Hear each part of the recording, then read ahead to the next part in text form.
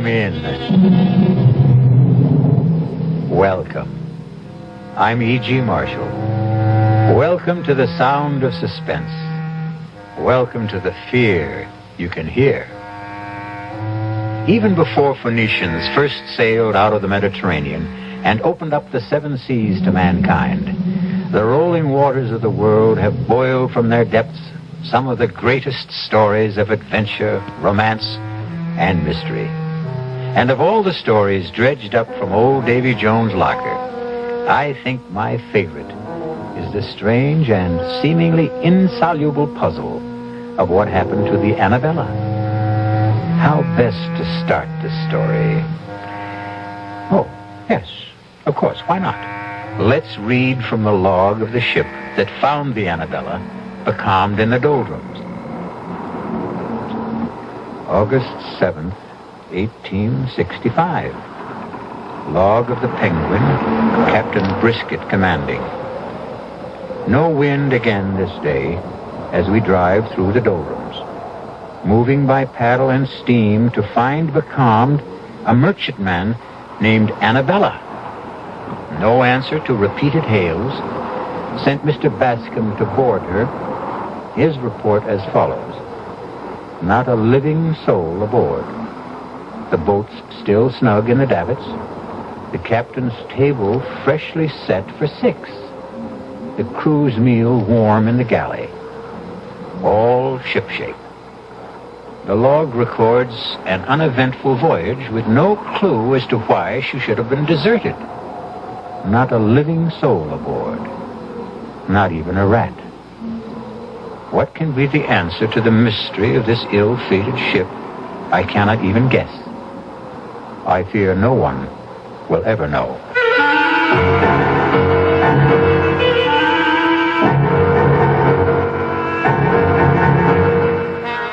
Our mystery drama, Sea Fever, was written especially for the Mystery Theater by Ian Martin and stars George Matthews and Brett Morrison.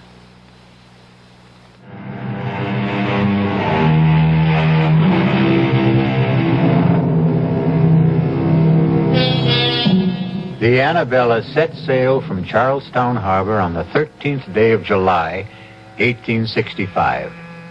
Her captain was Josiah Adams, a huge and forbidding giant of a man. And all the rest on board were as choice a crew of cutthroats, thieves, and murderers as you could set between bulkheads. There was one woman aboard and 19 men, including the cook and 2 passengers. And the mood of all of them was ugly. In the forecastle, the bosun led the grumbling. I tell you, Briggs, I saw 'em. 6 of 'em, running down the after hawser like old Nick was after 'em. 6 of 'em, Briggs. I don't like it. When the rats leave a ship, it's a nasty sign. I don't like much about this ship. 7 men on the crew shanghaied, no cargo aboard, and sailing on the 13th. Still, the pay is good. When we get it. If we get it. Now, you don't think we're the owner aboard? No, it ain't Mr. Ames that worries me. It's Captain Josiah Adams. Huh? Not much gives me a turn, but he does. I'm big, but he'd make twice of me. More like an ape than a man. Strong as one anyway. Yeah. Or like a bull, as you might say, if the liquor hasn't rotted his vitals. He's got a scowl on him like the colic was at him. Colic? There's no colic that's eaten him. You ever seen him without his cap? Huh. How often does a forecastle hand see a captain bareheaded? What do you mean? It was when I piped Mr. Ames aboard. I went to his cabin to tell him the owner was on ship. He opened the door and I saw him. His head, bald as a white turnip, and his scalp as chewed up as the riptide off Chatham Light. I don't get you. They say he lost his last ship in Hudson Bay. He was washed ashore and found his way back to the States overland. The Indians caught him and... You mean... I scalped him. And he lived. You see? So that explains his sour face. He mightn't be a bad master at that. I wouldn't count on it. I think his heart is as black as his skull is white. Don't forget the rats. Here's 4 bells. Your trick at the wheel. Best not keep Mr. Peabody waiting. Come on. What more do you know? Why don't you ask the captain himself? I think you're full of wind. I'd best get to the helm. You're afraid to ask the captain, Briggs. Why don't you ask the mate? Just this way. Tell me, Mr. Peabody, where are we sailing with no cargo? Why did we have to Shanghai half a crew? Take a leg there, Briggs. You're late. All bells sounded and gone. Stand to the wheel. Aye, aye, sir, Mr. Peabody. Mr. Peabody, sir. Yes? It's like I was wondering to myself, as it might be, where are we headed for, sir? Africa. The Gold Coast. I knew it. I knew it in my bones. You knew it? Why did you ask? It's blackbirding. That's what it is. Slave trade, ain't it? The slave trade is dead, I believe, Briggs. In America, legally. But not in Brazil. They still paid fancy prices in Brazil. That's what it is. I might have known. And if it is, would you object? Me? Not if the pay is high enough. One question, sir? Any further questions or answers you'll have to get from the captain, Mr. Ames, or his fellow passenger, Mr. Rogers. After you've stood your watch. They're in the cabin if you'd care to risk it. Ah, sir. So it's blackbirding, eh? Just what Christopherson guessed.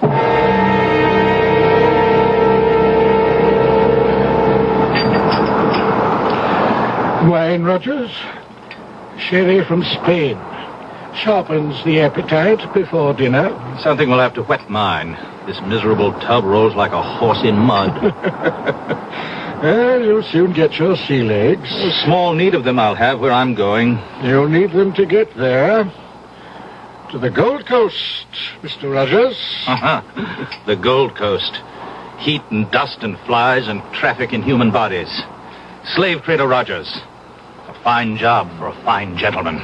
Would you prefer a prison cell? The past is dead. I stole from you and was caught. You let me choose whether to rot in jail in poverty or in Africa in luxury.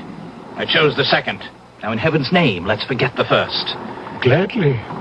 More wine. As much as you desire. There's no lack of it. Mm-hmm. More than enough for the voyage. If the captain doesn't drink it. Captain Adams prefers a lustier brew. He must be the biggest man I've ever seen. And that head... I wouldn't refer to it in front of him. He's tender about that scalp pit. I wouldn't blame him. How he ever survived. Tribute to his magnificent constitution. The man is all steel. Not all. What? No, he has at least one soft spot. You mean his wife? Well, you know, the old legend is that it's bad luck to have a woman aboard. A woman aboard? Are you trying to tell me that Mistress Adams is aboard this ship? Why, of course. I thought you knew. This is no place for a woman. Oh, damn it, Rogers, I won't have it. The woman must be put ashore. I want to talk to the captain immediately. If you want the captain, you'll find him on the bridge. How do you know? My reputation as a ladies' man, Mr. Ames, remember? I make it a point to determine first when the lady is available. You better be joking, Rogers. I wouldn't give that for your life if Captain Adams discovered you toying with his wife.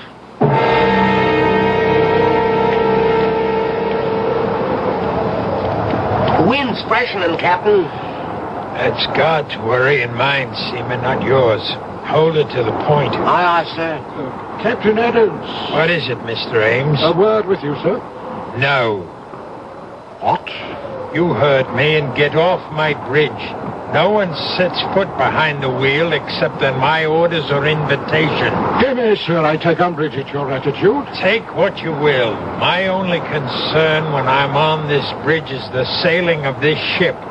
Now, will you take yourself off it? I'll meet you after the watch. 6 bells in the saloon, and you can have your word with me. I'm afraid that's not good enough, Captain. You forget... Good enough or not, it will have to serve. Now, will you go below, or do I have to throw you off bodily?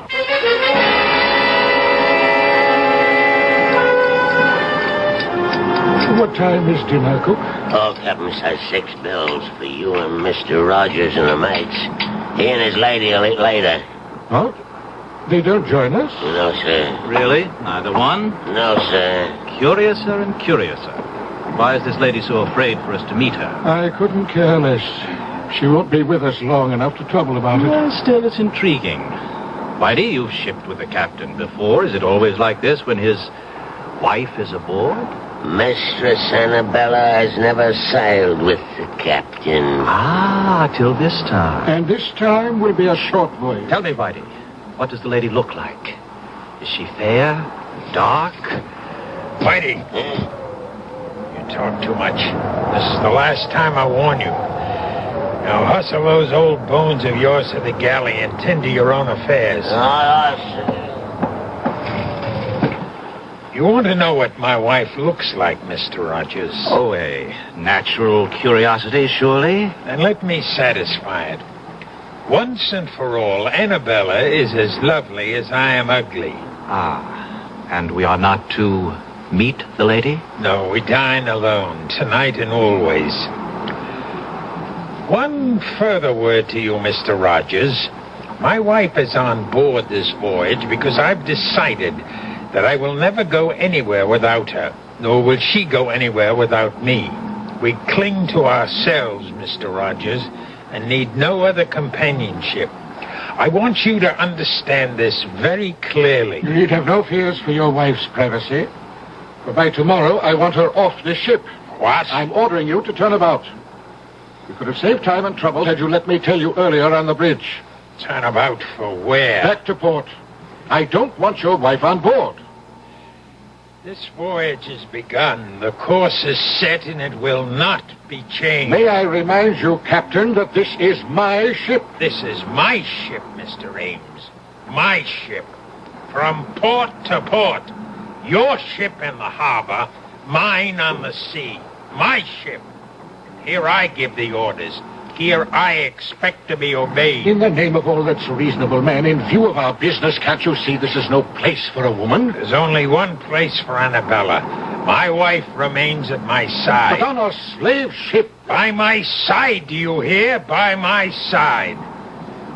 Now, we'll hear no more of this. For by the living God, owner or not, I'll clap you in irons. So began the voyage of the Annabella. Distrust and fear below and 'tween decks, with bad luck hoving in the shrouds like a storm gathering. Her bow cut the water with good speed, but it was towards the wake the crew's eyes turned. For the legend is that Davy Jones swims the wake of any vessel marked for his locker on the bottom of the sea. I'll return shortly with Act 2.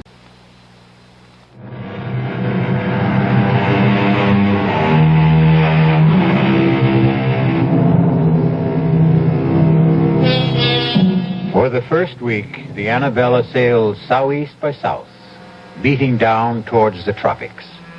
The crew still grumbled, and Rogers strove to drown the irresistible temptation to try and catch a glimpse of the captain's wife by drinking steadily. Two things served to deter him: the captain's wary vigilance and his fear of the sheer brute strength of the man. But once the ship veered due east and the mounting seas demanded more and more of the captain's time on deck, Rogers' courage and desire began to grow.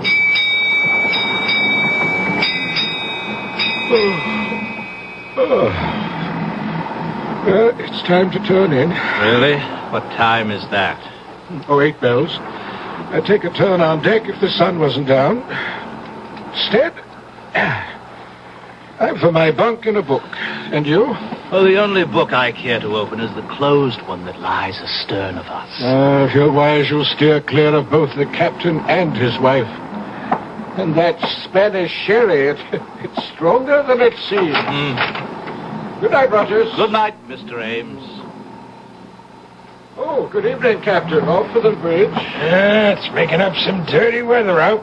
I won't sleep much this night. Batten down tight, Mr. Ames. We may be taking some seas.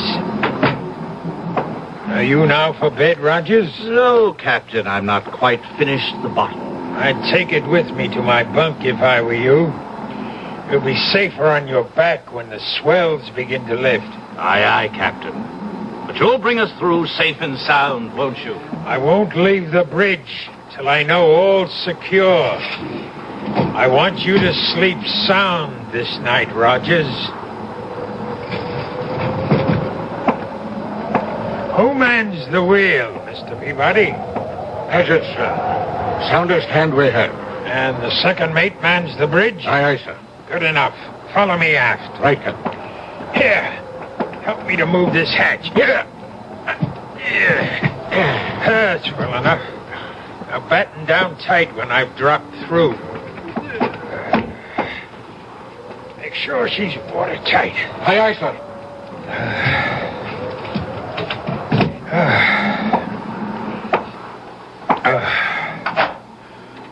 Who's that? Who's there? Oh, Josiah. I thought you were gone to the bridge. I intended you to think so, Annabella. Disappointed to find me back so soon? Disappointed? No. But how did you come back? Through the stern hatch. But why? I had my reasons. You're sure you're not disappointed that I returned? No, dear. You don't find it lonely shut in here in the cabin? Well, sometimes. I'd like to go on deck and feel the fresh, salt breeze on my face. And meet the crew or the passengers, perhaps? Perhaps. At least the passengers. The owner of the ship and... Mr. Rogers, isn't it? You know his name. Whose name? Rogers. You said it just now. How did you know his name? But you've mentioned it to me yourself, Josiah. How else would I know? And you love me, don't you? Of course, Josiah.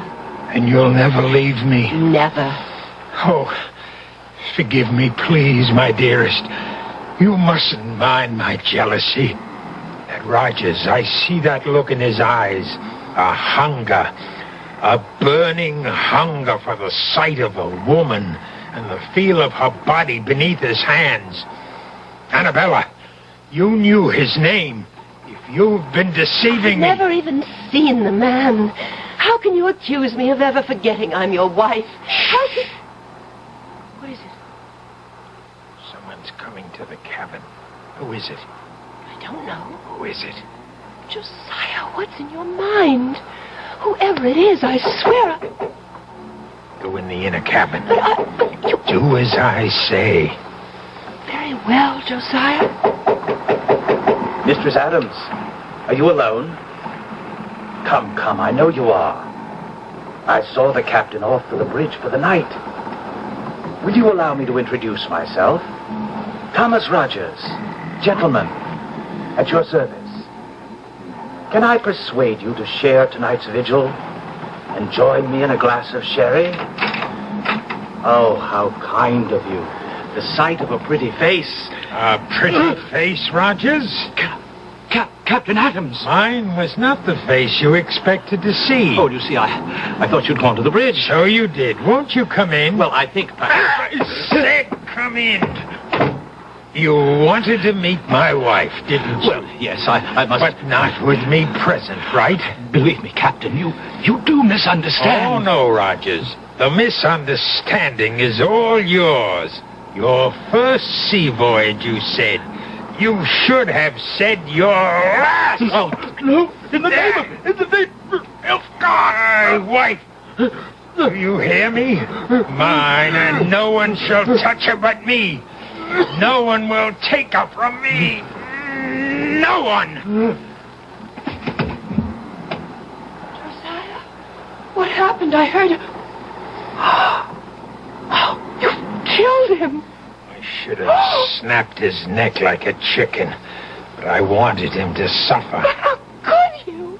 He was nothing to me. No one shall have you but me. Josiah, aren't you afraid? Afraid? The owner, the crew, everybody on board. When they find out... They won't find out. No one knows he's here. He'd make very sure of that. His body will go out the stern window and into the sea. Men have fallen overboard on a rough night like this, especially drunken men. No one will know what happened to him except you and me.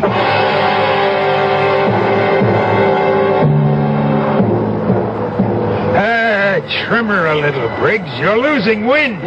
Bring her nose up, man. God, Roger, you're a clumsy fool.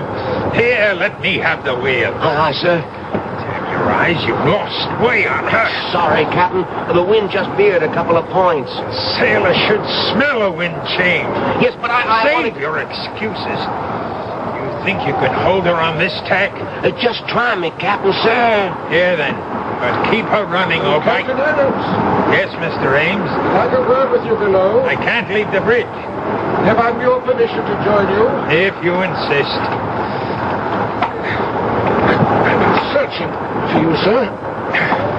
I thought you were below. Are you in my cabin? Well, I knocked at the door. There was no answer. Are you inside? Of course not. It's not my custom to invade the privacy of others. My wife is resting. I didn't want her disturbed. What is it you want?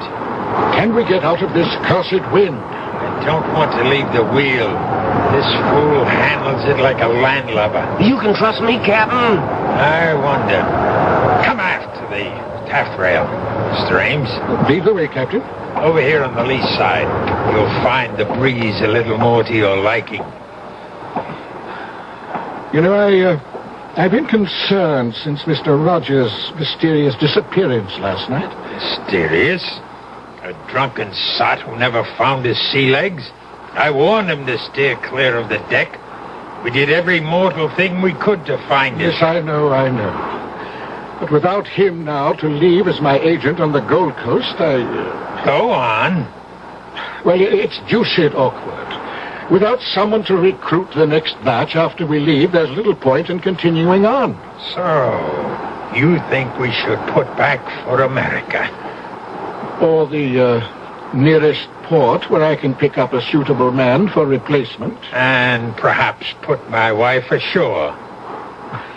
Well, since you mention it, I don't trust women too much in a business like this. They talk too much. Just drop her at whatever port we touch.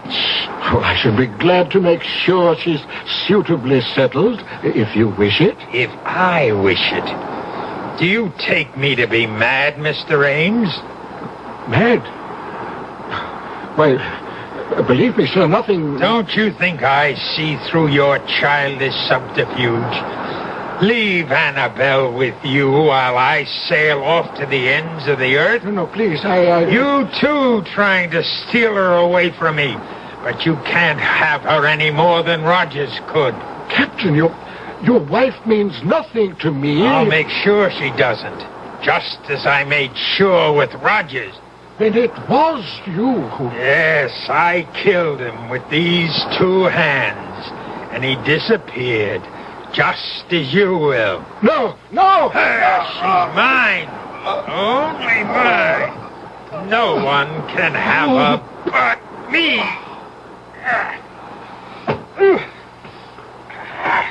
Into the sea, Ames, like Rogers.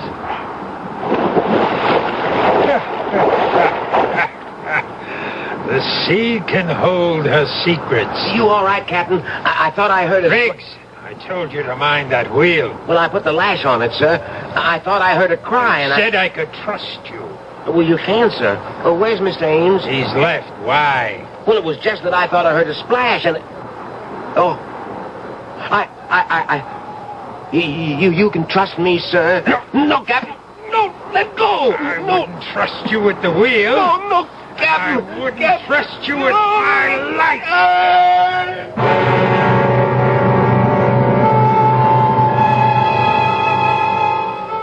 Two more overboard. 19 men the Annabella sailed with, and now there were 17. Evil men, all of them. And Davy Jones swam the wake, waiting for them. For the captain, mad with imagined jealousy, had crossed the line of sanity. His obsession convinced him that he would know no peace till everyone on the Annabella was gone, save himself and his wife. I'll be back shortly with Act 3.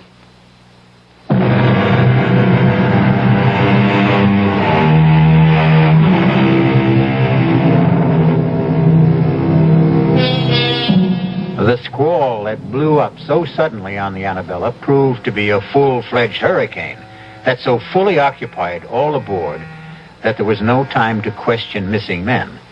Indeed, 2 other hands were blown out of the rigging or shaken loose before the Annabella found calm waters in the eye of the storm.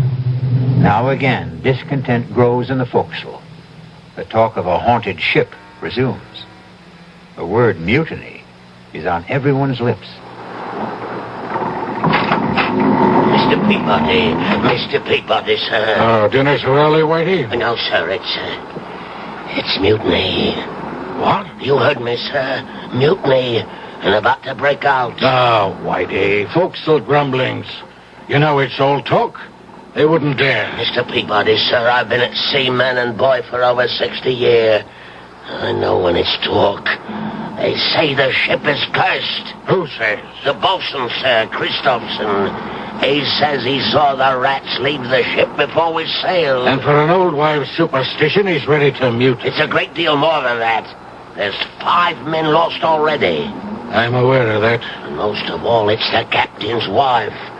Bad luck with a woman aboard, particularly one that he keeps it away. Well, do they expect the captain to parade his wife in front of common seamen? No, sir, but they wonder. Wonder what? Some say she's a witch, that she's ugly as sin. And some say she's sick of the smallpox. Smallpox? It's aboard, sir, I'm feared. Now you do allow me. I'd best have a look at it. If he has it, he has it.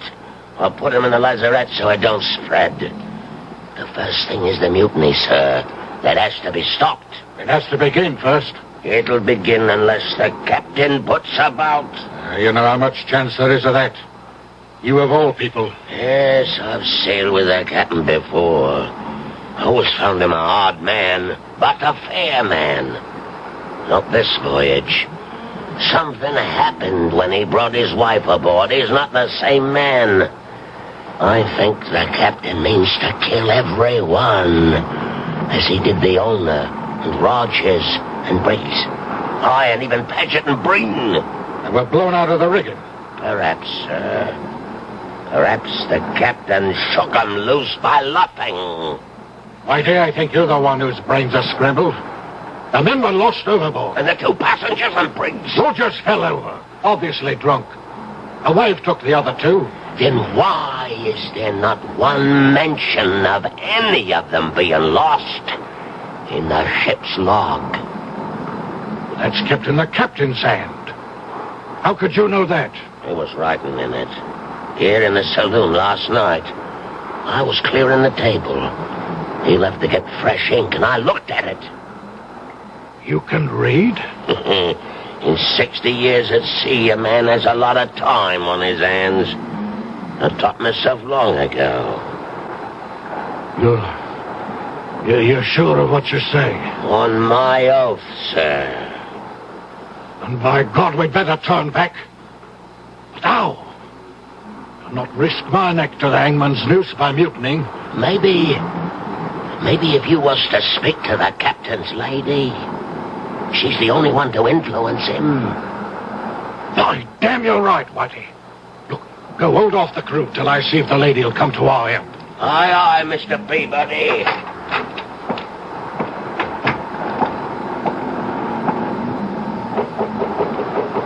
Mistress Adams? Mistress Adams?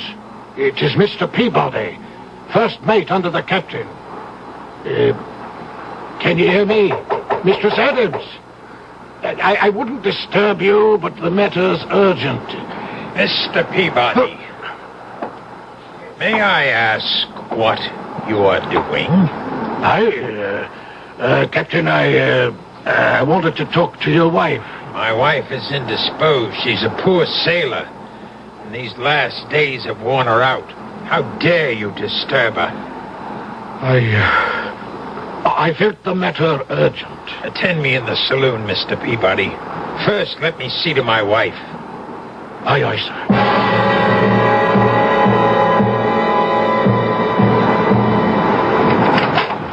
Fortunately for my peace of mind and your welfare, you did not wake Mistress Adams. Now, why did you wish to see her? Well, I didn't think you'd be willing to bring the ship about and head for home. You're quite correct. I would not. Feeling sure of that, I hope to enlist Mistress Adams' aid in persuading you to change your mind. That was the only reason you chose to disobey my orders? That no one was to approach my wife? What other reason, sir? What other, indeed? Why would you be so anxious to turn for home, Mr. Peabody? Because otherwise you face a mutiny, Captain. Mutiny? Ha ha! Aye, damn. I could ask for nothing better than to cut down some of the forward scum. If I didn't wear my pistols at all times, I'd have a knife between my ribs before this. Mutiny, eh? And if they do, where do you stand, Mr. Mate? I'm an officer, sir, but unarmed. We'll remedy that. Fetch the second mate while I break out the arms. Then we'll muster the crew on deck and have this out. Aye, aye, sir. What about the bosun? Christopherson? No. I won't put firearms in his hands. The three of us can stand them off. Turn back, you Turn back! Turn back for a pack of lily-livered swine! I'll see us on the bottom first. Now, hark to what I tell you. This voyage can make us all rich. No owners split now. The profits are all ours. Sail on with me to Africa, and we'll all reap our reward. Aye, deep sixth in Davy Jones's locker. Speak for yourself, Mr. Christopherson, or all. Or for both. This ship is cursed. Turn back and we'll make you, Captain. You question my orders? I say to hell with your orders. Mr. Peabody, sir, you know what's happening aboard this ship. We'll sail under you. Will you stand by us, sir? Well, Mr. Peabody, where do you stand? You see where my pistol is aimed, Captain? At me. I suspected something like this when I found you below at my cabin. What would you do now? I'll ask for your pistol, sir. I'm taking over the ship. But I guarantee you safe conduct home. And my wife? Your wife, too, of course. And if I refuse? Don't make me pull this trigger, sir. That's just what I intend to do. Don't come any closer! You fool! Do you think I'd have handed you a loaded gun, knowing what was in your mind? Punishment for mutiny is death. Well, who's next? Who else wants to go on trial? I thought so. We'll smell the wind. The hurricane's coming back. To the rigging, all of you. And reef sail, or by heaven... Reef them yourself, old baldhead. We've taken our last order from you, you murdering devil. Go back to your cabin and tell your I wife... warned you, Christopherson. Captain Josiah, some are armed. You should never have started this. Never started it. It's just what I want. I want to be rid of you scum. Now I have my chance. Turn back to where I will lose Annabella forever. Never! Never!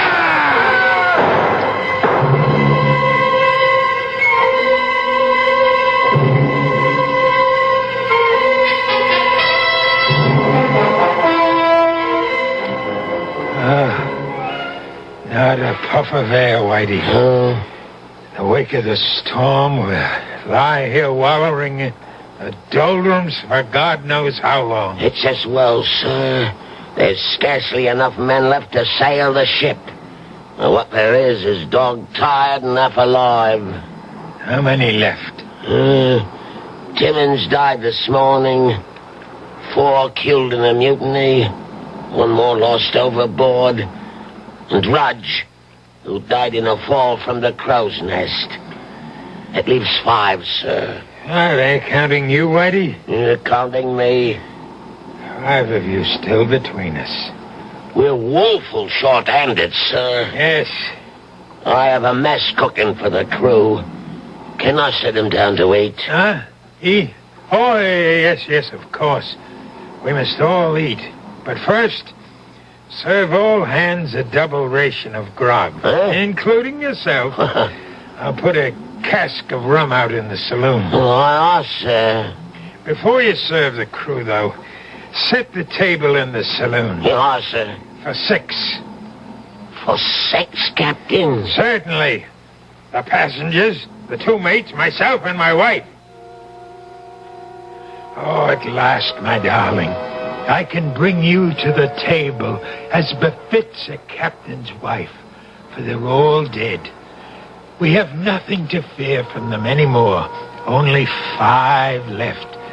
And they'll be gone soon, Annabella. You understand, don't you? It's all to keep you. To hold them from taking you from me, beloved. To hold you forever. Josiah? Anne, what are you doing on deck? I'm looking for someone I once knew. Who? Josiah Adams. You? But I'm here, Annabella. Here. If only you were. The Josiah I knew. I still am. With the blood of all those men you killed on your hands. They stood between us. And the ones that were left, whose drinks you poisoned, who are dying now. I had to kill them so we could be together always. Don't you see? That's what's tearing us apart. What were any of them worth to deserve to live? Blackbirders and thieves, riff-raff and murderers. They stand between us no longer. Only one thing stands between us, Josiah. Why are you too blind to see? No, Anne. No, I took you from America with me. We can be safe on the other side of the world. I can sail the longboat, just the 2 of us across the seas. We can scuttle the ship. And even if she were raised, no one would know her secrets. I've kept the log as though the voyage was calm and uneventful. Let them find the ship. We'll be gone. Tonight, at last, you can dine at the captain's table, as you always should have. And then we'll sail away. No, Josiah. Search your heart, and you know it can never be. It's all a dream. It's all a dream.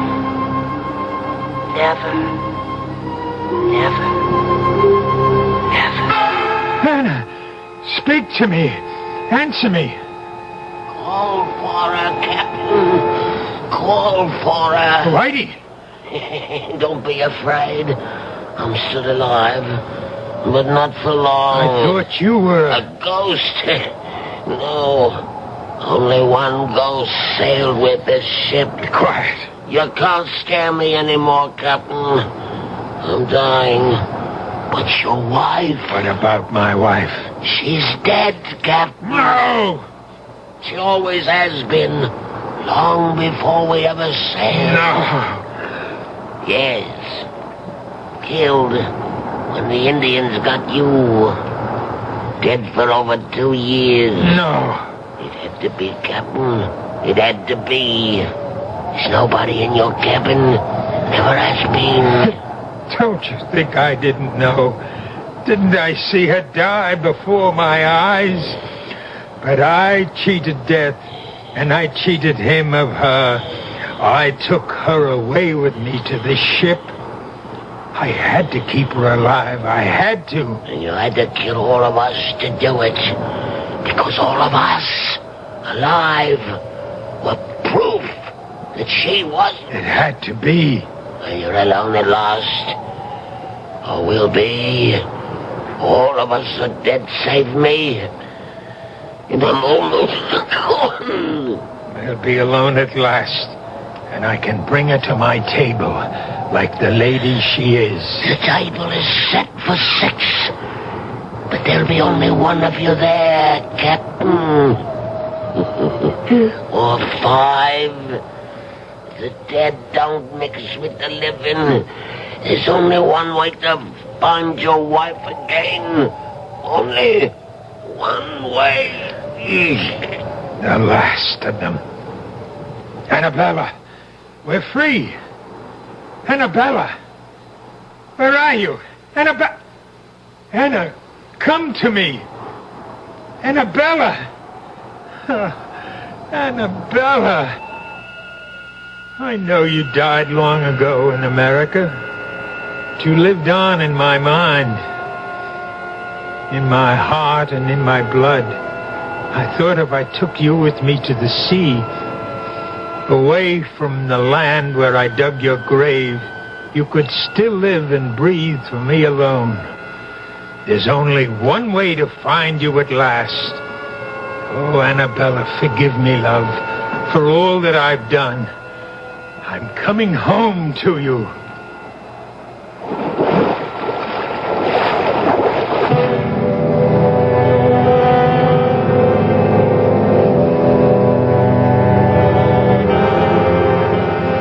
"19 men sailed with the Annabella, and 19 men went to the bottom of the sea. The ship weathered all the storms.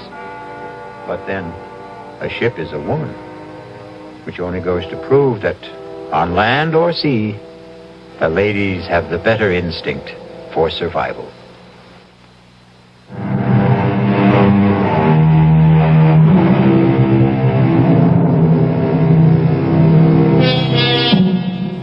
Somewhere in the green depths, I wonder if the captain sits presiding at his table.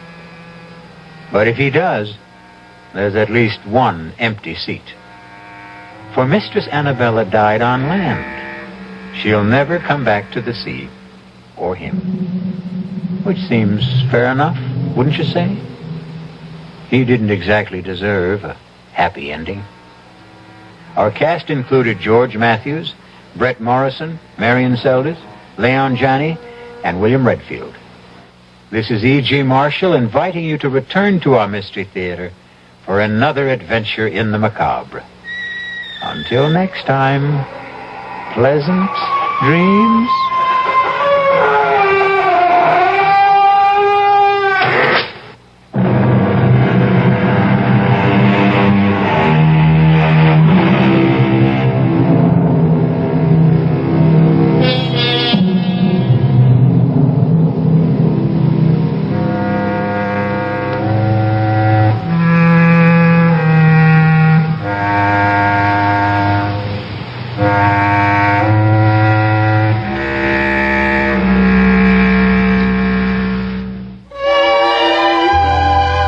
Friendly sound of better music. This is KIXI Stereo 96, Seattle.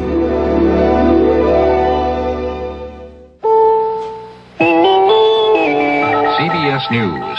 The gas is coming to 18 states that need it most, according to Energy Chief William Simon. He says a bonus allocation will be sent to the most severe shortage areas in March, a total of over 1.5 million barrels to be distributed in addition to the regular allotments. I'm Christopher Glenn, reporting on the CBS Radio Network. There are some indications that the bonus isn't as much as it may seem to the individual driver.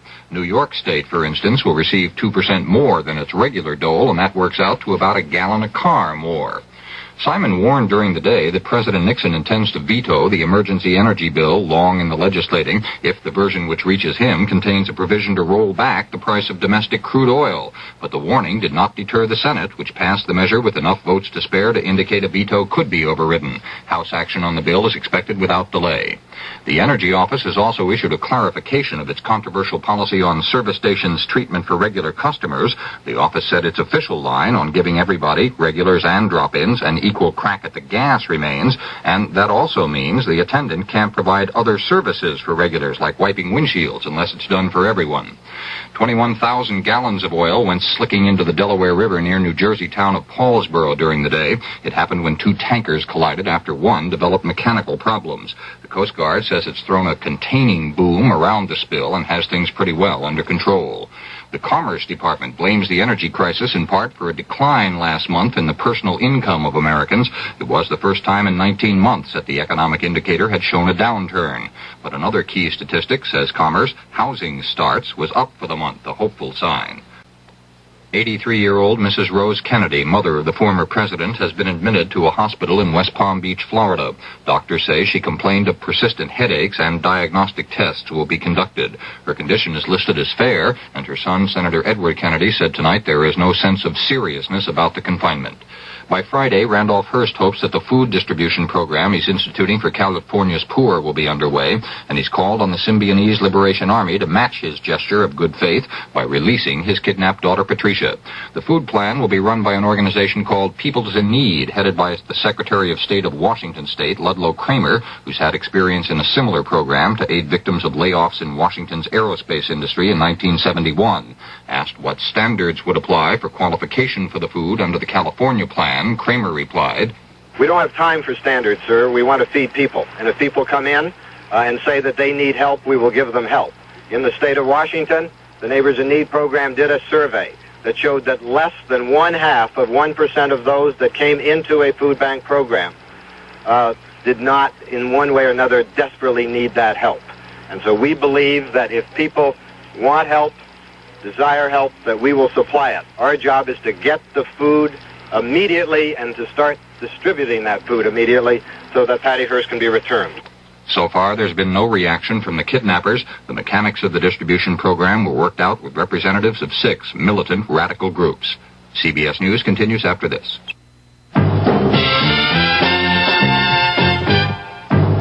Some research experts say you can't taste the difference between beers. Well, if they're right, then Anheuser-Busch wastes a barrel of time Beechwood aging Budweiser. Only they don't think so. Brewing beer right does make a difference, and they're betting a bundle that you can taste the difference in Bud.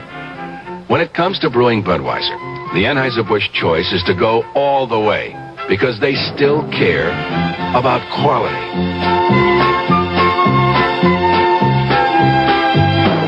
Look at it this way. If the Bud people have a choice between what some experts say and what beer drinkers say, well, you'd better believe they'll go with you beer drinkers every time. When you say Budweiser, you've said it all. Anheuser-Busch, St. Louis. Secretary of State Kissinger is off for Mexico in the morning for a major effort in Latin American diplomacy. He'll represent the U.S. at a 3-day meeting of Western Hemisphere foreign ministers, seeking what he called a new and more realistic approach in relations with other American nations. Tuesday, President Nixon announced that Kissinger will be back in the Middle East next week, this time seeking to effect a disengagement of forces agreement between Israel and Syria on the Golan Heights front. This is Christopher Glenn, CBS News.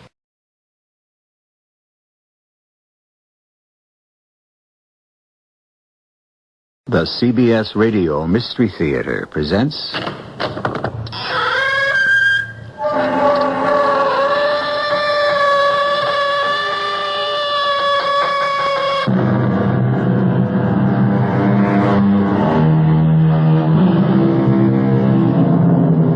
Come in. Welcome. I'm E.G. Marshall. When our deep plots should pall, it should learn us there's a divinity that shapes our ends. Rough hew them how we will. What is Hamlet saying? More or less, don't mess with fate. Regardless how you lead your life, fate controls your destiny.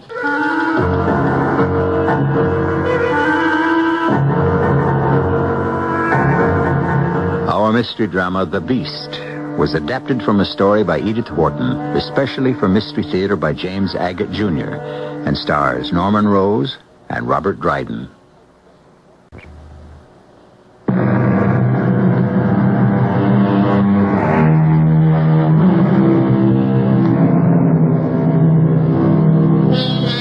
those who marry for love. There are those who marry for money.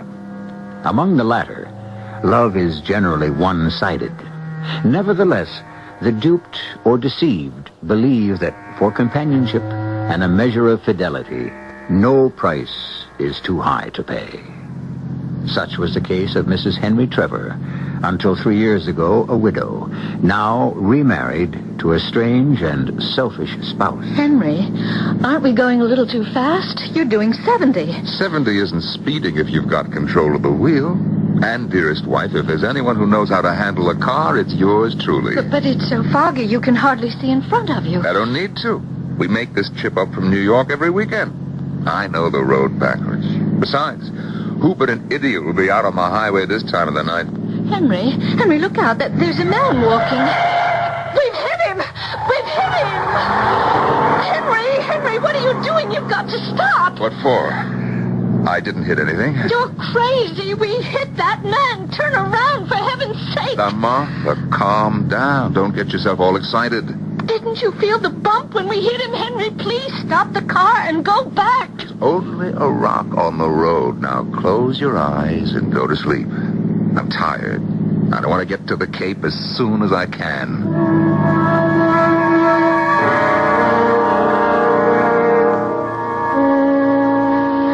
Hello, Wayne. Is that you? Yes, Martha. When you dial my number, you always get me. What's up? Henry asked me to call you and ask if you'd like to come up to the Cape for the weekend. This weekend? You've got to come, Wayne. You sound mighty serious. Laugh a little, Martha. It's no laughing matter. I mean it. Please come. I tell you what. I'll be in Boston Saturday, and I'll come up Sunday and stay over, okay? Yes. Anything would be better than nothing. Martha, you know how I feel about you. We've been friends for a long time, but I cannot come before Sunday. It'll have to do. I guess I can hang on till then. You sound upset. I am, Wayne, terribly upset. I'm just about at the end of my rope with Henry. Don't fail me. Be here Sunday. Of course I will. And try to bear up, Martha. Remember, I do love you. I know, Wayne. That's why I'm so miserable. Well, I like that. You're fine. You're fine. I'll tell Henry. Bye, Wayne. You'll tell Henry what, Martha, dear? Oh, that was Wayne. He said to tell you he'd be here Sunday. Sunday? He couldn't come before? Well, I guess not. He said he had to be in Boston on business Saturday. Well, it's my own fault to put my faith in anybody else. What are you talking about? Wayne's a very good friend. I go pick an aggressive lawyer, and the first thing you know, he hasn't got the time for me. But that's ridiculous. He works 7 days a week. For a lot of people, not only me. Now, will you listen to that? Another one of those sudden coast storms. I hope my new speed cruiser's going to be all right. Well, isn't it anchored off the boathouse? Yeah, but if the seas get rough, it could break loose. You know what? I think I'll put on my oilskin and go down to the boathouse and make sure. Oh, I'll go. I'm expecting the grocery boy with the food for the party. Poor boy, he'll be soaked. Well, wait a minute. What party? Henry, how can you be so forgetful? We asked the Reverend Charles for Sunday dinner. I'll be back in a moment. Hello. Truro Marina? Yeah, can I speak to Captain James? Yeah, sure, I'll hang on. Henry, could I speak to you for a moment? Now, hold it a second, Martha. I'm trying to get Captain James at the marina. Maybe you can give me an idea how long the storm's going to last. Henry, it's the police. What? You'd better hang up and go to the door. The police? To see me? Martha, did you tell them that I was here? Well, not exactly. I said I'd go to get you. Look, I don't know how long this storm's going to last this afternoon. I better shoot over to the marina and see Captain James. Henry, they're outside. I cannot help that. I can't be bothered with every request for the Police Athletic League or the Policeman's Ball. I got too much to do. Henry, it's Rufus Clay, the chief himself. And he's not selling any raffle tickets. Well, you tell him that I'm not here. Now, look, I'm going out the back way. Rufus wants to know if we know anything about a man who was run over late last night on the highway. Tell him you know nothing. You saw nothing. You heard nothing, and nothing happened.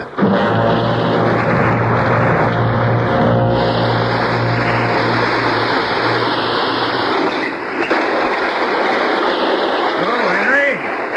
Mind if if I join you in your garage? I'd like to get in out of the rain. Oh, hi, Rufus. Oh, what you doing? Closing down your car inside your garage? Why don't you just back it out and let the rain take care of it? No kidding. It's coming hard, is it? Oh, cats and dogs. I didn't expect to find you here. Martha said you'd gone to the marina. Say, Henry, would you mind turning off the hose for a moment? Huh? Oh, sure. I just been inside talking to Martha. You know, Rufus, when you hose down the front end of a car, if you don't wipe the chrome dry right away, she gets awful spotty. You ought to use a clean rag. Huh? I thought this was clean. Oh, spots all over it. Looks like blood. Blood? You're smeared in that headlight. Better get a clean cloth. Yeah, there's a pile in the corner. Excuse me, Rufus. Henry, I think you must have hit something. There's a dent in the guard below the bumper. And, would you mind if I squat down and get a closer look? Hey, watch out where you're pointing that hole. Oh, I'm sorry, Rufus. I didn't see you on that side. What was it you wanted to ask me about, anyway? I wanted to ask you a question, Henry. But I think I know the answer.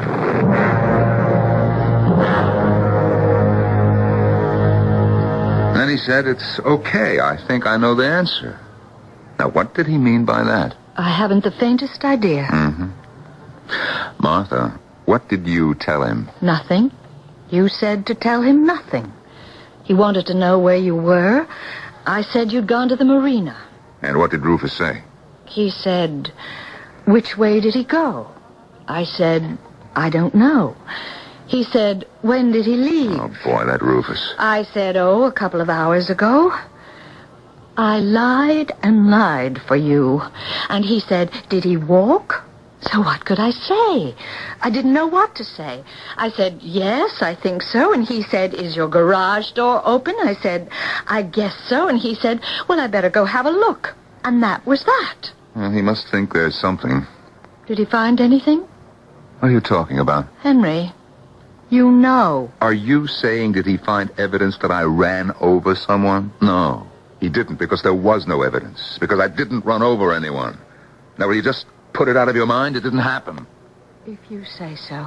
Oh, I've got enough problems without having to be concerned with dummies who wander around in the fog.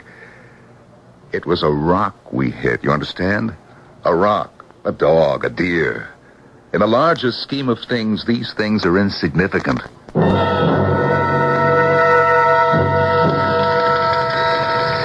Chief Rufus, thanks for the time. Well, Bartholomew, I didn't do you any favor. I've known your family practically since the whaling ship sailed out of Nantucket.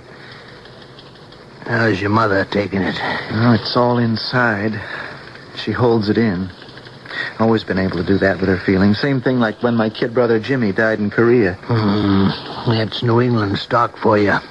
Stoic. Well, just the same, she feels it. She's crushed. I know it.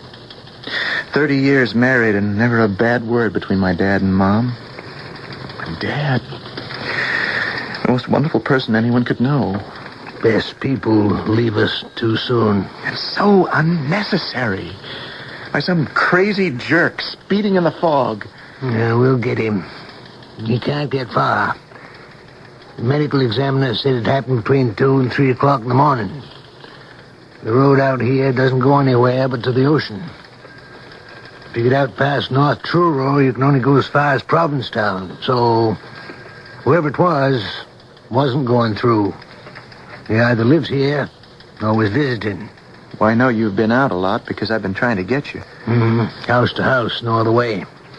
Police detection is 99% legwork. Now, why doesn't he come forward? Hit and run, hit and hide. If I ever locate who ran my father down in cold blood, I don't know what I'd do.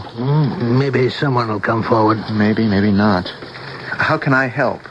I guess by being a comfort to your mother. I mean more than that. I don't rightly know, son.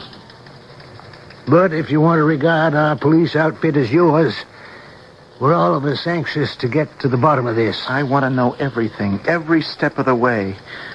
You see, Chief Rufus, I can't accept this death of my father as an accident. To me, it was murder. What time is it, Martha? Martha?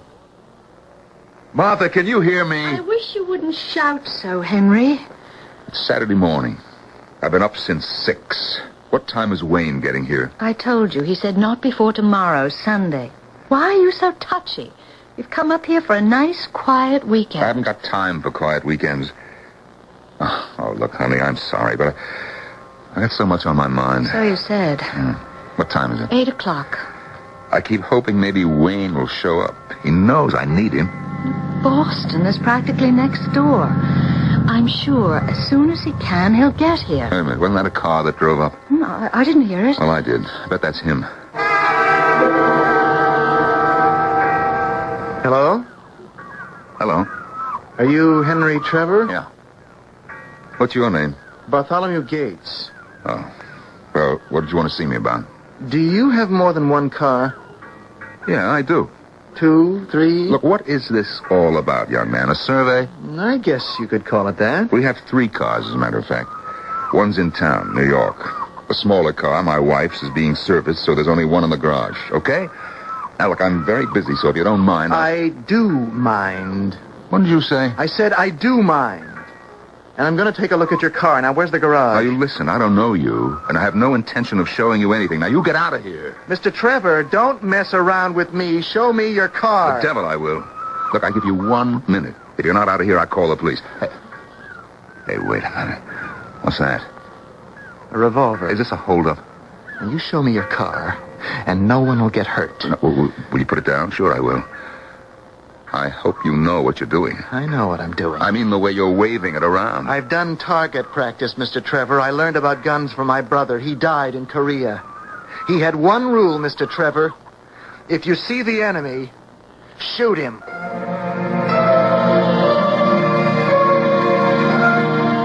A young man, desperate to avenge his father's death, holds a gun. A wife, trapped in an unhappy marriage, tries to take hold of herself. Advice now from Hamlet again. Patience, forbearance. Let Hercules himself do what he may. The cat will mew, and the dog will have his day. I shall return shortly with Act 2.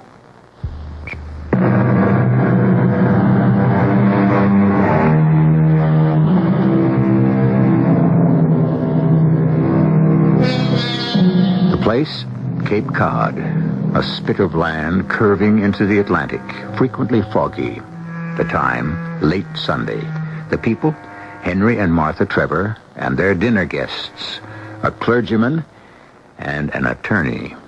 I wish the Reverend Charles didn't have to leave so soon after we finished dinner. I thought he was fun. What did you think of our local minister, Wayne? Well, I kind of liked him. He's a pretty down-to-earth guy for a preacher. You know why he came to dinner with us? Because I invited him. The Most Reverend Charles came to touch me for another donation. Probably heard I bought a new boat and thought to himself, if my good parishioner can afford that, surely he can spare a couple of hundred for the church coal fund. I told him, didn't I? You were a bit rude, I thought. Martha, you don't know the first thing about money. Does she, Wayne? Well, you certainly cut the Reverend off at the pass pretty sharply, Henry. Martha, the fact is, Henry does have to watch his pennies. You see? What did I tell you? She won't believe me. Why should I? Seems to me you spend money faster than anyone I know. Well, she's got you there, Henry. Wait a minute, whose side are you on? Well, look at this house. 15 rooms for 2 people. It's 9 o'clock. We're in one room, but the whole house is lit up like a Christmas tree. Lights burning in every room. And every time I'm here, it's the same thing. Oh, come off it, Wayne. I don't need lectures in my own house from my own lawyer. Well, it's an attitude, that's all I'm saying. I'm talking to you as a friend because I think sometimes you don't realize you just can't steamroller over other people or disregard the common good. And who do you suppose that is at this time of the night? Well, now, have a look. Martha, dig out the good brandy for Wayne. You know what he likes. Wayne, I apologize for his behavior. This was one of the most embarrassing evenings I've ever spent. Henry throwing his weight around. I don't know what the Reverend Charles must have thought. I'm sorry I lost my temper with him. I should be apologizing to you. Oh, he gets worse and worse. And that accident. What accident? A man was run over on Route 6 the night before last. So that's why they stopped me this afternoon. Who stopped you? The police. There was a roadblock between Wellfleet and here. They were stopping cars in both directions. They're looking at cars in every house. Yesterday, the son of the man who was killed threatened Henry with a gun. Whoosh, here he comes. I don't know whether to take this as a compliment or what. The Reverend Charles went home and turned around and came all the way back here because he wanted me to show him the speed cruiser. Tonight? Now? But the fog is rolling in. Sure, tonight. Why not? He's outside. I'll just find the old Parker. Hey, Martha, have you seen my heavy-duty flashlight? It's in the hall closet somewhere. Oh, yeah, I got it. Be back in 15 minutes. Coming, Reverend. Why are the police after Henry? What did he have to do with it? I was with him coming up here. I think Henry did run over that man.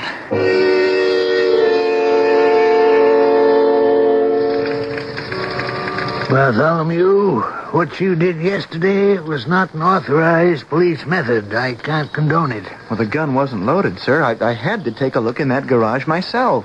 Police business is the exercise of logic. Don't jump to conclusions. There are cars with dents and broken headlights and smashed fenders all over the area. I've been to several houses in the last 2 days where the car was damaged. Well, what would you say this was? I found it in the corner of Trevor's garage. Some old rag. Why? I think it's part of a jacket. Same weave, same color, a jacket of Dad's. Now, couldn't this have been torn from a sleeve? Hey, you're getting to be quite a detective. What are you going to do about it? What would you recommend? Well, see if it could be matched up with what Dad was wearing. Okay. We'll do just that. Yes, Sergeant, where are you? Uh-huh. Mm-hmm. I'll be here when you bring him in. Bill Hawley just picked up a man weaving and speeding down the highway. When he frisked him, he had a wallet on him. Your dad's. What? He's bringing him in for questioning.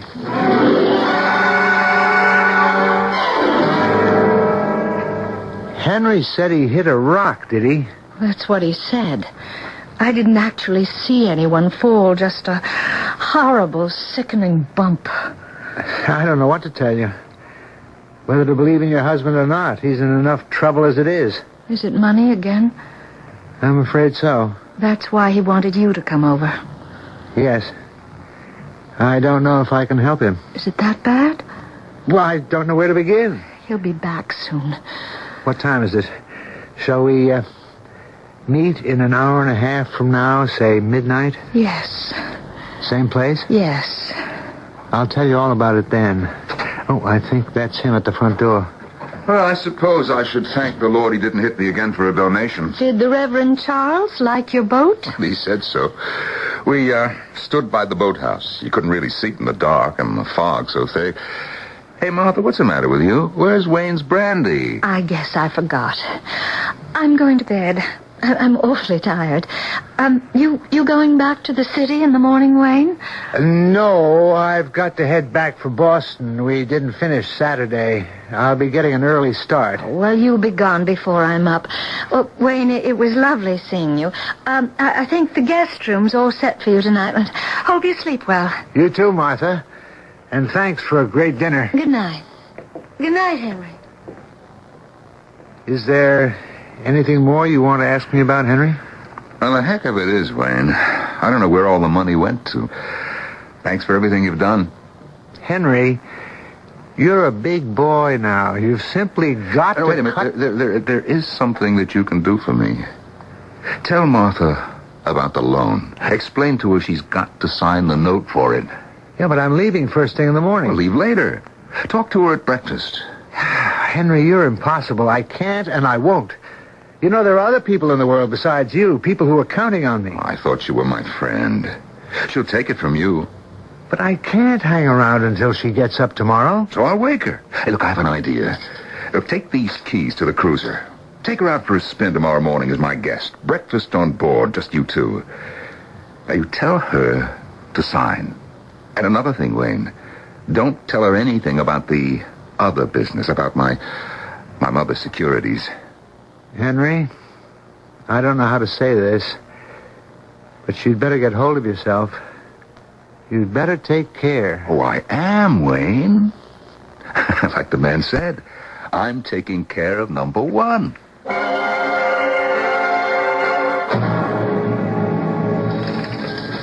You got picked up for reckless driving. What's your name? Simon. Simon what? I don't have any last name. Who's that?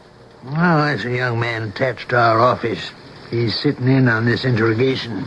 Any objections? No. Okay, Simon, no last name. I want you to know your rights before you say anything. I give you this card to read. It's important you know your rights. I'm kind of tired. I don't see so well. Yeah, that's what Sergeant Hawley reported, weaving all over the road. Right, read the card. I'm waiting. Well, to tell you the truth, I can't read. Well, you see, Bartholomew, in a case like this, we got to read the suspect his rights. Simon, you have a right to remain silent. If you talk to a police officer, that's me, anything you say can and will be used against you. Ask me anything you like. I don't care. I'm not finished. You have the right to consult with a lawyer. You may have him with you during the questioning. You want a lawyer? I don't need no lawyer. I done nothing. All I want to know is why I'm here. Is that all? I got a lot more questions than that. Okay. We begin at the beginning.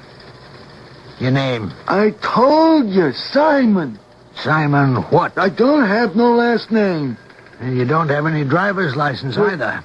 I do have it, but I left it home. Is this your wallet? Yeah. These your credit cards?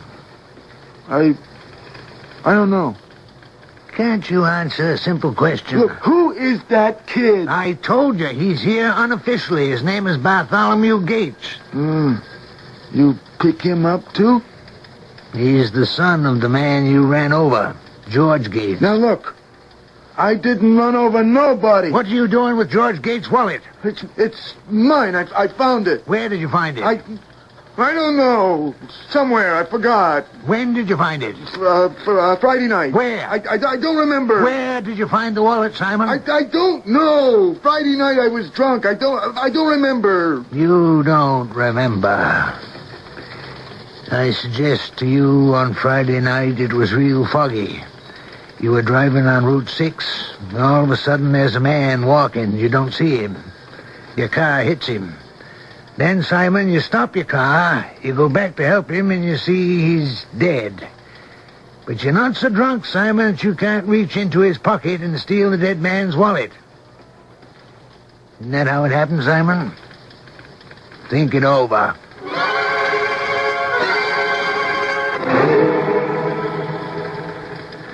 What time is it now, Chief? Well, it's getting on there. How about some coffee, Bartholomew? Yeah, sure. You too, Simon? Yeah. Bill, go next door to the diner and get 3 coffees and 3 donuts. Yeah, thanks. We've had a look at your car, Simon. Yeah? So? What did you run into?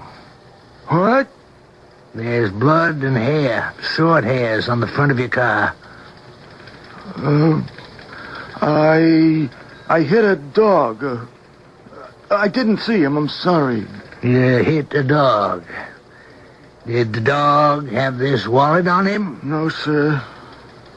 And now you won't tell me about the wallet? I didn't do it. You didn't do what, Simon? I mean, I found the wallet. That's what I mean. Was that before or after you hit the dog? Chief Rufus, can I say something? Okay, Bartholomew. Mr. Simon, The man who was run over was my father. You understand that? Now, I am not gonna let go of this until I find out who did it, and I mean that. So if you know anything... Hold it, Bartholomew. No threats. Okay, Bill, bring him right in. Set the coffee and donuts over here. Bartholomew, here's your coffee. Uh-huh. And this one's for me. Simon, suppose we just hold on to your coffee and donut until you've remembered everything about the dog and the wallet. I'm sure it'll all come back to you. Don't want your coffee to get cold. Now, where were we? A man is killed in the road. Did he die right away, or could his life have been saved? Accident or murder? Hamlet again. Murder, though it have no tongue, will speak with most miraculous organ. What will the dead man tell us about the man who killed him? I shall be back shortly with Act 3.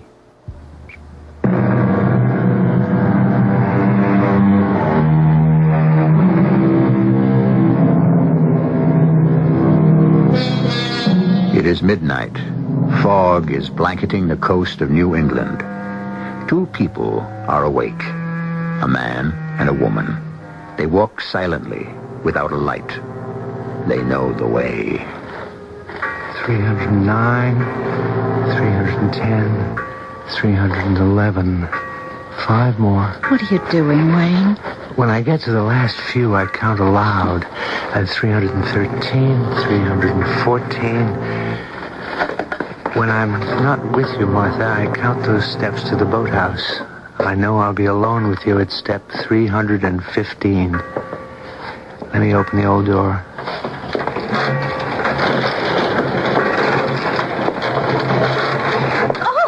Oh, I've got you. Ooh, you almost fell. Oh, my foot caught and suddenly I was skidding. These old planks are full of holes. Here, let me light a match and see. No, don't. Suppose Henry were looking out the window and he saw a light in the boathouse? Oh, he's asleep. I could hear him snoring from my room. I can feel the floor. Hey, it's a can of grease. Must have been knocked over. I don't know why, but I'm very frightened tonight. Okay, let's walk carefully to the far end of the boathouse. Henry really ought to have all these boards replaced. The floor planking is rotten and the water underneath us is very, very deep. I know it is. Sometimes, when I come down here with him, I wish... Shh. Let's not talk about him or think about him. Wayne, hold me close. Yes. Darling, you're trembling. I don't think the boathouse at night is as safe as it used to be. Why not? Nobody comes here after dark. Henry might. All he thinks of is his speed cruiser. What's that? Down this ladder to the water, there's a rowboat tied up. He uses it to row out to the cruiser. All right, now, careful.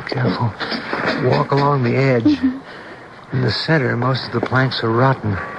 Here, hold on to me. We'll get to the bench and sit down.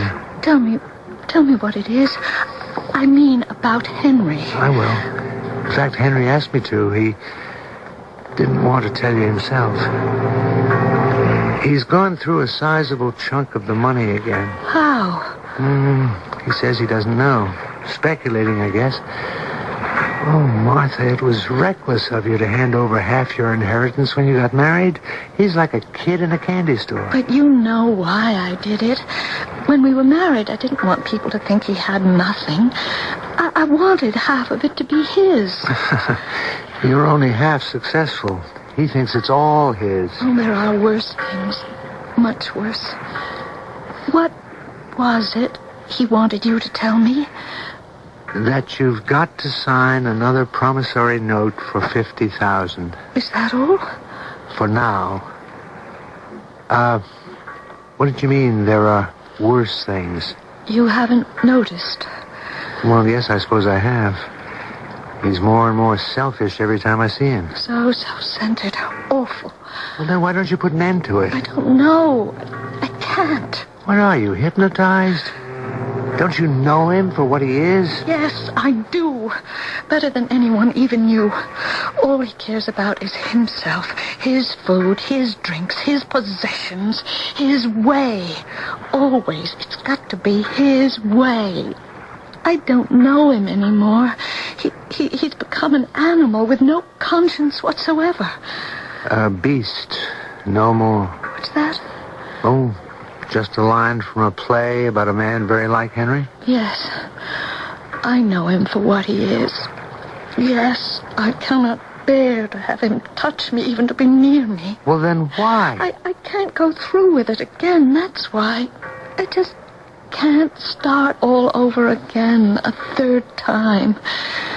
Even with you, dearest Wayne, you forget. I was a widow and lonely, and Henry married me. Why didn't I know you then? Because it wasn't meant to be. Martha, take hold of your life. So you made a mistake. Save what's left. The real reason I came here today wasn't to hold Henry's hand, but to tell you you must take a step. I can't be your lawyer, but I can get you a very good one. Oh, don't talk that way. No, I can't. Neither can I, Martha.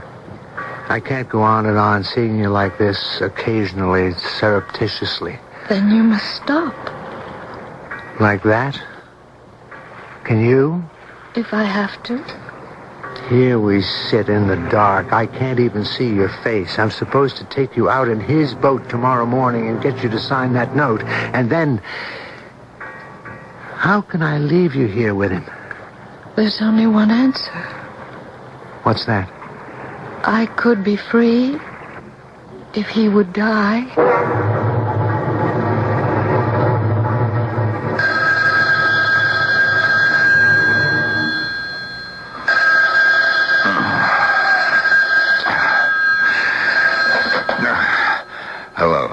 Hello. Mr. Trevor? Henry? Yeah. Hey, who is that? Is that you, Rufus Clay? I'm sorry to wake you up, but I got something very important to tell you. I'd like to come over. Now, in the middle of the night? The whole house is asleep. Can't it wait? I don't think so. Well, why don't you tell me over the phone?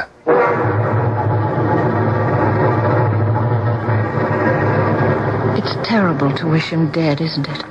But he's driven me to it. You're not the only one who's thought that. You have to? Oh, yes. I wish it every day, every hour. You might as well know the kind of person I am. I'm not the saint you think. When he goes out in his car, I pray for something to happen to him. I read the death notices in the paper, and I think, why not? So-and-so was his age. Maybe that's why I bought him that boat. Oh, no, Martha. Oh, yes. I can even take his pretense that it was all his idea, that it came out of his pocket. If that boat serves its purpose. I don't want to hear you talk like this. I pray every day he'll take it out to sea, hit some rock or submerged wreck, and that'll be the end. But it won't happen. Well, people do die. The wrong people. Look how he ran over that poor man in the road Friday night. He won't be found out. It's hopeless. He's coming. What? You sure? Can you see that far up the path? I see his flashlight. It's headed this way. But why? It's his boat. He's coming down to check on it. Well, is there time to get up the path and hide behind something? No. He's getting closer every second. Wayne, climb down that ladder thing and get into the rowboat. Row it away. He'll find us otherwise. I do, and let him find you? And what are you doing here? I'm his wife. I came down because I was worried about the cruiser, too. He'll believe me. Wayne, hide. I'm not going. I can face him. He'll kill you. Martha? Are you in the boathouse? Martha? I've been looking for you. Is there someone else in here? I thought I heard... Oh, Martha. It is you. I looked in your room. The bed was unmade. What are you doing down here? I could ask the same of you, Henry. Don't shine that flashlight in my eyes. You know what woke me up? The telephone. It was Rufus. They picked up some old bum who had blood on his car, and they're holding him. They found the dead man's wallet on him. Now, isn't that criminal? Nobody's safe walking a country road anymore. Imagine that, running a man down and leaving him. Anyway, the sea's getting rough, so I think I'll row myself out and make sure about the anchor cable and the lines. Now, if you hold the flashlight, Martha, I'll get myself down the ladder. Here.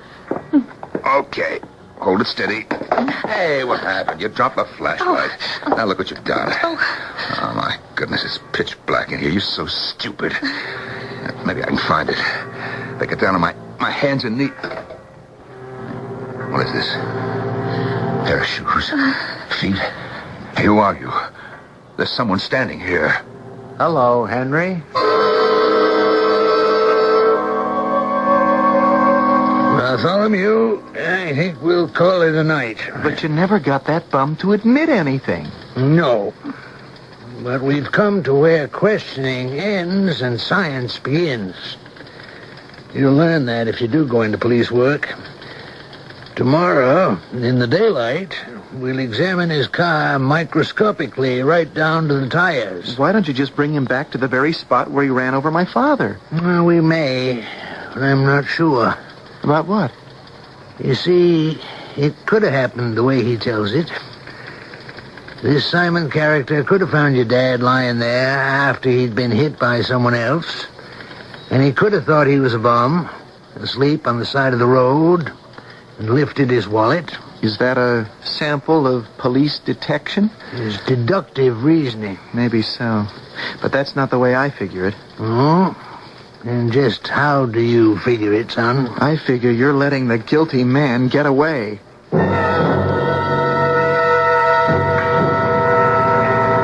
Isn't this interesting? You, Wayne, and Martha alone down here in the boathouse. I suppose there's a reason for this, but I'm not sure I care to hear it. Let me get my hands on you. Wayne! Wayne!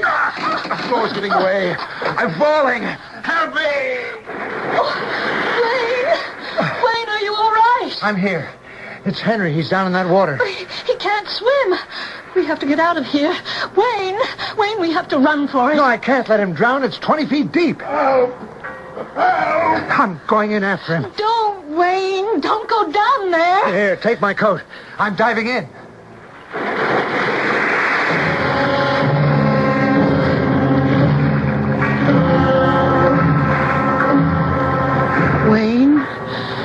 Wayne, darling, is that you climbing up the ladder from down there? It's not him. Henry, where is Wayne? I can't find him. He's not... He pulled me to the ladder, and when I started up, he somehow fell back into the water. I didn't push him. And then he was gone. He must have hit his head on the rowboat. That's all I can figure. And, that was the last I saw of him. We can't leave him down there. Let me down this ladder, please, Henry. It's no use. Wayne's gone. He's drowned.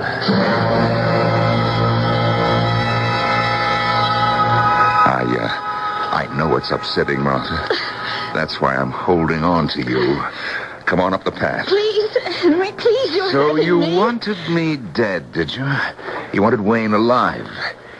You betrayed the murder in your heart, Martha. That's too bad. We all must be punished for our sins, don't you agree?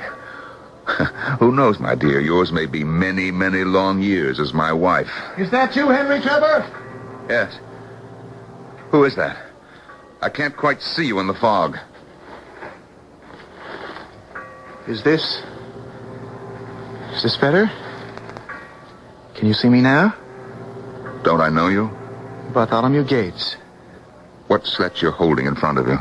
You've never seen it before? A piece of my father's coat sleeve.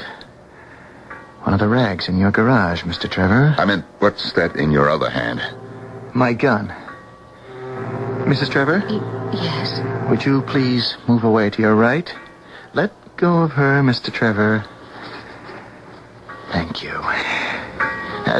That's far enough, Mrs. Trevor. Just want you out of range. What are you going to do? My brother once told me, when you see an enemy, shoot. Now stop. Don't!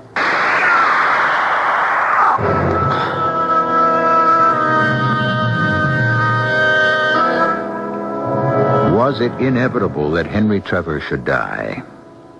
Did he, in fact, first pull the trigger of his own destiny the night he carelessly killed a man on the road? Are we masters of our fate or slaves to our sins? I shall be back shortly.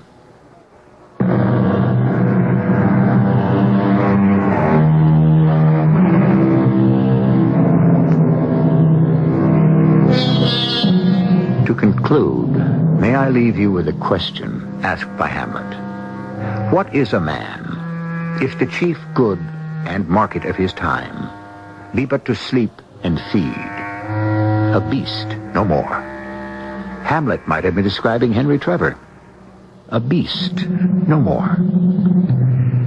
Our cast included Norman Rose, Robert Dryden, Russell Horton, and Carol Teitel. The entire production was under the direction of Hyman Brown. This is E.G. Marshall inviting you to return to our Mystery Theater for another adventure in the macabre. Until next time, pleasant dreams.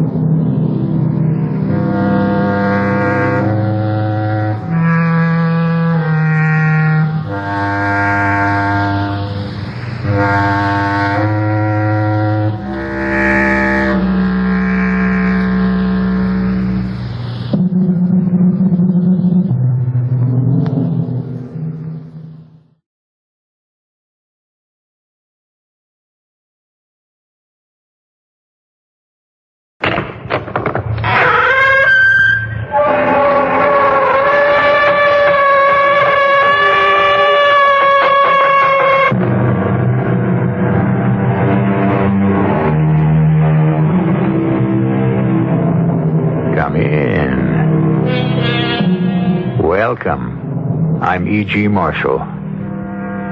Caesar said it, let me have fat men around me. A fat cat is a contented cat. Fat people are jolly people. Sure, we know all the old cliches, don't we? Including everybody loves a fat man. But does everybody love a fat girl? Not, it would seem, from this.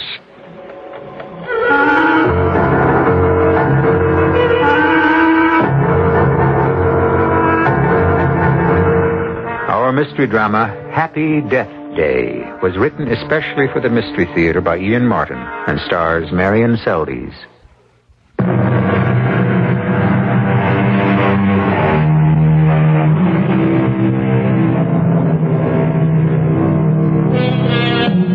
Dreams. Waking and sleeping, they are so much a part of all our lives. No problem in understanding the daydreams, the idle fancies and rosy wishes we would like to fulfill or have fulfilled. But what of the others? The ones that come unbidden in our sleep. The terrors of the night that haunt us like specters and bring us awake, blood drained by fear. The silent scream distending the throat. Is there any explanation for them? Any reason? And can they forecast the future? Even a person's death. No. Oh, no, please. I can't stand this killing me.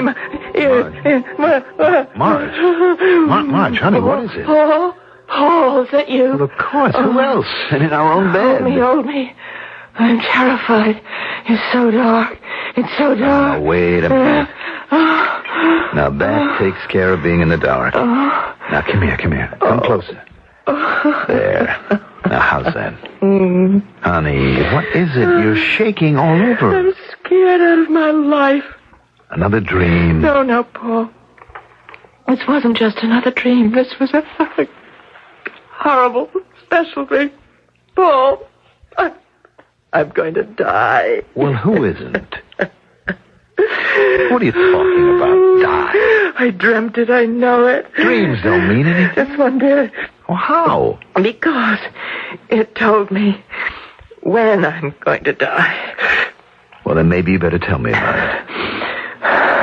Only two things about the dream. What you'd say, factual, I guess. I mean, they were totally clear, unmistakable. What, Marge? That it was just before midnight, and that it was my 28th birthday. Well, that doesn't seem so frightening. I didn't talk about the third thing, which I hope isn't real. At midnight was the exact moment that I died. Died? Yes. Oh, Paul. Honey, do I have to talk about it? I think I'd like to... To forget it. Yeah, but what I'd really like? You just name it. I'd like to just go down to the kitchen and have some cocoa or chocolate, or maybe I could make you a little snack. There's some Danish left from this morning, and we'll just pretend I never dreamed what I dreamed. Honey, it's late. I have an early morning, you know. Oh, come on. It wouldn't be the first time we stayed up late. That was before we were married. Does that make it so different now? No, of course not. All right, come on. Let's go have a midnight snack, and you can turn me to quivering jelly while you tell me about your nightmare.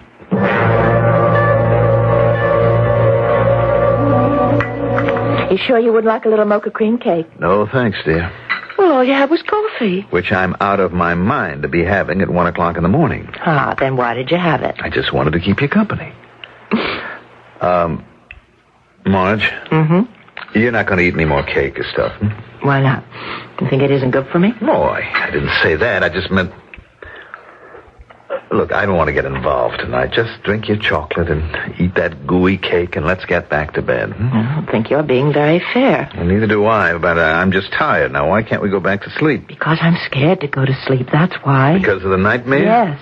Come on now, baby, be reasonable. It was just a dream. How bad could it be? Well, so far, you haven't cared enough to be interested. I'm sorry. I did ask you to tell me about it. A little more than that, hubby love. You suggested that I turn you into a quivering jelly while I related it. Okay, convert me to aspic right now. Oh, I wish I thought there was anything funny about it. But I don't. No gags, no cracks. Now lay it on me quietly. What did you dream? I was in this place. It was dark and shadowy.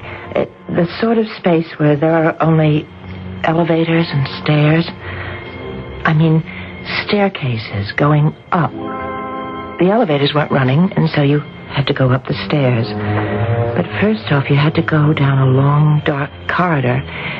And then there was the door, and the staircases began. And you started climbing because you knew that something was behind you, treading on your heels, ready to smother you, kill you. And then the panic began because it was getting closer and closer. So I started climbing faster. But no matter how many stairs I climbed, there were more and more. And no matter how fast I climbed, the steps came closer and closer. And then, at last, I was on a high place where you could look out over the world. I was no longer closed in.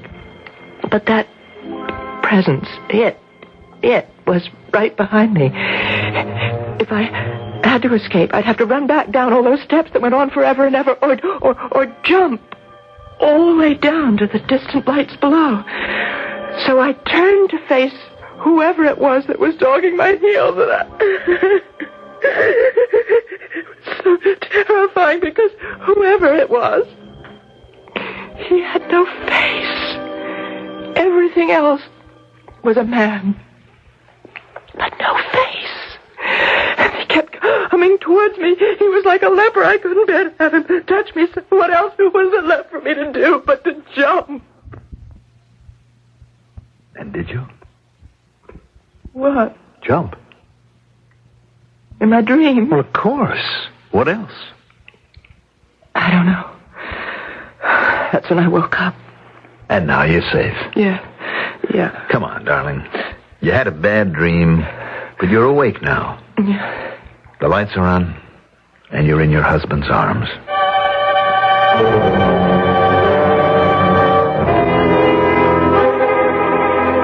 Val, I don't know how much longer I can stand it. Poor Paul.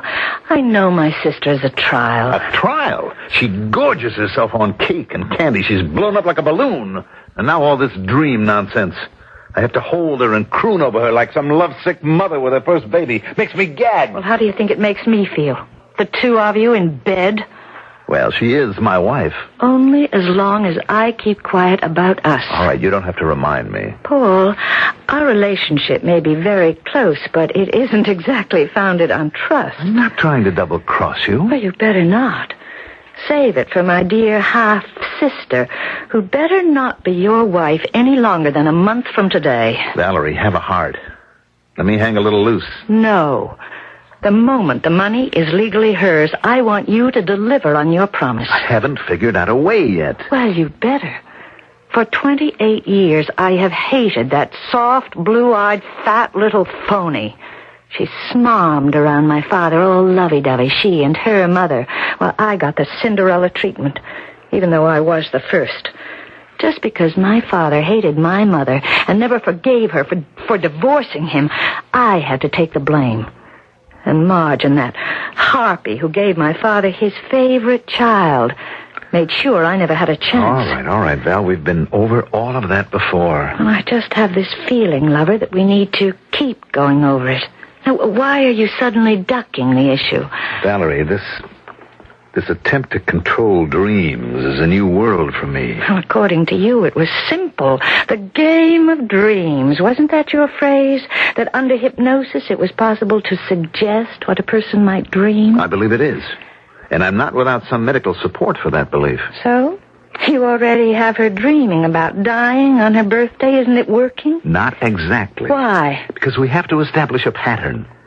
I can't get her to walk in her sleep yet. Now, if that were set up, then she could die without suspicion. I mean, it's a lot of money, isn't it? It's worth any kind of risk. But it's also worth being very careful about making sure that we get it the right way. Very well, Paul. How do we proceed now? I gave you the name of Madame Nadja Kiryalov from my old carnival days. Mm-hmm. Try to get Marge to go to her. She's made herself quite a name as an interpreter of dreams, tarot card reader, diviner of the future, and so on. Now, I don't want the suggestion to come from me. You try to coax Marge to go to her. It shouldn't be too difficult. All right. But why? Just contributory evidence. I'll program Nadja on what to say. Well, does she have to be included? Oh, honey, she won't know what's involved. Just a favor for an old carny friend.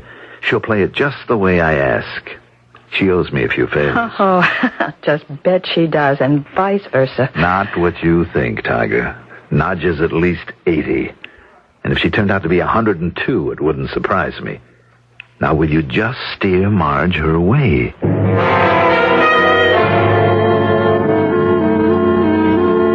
Did Paul leave? Yes, I think so. He said something about a luncheon appointment. Oh, yes, that's business. He thinks it'll be a job offer. Oh, good. I'll make you some fresh coffee if you like. I didn't make any more because I thought you were still asleep. No, I couldn't sleep. I was afraid. Afraid of what, Marge? Oh, afraid I might dream it again. Oh, come on. What's so scary about dreams? Well, let me make you some nice hot coffee. That'll wash away the cobwebs. No, not these cobwebs, not this dream.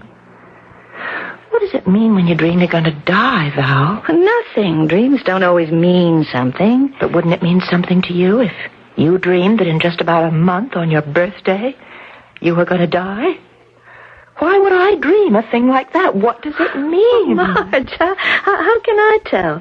But there are people who, well, you know, read dreams, sort of, I don't know, divine what they're all about.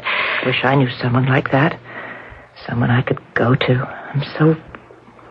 Well, Val, there's a box of chocolates on the table. Hand them to me, will you? Oh, sure. But shouldn't you... I know. I eat too many, but it helps me to calm down. It's like smoking, you know. Mm-hmm. Well, there's this girl who works at the office with me. She was having all these terrible dreams, and they were giving her migraine headaches. And then somehow she found out about a Madame Kiryalov. Well, she's kind of a seer-like. And she can read dreams and explain them so you understand and you don't have to be afraid of them. Where is she? Where can I get to see her? Well, I could find out from my friend. Oh, wait a minute. I think she gave me a card. I'll go look for it. You think she could tell me I wasn't going to die? Oh, she might. But supposing she told me that my dream was going to come true. Oh, well, she'd never do a thing like that, even if it was? Oh, well, just the same, I think I'd like to go and find out.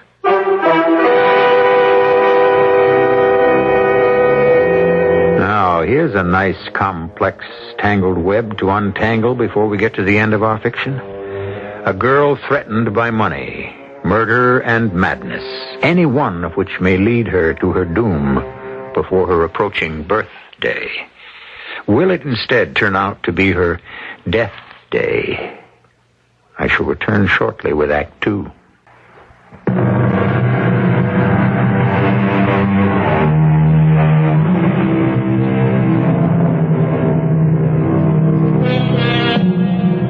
Somebody, sooner or later, is always saying something familiar, and usually more than once. Certainly this old saw is well worn by now. It's all in the point of view. We're already pretty well acquainted with Paul and Valerie's point of view, so let's examine Marge's a little more closely. Or rather, listen to her examine it herself. I've always been fat, ever since I can remember. I guess when I was a little kid, they called me chubby. Then in my teens, it was pleasingly plump to the older people. And the boys used to say I was stacked. Once I got into the 20s, particularly after Dad died, it was overweight. Or behind my back, they just called me what I am. Fat. I eat too much candy, sweet stuff and things. I used to think it was because I've always been a loner. I don't think Mom ever really wanted me. Anyway, she died when I was 10. And there was only Dad. And when he went, I guess I would have been lost if it hadn't been for Paul. He was so sweet from the first time I ever met him. Oh, here he is now. Paul! Oh, Paul! Hi, Valerie. Oh, could you come over for a minute? Well, that's an offer too good to turn down. Well, you're too good to believe. I only aim to please. Oh, I don't know whether I'm doing you a favor, Marge, or just making trouble, but this crazy guy is Paul Werner. Well, I'll admit to the name, but not the nature. Hi.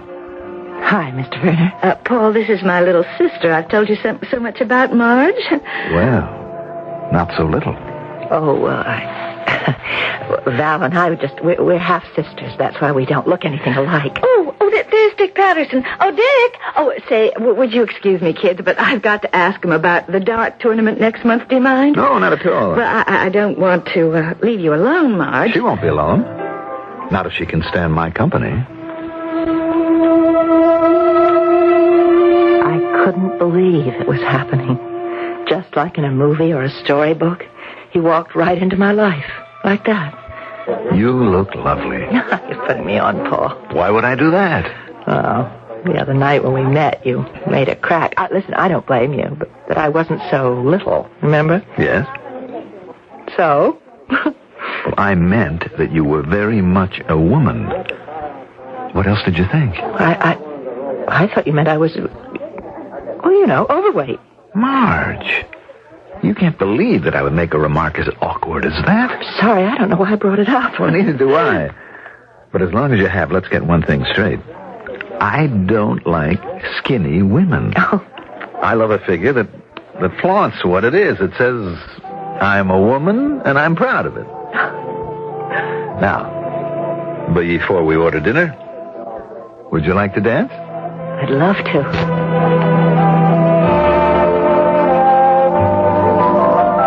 In his arms, I forgot my weight. I was floating. He was a marvelous dancer, and his body, lean and strong against mine as he held me close, put thoughts in my mind I was less ashamed of than thrilled by. You're marvelously light on your feet. I used to dance with my father. I always thought he was the best dancer in the world. till now. You must be a professional. No. But I do love to dance. What do you do? Oh, that's a good question. I suppose I was spoiled being left so much money, but I traveled a good deal. I became, what shall I say, jack of all trades. But I decided to become at least master of one, so I'm a promoter. What do you promote? Well, that really would be a bore. It all has to do with money. Investing, managing, finding the right tax shelters, protection of capital growth plans, you know. But that isn't anything to talk about on a romantic evening. I don't want to bore you. I want to charm you. You don't bore me. You know, in a little over a year, I'll have quite a bit of money of my own. Maybe you could help me with some kind of investment plan. Look, I couldn't care less about that. I have other plans for us in which you might share. Or will, I hope. Now, let me hold you close, and let's dance.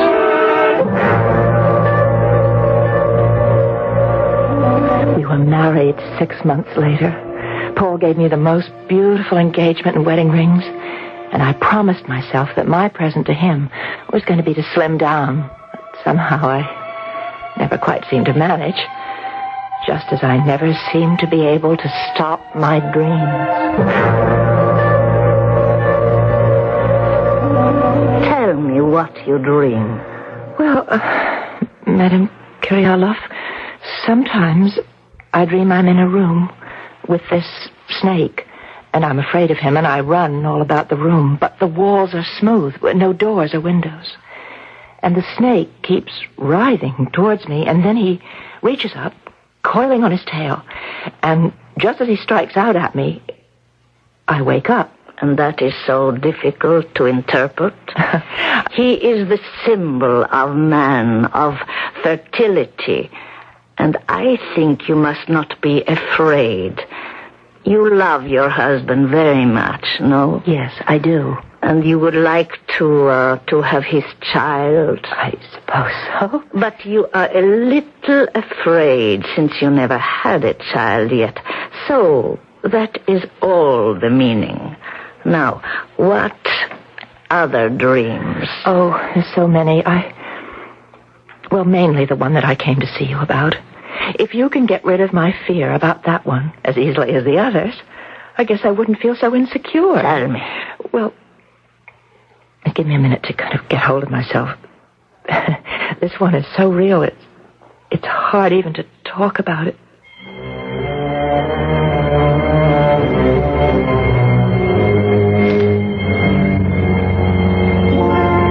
And everything else is a man, but not a face. And he comes towards me like a leper, and I can't bear to have him touch me. So what else is there left for me to do but jump? Well, can you read that dream for me, Madame Kyriolov? Mrs. Werner, you will forgive an old lady, but that... What is it? Are you ill? No, not ill. Not in the body, but in the soul. I don't understand. There are people like myself who find paths to the supernatural, but there are others for whom there are no signs, only absolute knowledge. The true mediums, the apostles of the new truth, the future knowledge. You are one of those. And before you, I am humble and afraid. What are you saying? That I'm going to die within the month? My dream is foretelling me that? I have a splitting headache, Paul. Let me massage your neck the way I used to. Now, what's wrong, darling? It's the dream, Paul. I'm scared. I know I'm going to die. Just because of a dream? How many people dream the exact date and the exact age that they're going to die? I don't know. Darling, why don't you let me sit here facing you and persuade you to relax and forget about any fears or dreams? Just the way you always have been able to, since the beginning. I hope I can always help. Oh, Paul, you've always been able to hypnotize me. I don't claim any such magic power. It's true. Something about your voice. That strange amulet you wear around your neck with all the colored brilliance, the little slivers of mirror in it. You mean my Indian charm? Whatever it is, I love it. as I love you. It makes me feel so drowsy. Sometimes I think it swings back and forth like a pendulum. The mark of time. The measure of the tiny bridge we all can cross between the waking and the sleeping. I can feel all the tensions drain away. As they should. As they should. You're falling softly, softly into the transition between the conscious and the subconscious. But you want to forget everything but the peace of being in suspension. Go to sleep. Sleep. Sleep. Until I tell you, I don't want you to hear me when I speak again. Marge? Marge? You are asleep.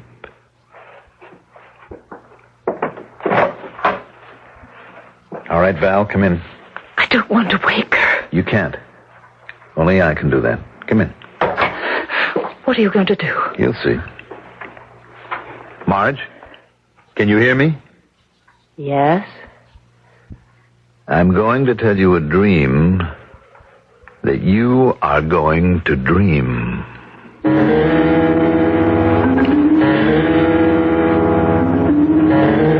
But you will not stop to look at the man or whoever is following you, right? I won't try to see him. You will run from him because you know there is only one escape. There is only one escape. To jump, to fly free and know that you will fall to safety. I will fall to safety? Because I will be waiting to catch you. There is no danger. You will be safe. You must try it tonight. Tonight, Paul? It's too soon. Val, it's only the first of a few times. We need to set it up so that it might happen. And that no one is to blame but Marge herself. What are we going to do? Test it out. Post-hypnotic suggestion. I'm going to tell her that at 11:45 she's to get out of bed. Walk out the door and climb the stairs to the roof of the apartment house, thinking all the way of the dream, remembering it, making it come alive. Can you do that? I can try. She's very susceptible to any hypnotic suggestion. But suppose it works. I mean, suppose she gets up there and she does jump. It's too soon. I mean, she doesn't inherit if she... Don't worry. Once she moves out of bed, I'll have the doorman and the elevator man and the superintendent notified so fast there'll be no chance of anything happening, except establishing an alibi for the night when it really happens. Paul, will it really work? Is it that easy? You plant the idea in her mind and she'll just jump? Wouldn't it be delightful if that's all there was to it? Of course not. You can plant any sort of an idea in the subject's head, and within reason they'll follow instructions, as long as it is not against their own nature or desire. Well, then what's the point of all this? Look, neither of us want to be arrested for murder, do we? Now, together, the night it happens, we can establish an alibi. But it will only hold up if Marge's suicide is not unexpected, if it seems logical and natural. Because in order to make sure she goes off that roof and her inheritance comes to me as her husband, I'll have to be there to make sure that she doesn't hold back. Now leave me alone before I bring her out of the trance. I want to induce her to dream her dream again.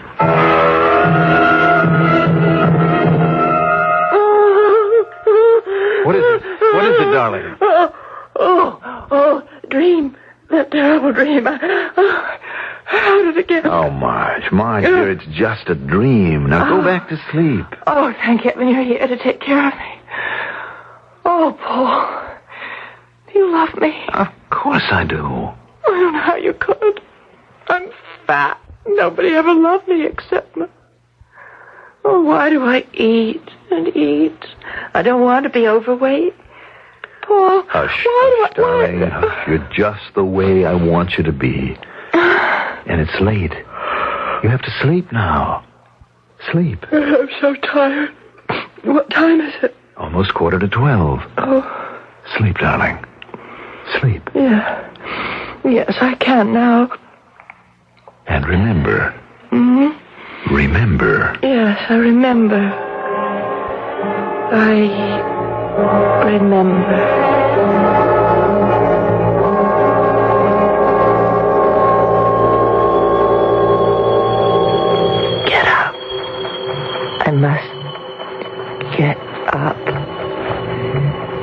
on my robe. Have to go to the roof. The roof. Oh, mustn't wake anyone. No, not the elevator. The stairs. The stairs. And then when I climb them to the open sky, no more bad dreams, no more defeats. It's a whole new world waiting for me. All I have to do is step off and fly. Fly. The best laid schemes of mice and men gang after gley, said Mr. Robert Burns. In this case, for mice, you could read rat. It's the pleasantest term I can think of for Mr. Paul Werner.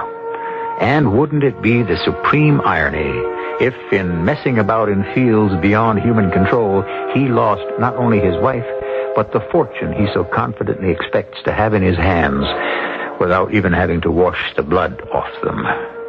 I shall return shortly with Act 3.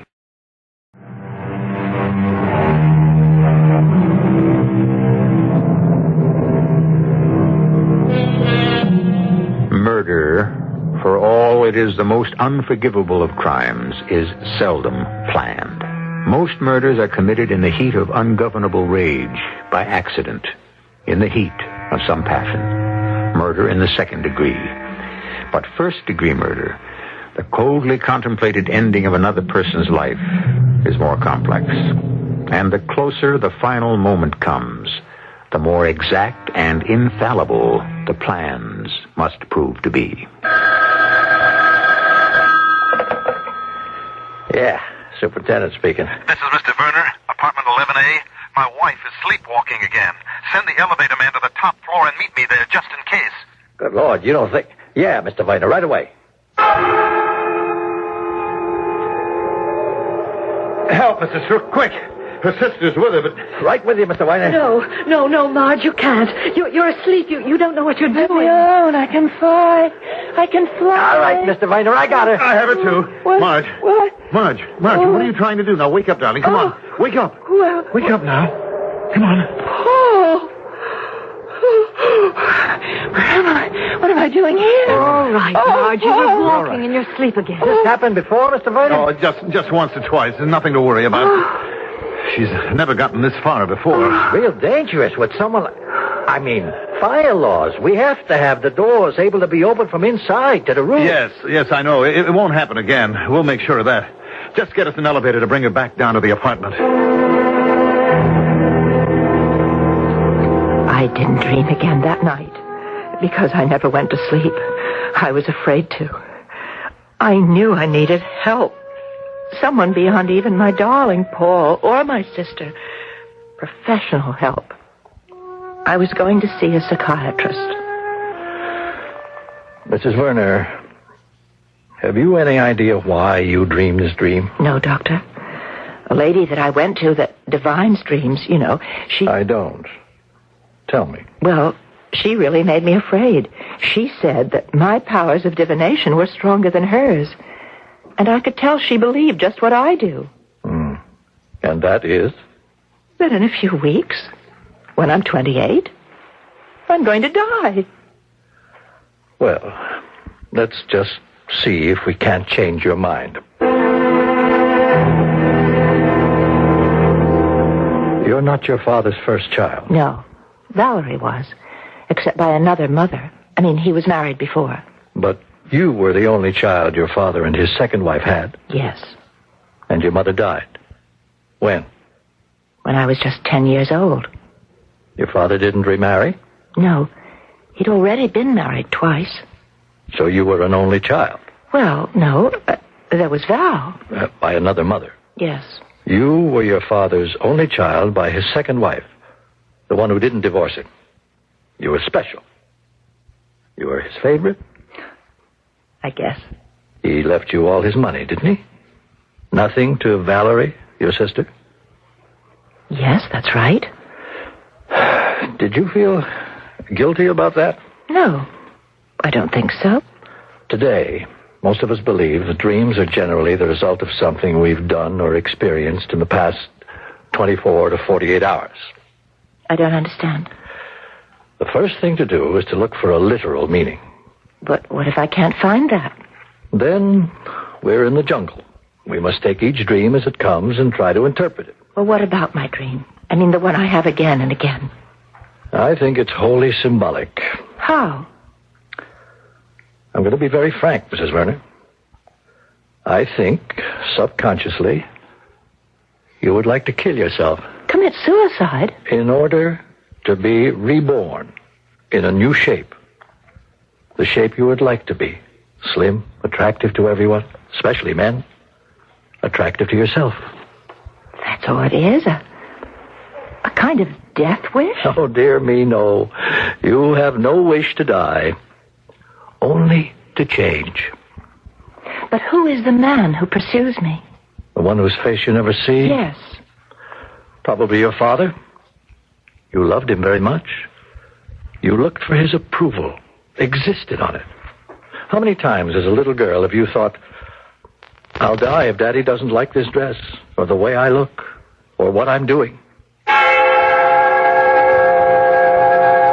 My visits to Dr. Stowe were beginning to be of enormous value to me. I didn't dream anymore. Didn't dream at all.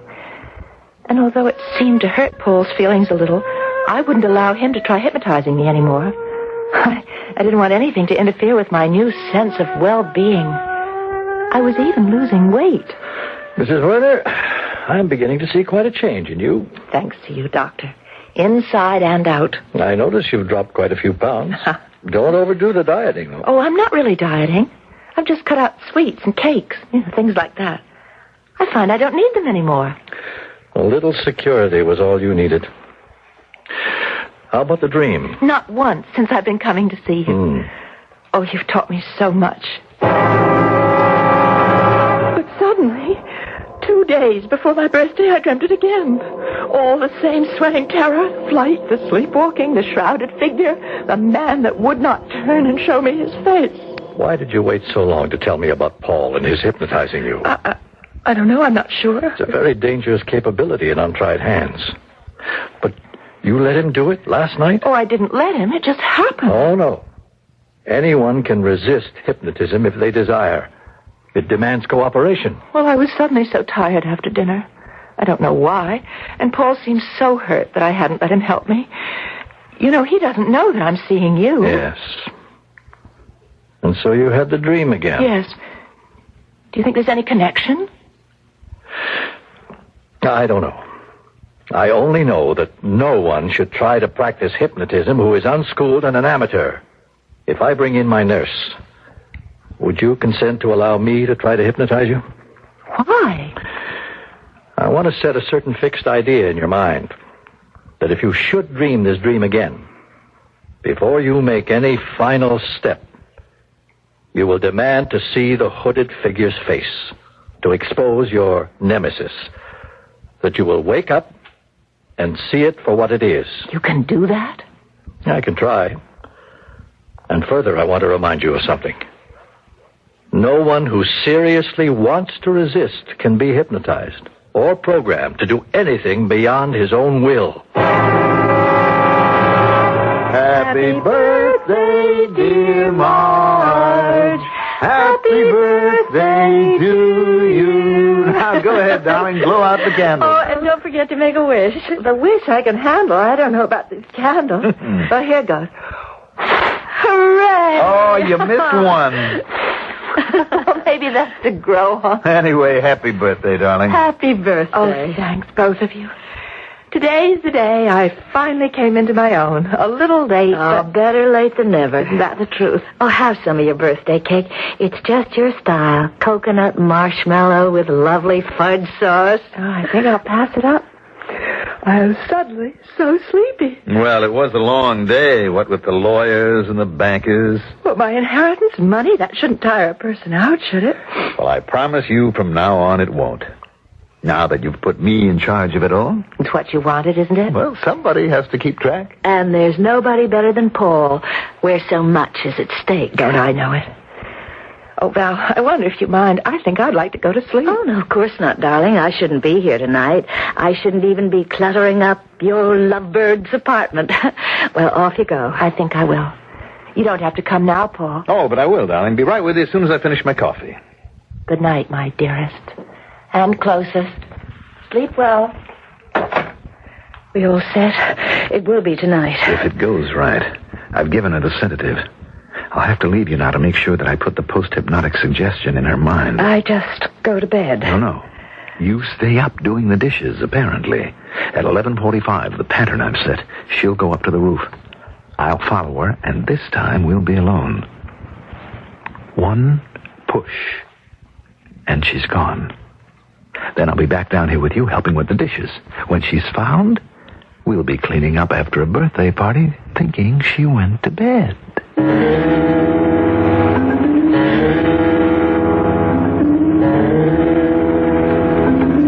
Get up. I must get up. Put on my robe. I have to go to the roof. The roof. Mustn't wake anyone. Not the elevator. Stairs. Climb them to the open sky. No more bad dreams. And then I can fly. Fly.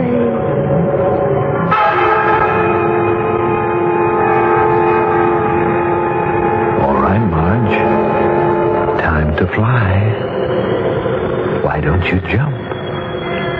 Help me. Help me. All right. If it has to be that way. But it won't be the way you wanted it. Fly yourself. Sorry, Paul. I didn't want to wake up and see your face, of all people. But thank God I woke up in time.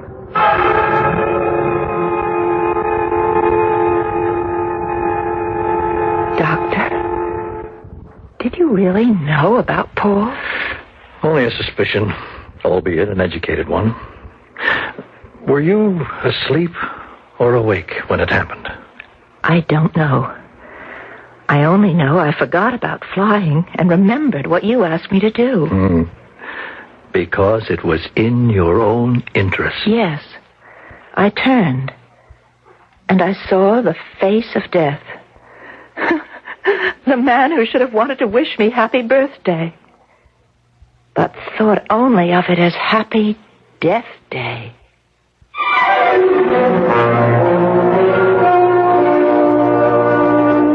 Little more to add.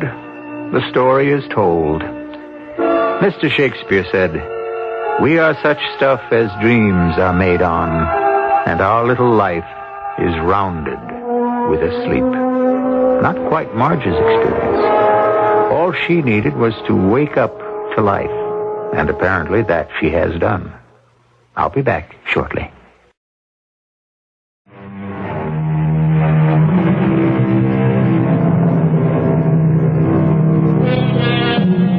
When I spin my tales, I seldom offer you a happy ending. For the fabric of life is a wild game of chance, which promises nothing but what you reach and strive for. And all of us need some part of the element of luck. In Marge Verner's case, it was a dedicated psychiatrist named Dr. Stowe who steered her carefully through the wilderness of the mind. Our cast included Marion Seldes, Mandel Kramer, Carol Teitel, and Ken Harvey. The entire production was under the direction of Hyman Brown. This is E.G. Marshall inviting you to return to our Mystery Theater for another adventure in the macabre. Until next time, pleasant dreams.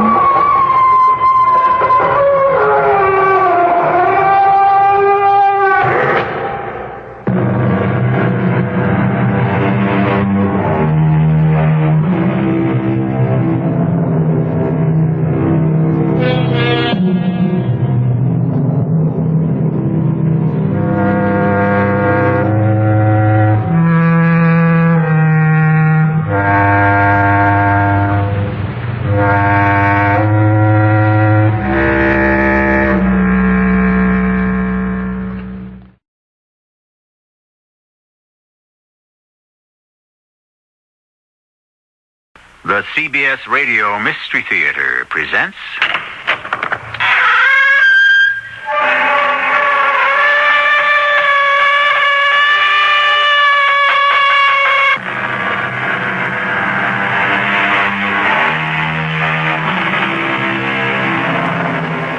Come in.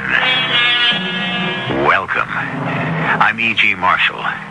Many tales have been told of strange happenings which take place in castles. What more appropriate setting than an enormous edifice with hidden chambers, unexplored turrets, and dangerous balconies? Usually the setting is England or Scotland, where castles abound. But the setting for our drama is much closer to home. The castle we're about to visit is in New England on the Connecticut River. It contains all the mystery and more than many of its antecedents.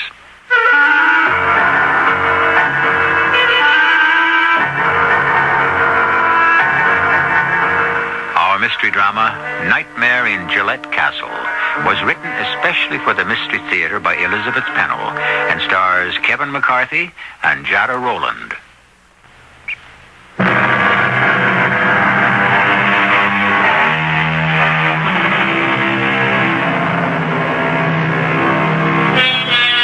Like many New Yorkers, Jim and Pamela Watson enjoy getting out on weekends to explore the countryside.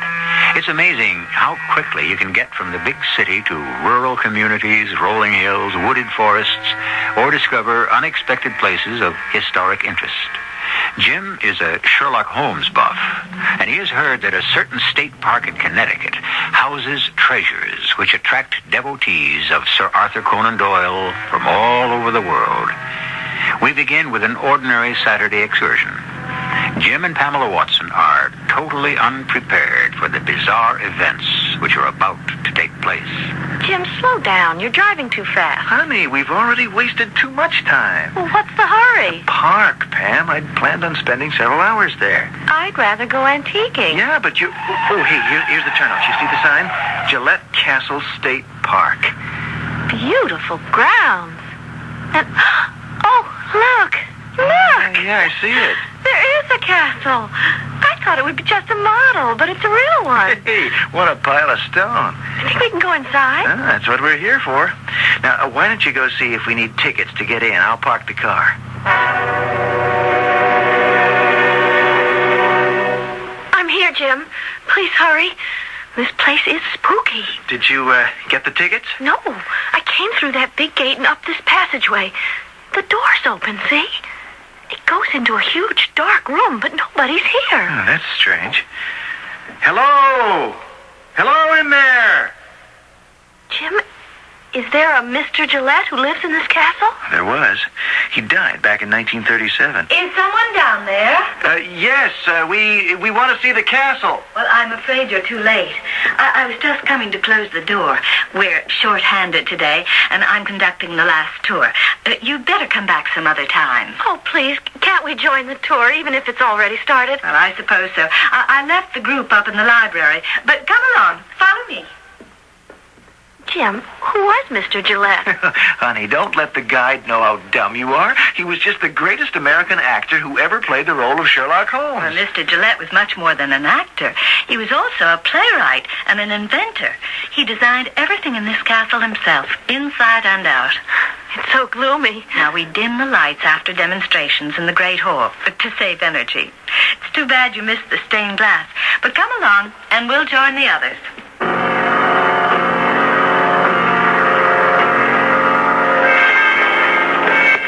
This way, ladies and gentlemen. We don't have time to see everything. There are 24 rooms of varying shapes and sizes. Look, Jim, the hallways have street names. Mr. Gillette's bedroom opens off this gallery. He could observe whoever was down below by looking toward those mirrors I showed you over the French doors. His bedroom's not exactly what you'd call cozy. It would give me claustrophobia. Say, that could be a sliding panel over there. Oh, you're very observant. Behind it are switches whereby Mr. Gillette could control all the electric lights. He was also able to cut off the telephones when he wanted to. And over here is a panel you could never find unless you knew exactly where to look. Now watch what happens. quiet. It's a secret staircase. Where does it go? This one leads to the tower, where Mr. Gillette enjoyed his magnificent view of the river and surrounding hills. But we must hurry along. Now, follow me, and I will show you the best room of all. Hold on, Pam. I want to see that museum room and library where they've already been. It's back this way. Photographs everywhere. Oh, there's one of John Barrymore. These playbills. Oh, and a glass case filled with letters. Oh, here's one from Conan Doyle. And the books. Take a look at the titles.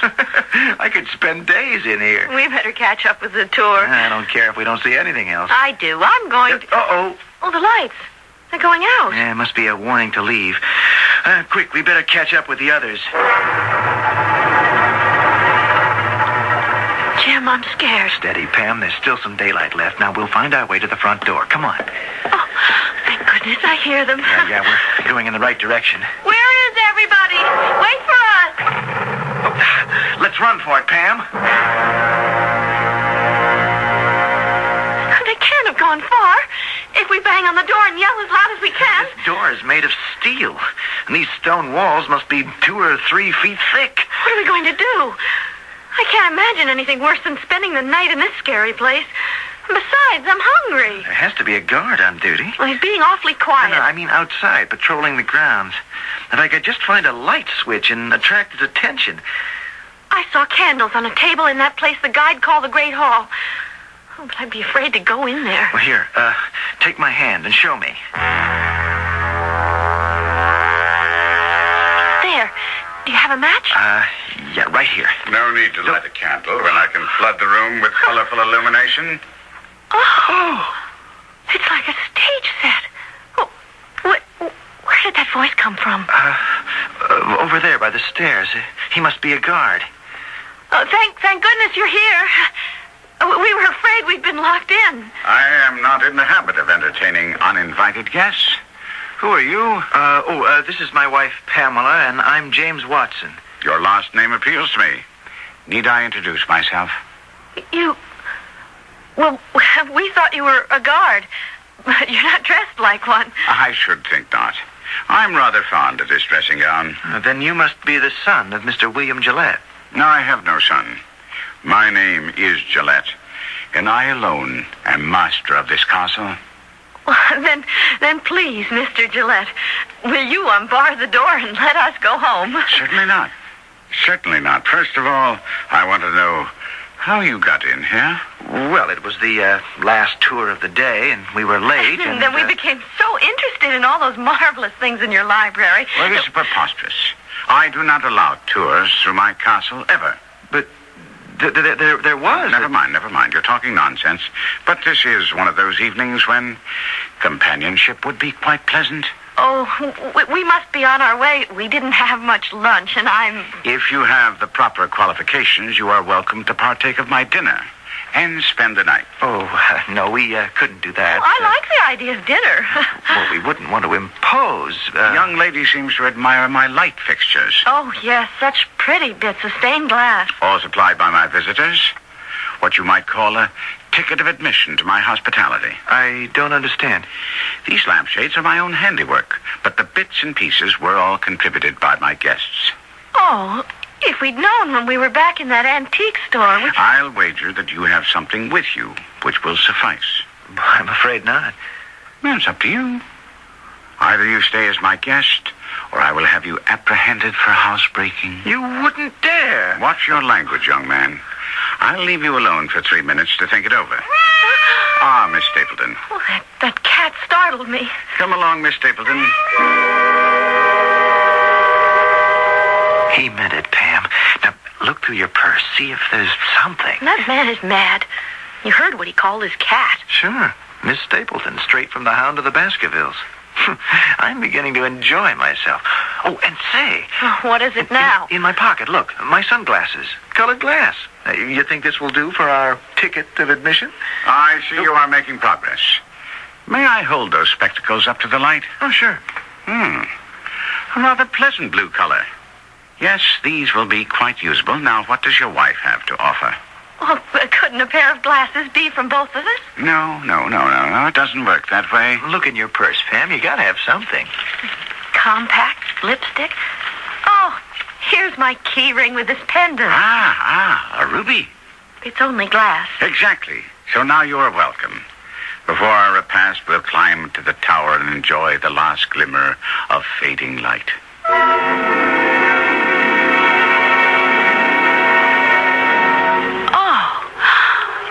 View is breathtaking. Oh, I wish we could have seen it in the daytime. Why, you will. Tomorrow morning. Oh, really? We must leave after dinner. No one ever leaves here after nightfall. Jim, we have to get home. Tell him that. Relax, Pam. Tomorrow's Sunday. We don't have anywhere to go. And there's so many things I'd like to ask Mr. Gillette. That's more like it. Mrs. Hudson is a very efficient housekeeper, and I'm sure she has everything ready now. Is her name really Mrs. Hudson? I'm pleased that you're acquainted with Mr. Sherlock Holmes' landlady. When I advertised for a housekeeper, I specified that her name be Hudson. I suppose if this admirable woman's name had been anything else, I should have called her that anyway. Well, this should rouse her.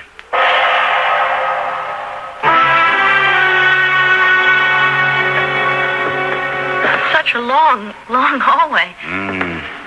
Yeah. I think you'll find this room satisfactory. Please note that every door except the steel entrance to the castle opens without a sound. And the light switch works this way. Look at all those books. No sleep for me tonight. Oh, dear me. They're even taking over in here. That makes 11. No, 13 cats on the premises. I suppose you'd object to his staying under your bed. He's so big. No. Simmer down. That's it. Climb up on Daddy. I'll take you along. Now, should you need them, there are candles over there. But it's such a brightly lighted room. One never knows. And if you feel uneasy in a strange house, you'd better take this. A revolver? An old-fashioned pistol. No, please, Mr. Gillette. I'm terrified of guns. Here. You take it, Mr. Watson. I'd rather not. This pistol's carved of wood. Made it myself. Couldn't fire even a blank cartridge. When it was used in a stage play, the sound effects had to come from off stage. Certainly looks like the genuine article. It's yours. To keep. And now, I'll bid you good night and be off to Europe. To Europe? That's what I call my special hideaway. A room where no one can follow and the rest of the world disappears. Pleasant dreams. Jim, won't you please turn off those blinding lights and come to bed? Much sleepier than I thought. Oh, all that food and drink. Can't focus on the books. Bed's more comfortable than it looks. It's shivery in the dark. Hold my hand. Sleep well. Jim, did you hear something? Go to sleep. Shh, listen. Stop! Don't come in here! Stop, I say! That sounds like the housekeeper, Mrs. Hudson. Stop! Something terrible is happening. If this is one of Mr. Gillette's games, he's really gone too far this time.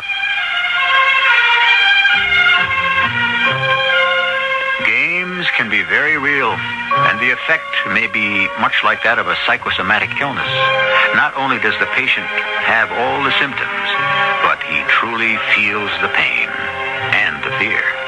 From the time Gillette Castle was under construction in 1914 until today, strange things have happened there. In a few minutes, I'll be back with Act 2, and we'll continue with what has started off as a very eventful night.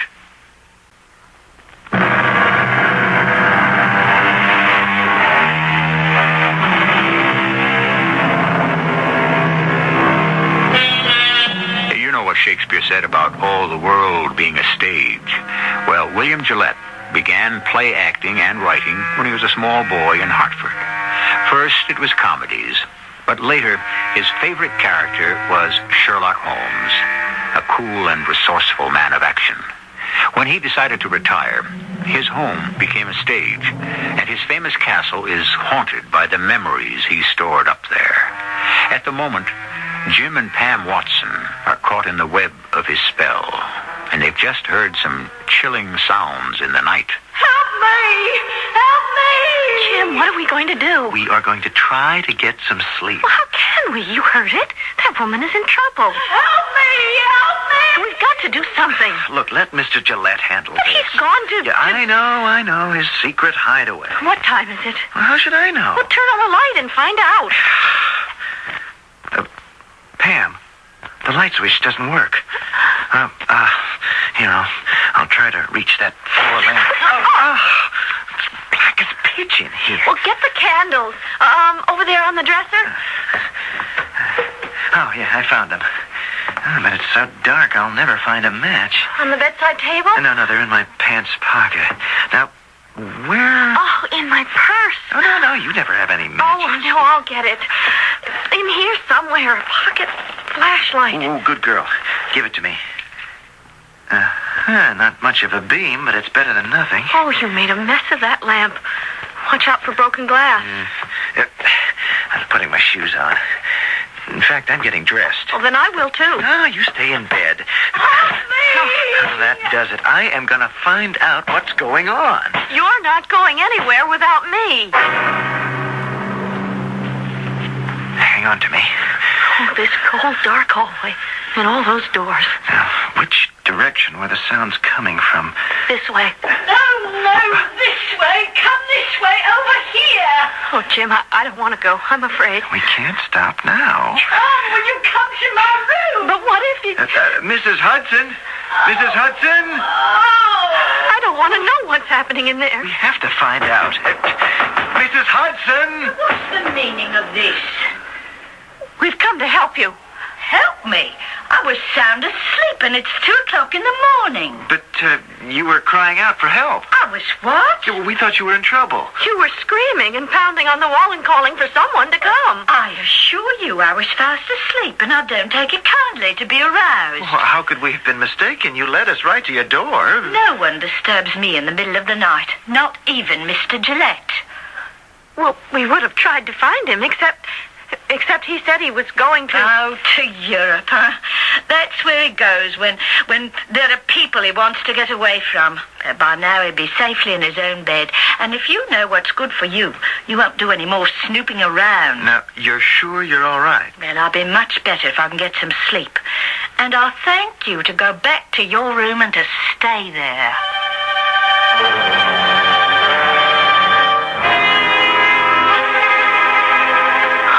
Jim, where is our room? Some of the hallways were labeled with street names. Now, what's the name of ours? I haven't the slightest idea. Let's try this. Another of those noiseless doors. Close it quickly. I can't stand those cats. Oh, and how about this door? Piles of furniture all shrouded. No one's been in here for a long time. Look at the cobwebs. Come away. Those lumpy sheets are like ghosts. Well, we've made a wrong turn.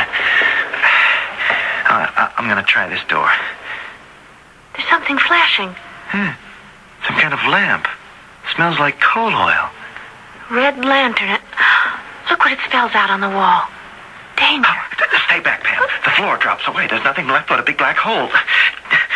Let's get out of here.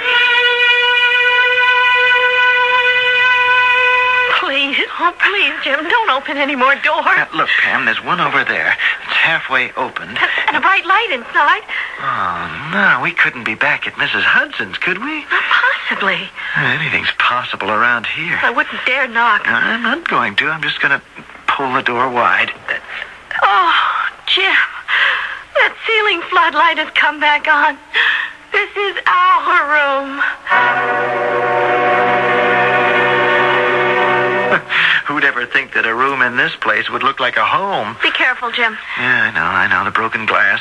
Well, I mean, someone may be hiding.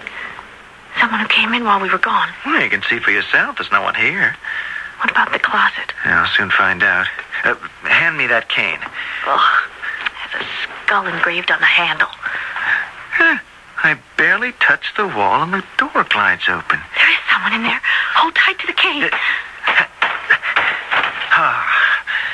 It's It's nothing but a dusty old cape on a hanger. Are you sure? It looked just like... for yourself. These clothes and hats. They're all black, as if... Yeah. As if they'd been worn at a funeral. Well, we're going to be worn at one. Come on, Pam, we're getting morbid. I'll bet they're just costumes for a play. I wouldn't count on it. I'm not counting on anything. First off, I'm going to lock our door. But there isn't any key. No, but there's an ingenious wooden arm that comes down like this. There. Now, I defy anyone to break through a barrier as solid as that. Well, I do feel better. But believe me, I am not going back to bed. Neither am I. So now's your chance to tackle those books. Not a bad idea. Maybe if you'd read to me, it would settle my nerves. While I gazed, a feeling of intense cold seized me. I had an impression of an immense and overwhelming power, and sensed my utter inadequacy. Oh, stop reading, please. I've had more than enough. Honey, this is a classic. Those murders in the Rue Morgue, and it scares me every time. There's a copy of that on the table. I know. Please, Jim, find something more cheerful. Okay. Crimes of Passion? No. This one sounds better. The Minister and the Choir Singer. That's the bloodiest of all. True story. Took place in New Jersey. What's on the next shelf? How the Medicis Did It. Heavens, it's a recipe book. A whole row of volumes on poisons, including The Poisoner's Handbook, The Poisoner's Dictionary. And this shelf is all witchcraft. Maybe that would be more soothing. No, thank you. I think I'll just lie down after all and try to think my own thoughts. Did you hear it, Jim? Hear what? Starting all over, that awful screaming. Oh, not again. Sounds as though she means it this time. Soon. Wooden brace off the door. No, don't go out there. You stay here. Not on your life.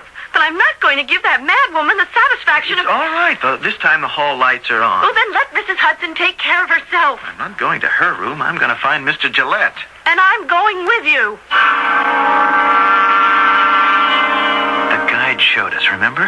His room is right here in the middle of the balcony. Yes, something about mirrors. I hate to do this, but here goes. Come in. His light's on. Mr. Gillette, we're sorry to disturb you, but... We hope you weren't asleep. Not at all. I was reading. Come in and sit down. Why, you're still wearing your city clothes. Yeah, we put them on in rather a hurry. I thought you'd like the pajamas and dressing gowns I provide for my guests. We didn't see any. Did you look in the closets? Well, not those terrible black capes and... Oh, good heavens, my error.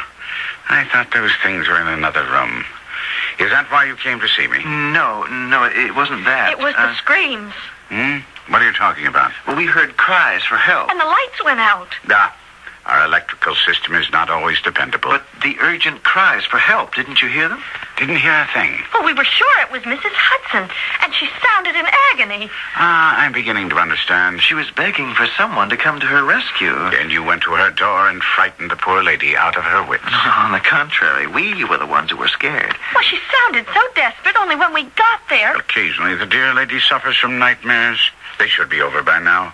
You mean she was asleep all the time? Exactly. It happens often. I fear that, dark shadows lurk somewhere in Mrs. Hudson's past. But she suits me so admirably, I've never probed into her psyche. I just leave her alone. You're making us feel quite foolish. I guess we should apologize for behaving like this, but... We're not used to spending the night in the castle. Well, all the more reason I should make you feel at home. Well, I have a hot plate here, and all the fixings over here. How about a cup of nice warm chocolate? Oh, no, thank you. You, Mr. Watson?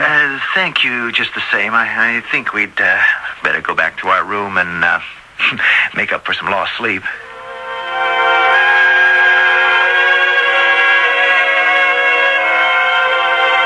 I'll try try to get some sleep, but I'm going to keep my clothes on, including my shoes. It's all right now, Pam. We've just had a bad case of jitters. More than that, I feel so strange. Nothing's going to be right until it's daylight and we can get out of here.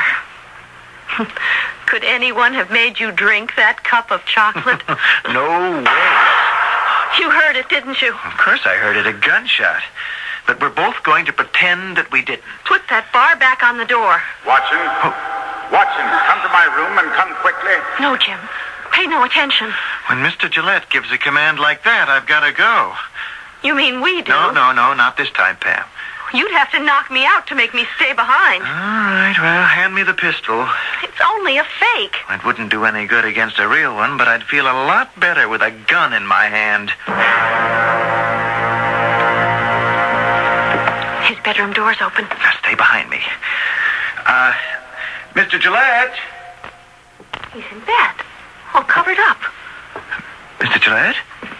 Mr. Gillette, you called me. What is it? He can't be asleep. But he's so still. Mr. Gillette, wake up. Mr. Gillette? Oh, Jim, he's so pale. No signs of violence, but no pulse. No heartbeat. Is he? Yes, Pam. No faking it this time. Mr. William Gillette is dead.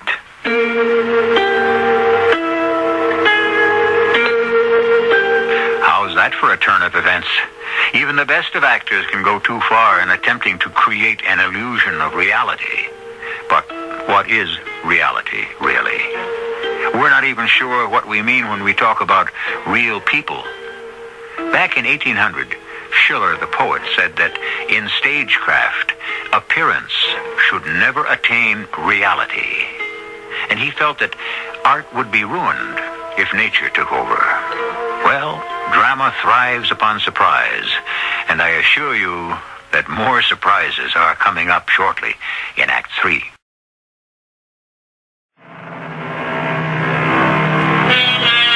It is nearly dawn, with a glimmer of light catching the small paned windows of Gillette Castle.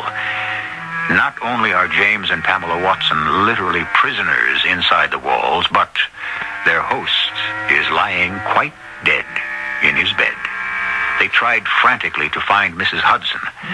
Their hopes were raised when they found a telephone, but you guessed it. No, of course it's not working. That does it. Now all we can do is wait. Oh, what if no one comes? Well, they have to sooner or later. Maybe hours yet. Let's get as far away from that room as possible. I wish I could think of something. Nothing but doors. Wouldn't you think one of them would lead to the outside? Look, Jim. The sign on this hallway says Baker Street. Huh. It would. I bet there's even a number 221B. There is. No harm in trying that door. Unbelievable. Straight out of the books. The fireplace, his slippers, and pipe. The violin? Huh. And all those papers and bottles that look like chemicals. What a stage set. Good morning. Oh, thank God. Mr. Gillette, you've done it again. I beg your pardon. You're alive. Well, of course I'm alive. Although I'm not in the habit of rising this early in the morning. You are truly remarkable. This is worth everything that's happened. What a performance. Young man, could it be possible that you don't know who I am? Of course we know. You're Sherlock Holmes. That is, you're Mr. Gillette pretending to be Sherlock Holmes. No one pretends to be Sherlock Holmes. Your name could be Watson, that's common enough, but I am the sole individual who has the combined first and last names of Sherlock and Holmes. Come on now, Mr. Gillette. You've had your fun with it. It's been a long night. Now, let's just have a good laugh over the way you fooled us. Well, this becomes more interesting by the moment. Sit down. Sit down, both of you, and tell me more about this Mr. Gillette. Well, he is you, sir, Mr. William Gillette, and there can be no question in anyone's mind that you are a great actor. My profession is not acting, although there are times when I am called upon to use the actor's skills. Your makeup is simply terrific. Every single detail. Young lady, you've never seen me in disguise. But you look so different when you're Mr. Gillette. I am losing my patience. If there is an actor masquerading as Sherlock Holmes, he is an imposter and must be brought to justice. Where did you meet this man?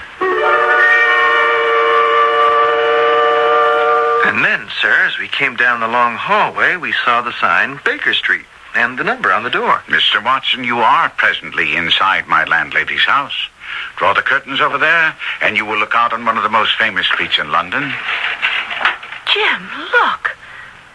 Just like a London street. Only it can't be. I'd open the window, but that's dangerous for a man in my position. You don't believe what we've just told you, do you? Well, indeed, it may have elements of truth. But I don't accept this fantasy about a castle and screams in the night. We explained that Mrs. Hudson was having a nightmare. That's another thing which makes your case more serious. Mrs. Hudson never has nightmares. How do you know? Elementary, my dear sir. There appear, however, to be two impostors involved.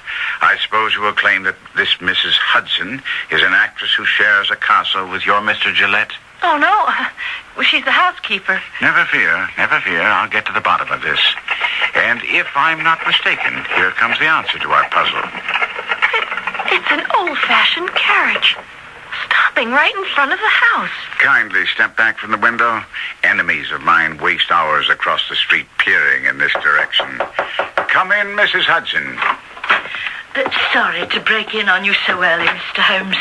You know I'll never bother you until you're ready for breakfast. Yes, but this is an emergency. Oh, indeed it is. Oh, excuse me. I didn't know there'd be people here at this time of day. They appear to have an emergency, too. I'm told that they spent the night in a castle. But you spent the night at your sister's. You knew. Call it a logical conclusion. Mr. Holmes, I must go down to the kitchen and get the fire started. But then, if you could spare me a few moments. Come right back. I'm sure what you have to say concerns everyone in this room. Oh, Mr. Holmes, the most terrible thing has happened at my sister's house. But your sister is unharmed? Oh, no, it's not her. But you know she takes in boarders, same as I do. And this man hadn't been here very long. What sort of man? Oh, a proper gentleman. Very thin, dark hair. He was almost as tall as you. You speak in the past tense. I assume there has been an accident. Well, that's it. We don't rightly know what happened. Come now, Mrs. Hudson. You were there. Well, in the middle of the night, he called out for my sister and told her he was not feeling well. He said he'd sent for the doctor, and he asked her to let him in when he came. Go on. Well, I heard the doorbell ring. It woke me up. And then your sister took the doctor into the boarder's room? But there were two of them. Two doctors? The doctor had a woman with him. Said she was his nurse. Very interesting. My sister left him in the sick man's room. And then she and I were talking in the back hall when we... Heard a gunshot? Well, I don't think it was a gunshot. More like a shutter banging. But right afterward, the doctor and nurse came running down the stairs and rushed out the front door into the street. Well, of course, you didn't follow them. It was still dark, and you were in your nightclothes. Oh, we went straight to Mr... Oh, you see, I'm so rattled I've forgotten the poor man's name. Well, we went right to his room, and he was in bed, all covered up. We called. We tried to wake him, but it was all so horrible, Mr. Holmes, because he was dead. Here, Mrs. Hudson. Now drink this. It'll make you feel much better. Poor lady nearly passed out. Do you blame her? Now tell me, Mrs. Hudson, what was this boarder's occupation? Well, he seemed to be a gentleman of leisure. Stayed home every day, did. Oh, that is every day but Saturdays. But he went out every evening. Is that right? Well, it seemed so odd. Every night of the week. Around theater time, I imagine. And his name was Mr. Gillette? Of course. Oh, I remember now. But how did you know? Call it deduction. Not Mr. William Gillette. Oh, well, I wouldn't know his first name. But my sister could tell you. It couldn't be. Oh, yes, it could. Now, Mrs. Hudson, Did you or your sister send for the police? Oh, no, not yet. But it only just happened. My sister runs a very respectable house. She don't want any crowds coming around or any scandal. Were there any signs of violence? But Mr. Gillette's room was neat as a pin. No blood? No weapons? No injury to the body? Oh, I couldn't bear to look. But my sister said he didn't have a mark on him. Well, then isn't it possible that he died in his sleep? Oh, he was wide awake when my sister saw him. And then that doctor and nurse, they were in such a hurry. Mm-hmm. What did this man and woman look like? Well, I didn't see them. But my sister said they were both quite young. Well, I would guess about the age of this lady and gentleman here. Just as I thought. Oh, and they wouldn't have gone running off like that unless something was wrong. Well, would they? I mean, that's why I came right away to you, Mr. Holmes. Oh, if you could just find them. Mm-hmm. Perhaps I already have. Oh, you must be joking, Mr. Holmes. Well, I know you're a great detective, but how could you possibly... Run along now, run along. Go back to your sister's house. Tell her to keep the door to that room closed tight and to go about her business as if nothing had happened. But you will help us? Yes. I'll be along just as soon as I finish my business here. Well, it seems that we have more than one actor in this play. Well, just what do you mean? Your whereabouts this past night has shifted to a different stage.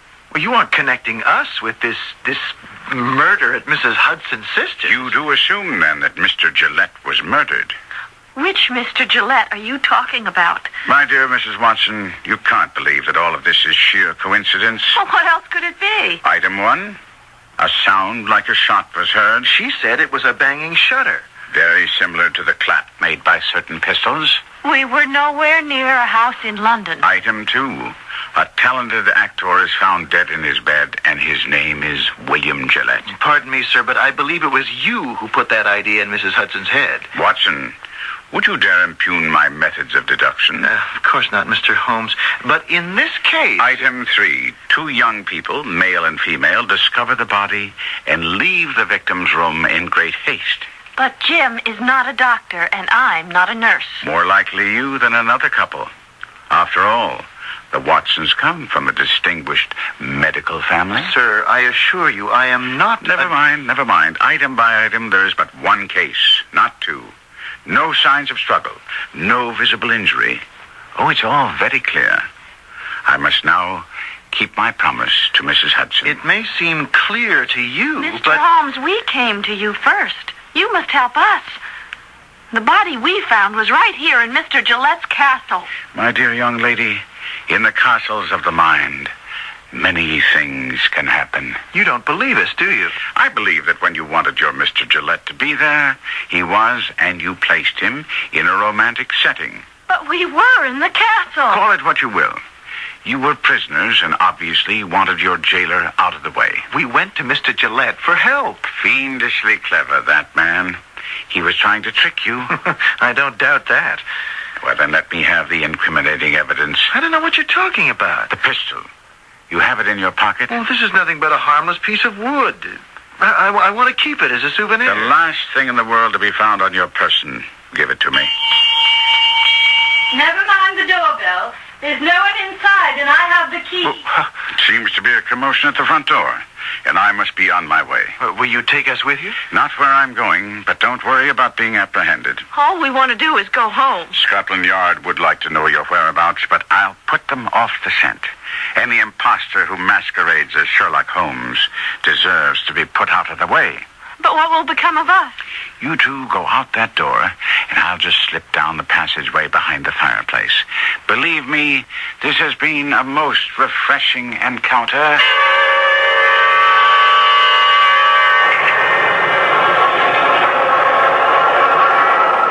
You're a new man, aren't you? Yes, ma'am. First day on the job. We've been short-handed, and we closed up early last evening. There's lots to be done before the first visitors arrive. Now, come this way. Big, isn't it? First, we check the Great Hall. Wouldn't you know, these tourists always leave something behind. Oh, here's a pair of dark glasses and a key ring. Some sort of jewel on it. Oh, I don't think it's valuable. However, I'll show you where we keep these things with the rest of the lost and found. Holmes said we should leave by this door. I'm not sure I want to. We can't stay here. If you won't open the door, I will.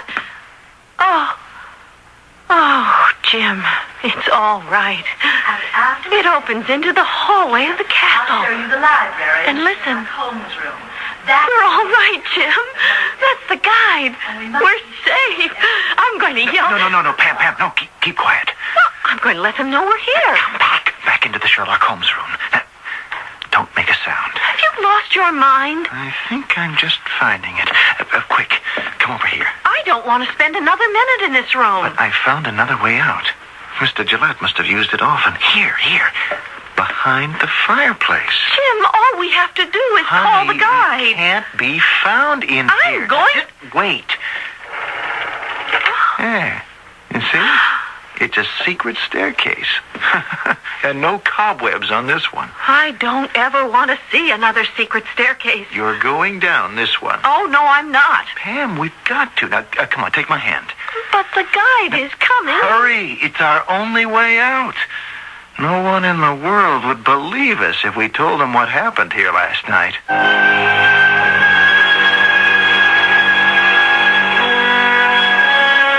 I, for one, am a believer, with reservations, of course. I do believe that a sense of wonder helps keep healthy minds in balance. Playwright Christopher Fry wrote an article on that subject in which he said, the first of our senses, which we should take care never to let rust through disuse, is that sixth sense, the imagination.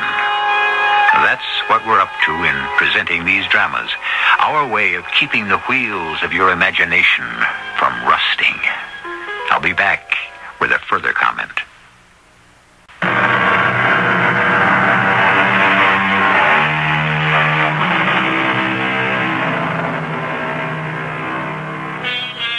There is a Gillette castle towering above the Connecticut River near the town of East Haddam.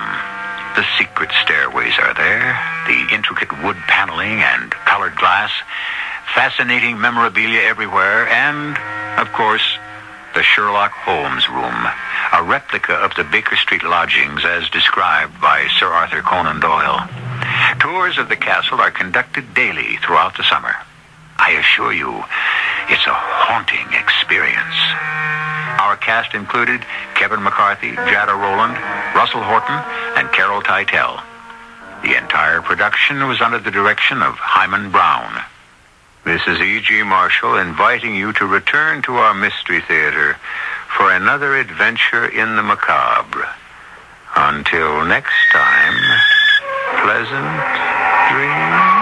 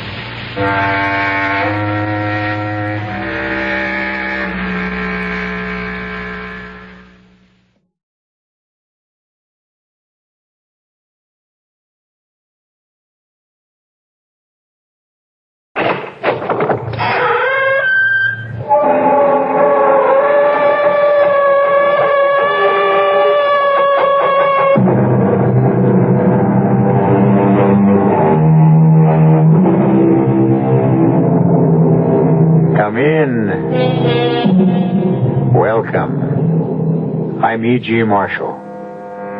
Some people call our kind of entertainment escape fiction.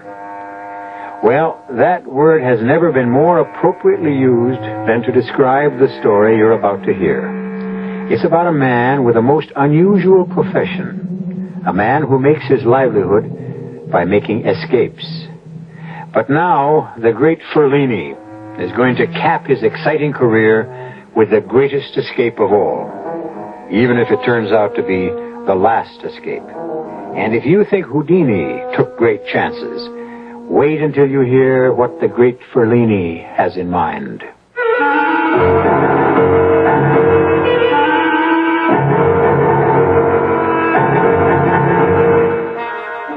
mystery drama, The Last Escape, was written especially for the Mystery Theater by Henry Slessor and stars Joan Lovejoy and Robert Dryden.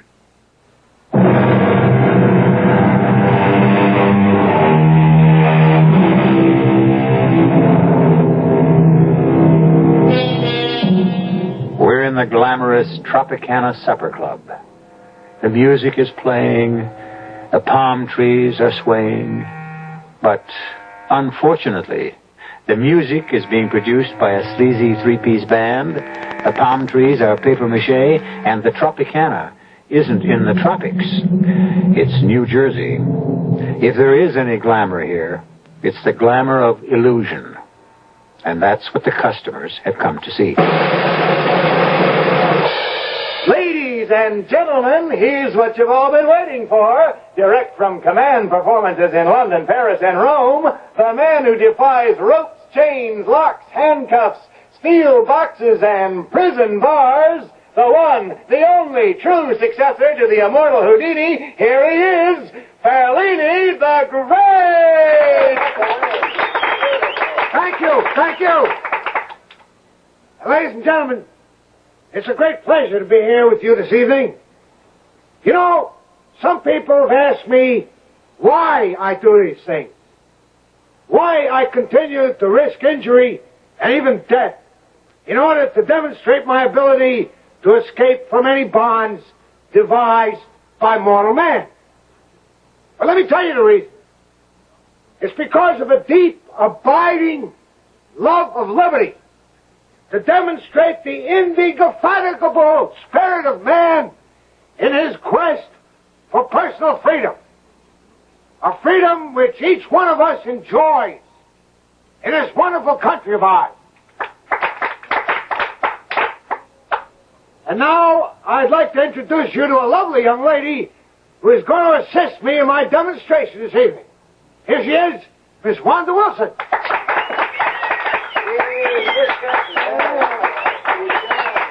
As you can see, Miss Wilson is holding something in her hand. It's a straitjacket designed to restrain the most violent madman. Madness, as you know, often increases the strength of its victim enormously. But this jacket has been created so skillfully that experts will swear that there is no way out of one. The great Houdini, however, once proved that it can be done.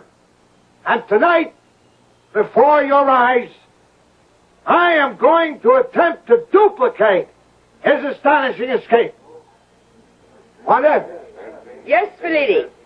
Please ask two men from the audience to assist us. Yes, Fellini. Well, how about, what about you two gentlemen? Will you help out? Oh, thank you very much. Now, if you two gentlemen will just put the jacket on me. Yeah, that's right. I fold my arms around my torso, and then you secure every strap. Yeah, that's it. Just as tight as you can now. Yeah, that's right. Every single one of them. A little tighter. Tighter. Make sure there's absolutely no way I could get out of it. Thank you, gentlemen. And now, ladies and gentlemen, to spare you the sight of my agonies, Wanda will place a screen in front of me. Here it is, Fellini.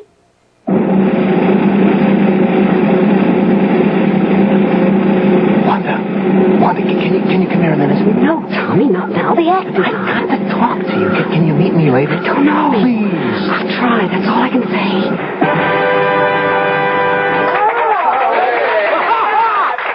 All right, here it is, ladies and gentlemen.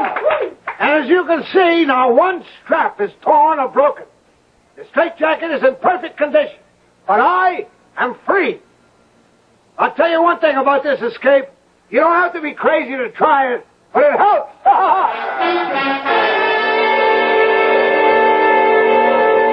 Wanda, I'm over here. Tommy, I can't talk too long. Why'd you come out without a coat? You'll freeze to death. Well, I couldn't very well have put a coat on. Joe would have asked where I was going. Where is he now? In the dressing room.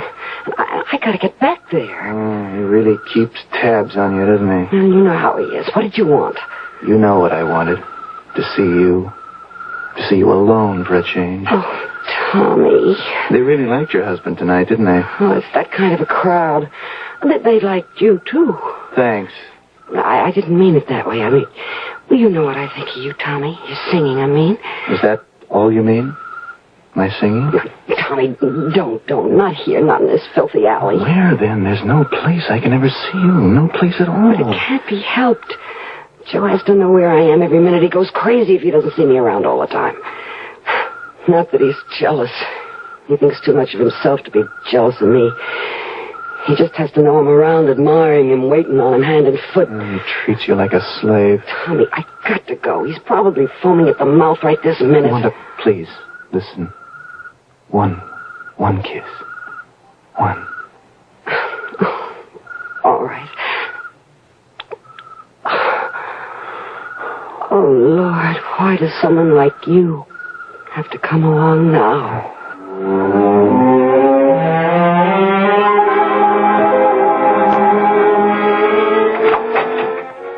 Hey, where were you?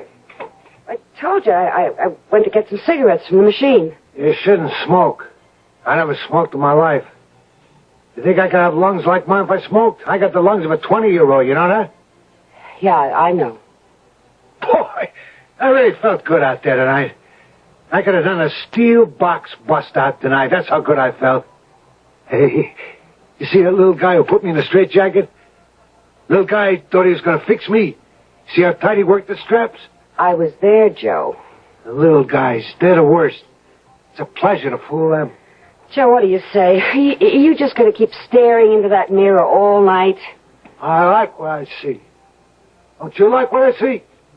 I never knew anyone who liked to look at himself the way you do. 49 years old. Nobody would ever take me for 49. What do you say? You're a Greek god, Joe. And speaking of Greeks, we're invited out to dinner tonight. Roscoe is buying. Roscoe, he spoils my appetite. You hear him talk, the escape business is dead. He should have seen that crowd tonight, that's all I say. He's no different. Well, he booked you into this job, didn't he? He ought to know if it's dead or not. Only thing wrong with the escape business, it don't get enough publicity. That's the only thing. All right, Joe. Everything comes back. Old movies come back, old songs, even old clothes. Only you gotta make a splash. And I mean a splash. Joe, you're not going to start that again, are you? Start what? With Roscoe. You're not going to start talking about that water business again, are you? I'm sick of that subject. You're getting old, Wanda. That's your trouble. The water trick is the best idea I had in years. Don't talk to me about age. You're no chicken, Joe, and don't forget it. An escape like that could be too much for you to handle. So I'm no chicken, huh?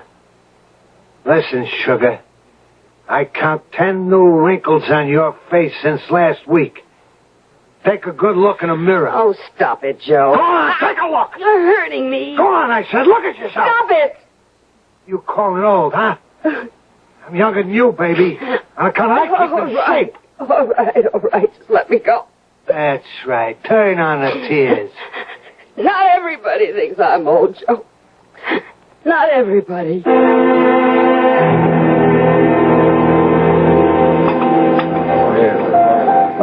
You should have seen me tonight, Phil. I was the best. That crowd really ate it up. Didn't they, Wanda? Yeah, it was a good crowd for that crummy joint.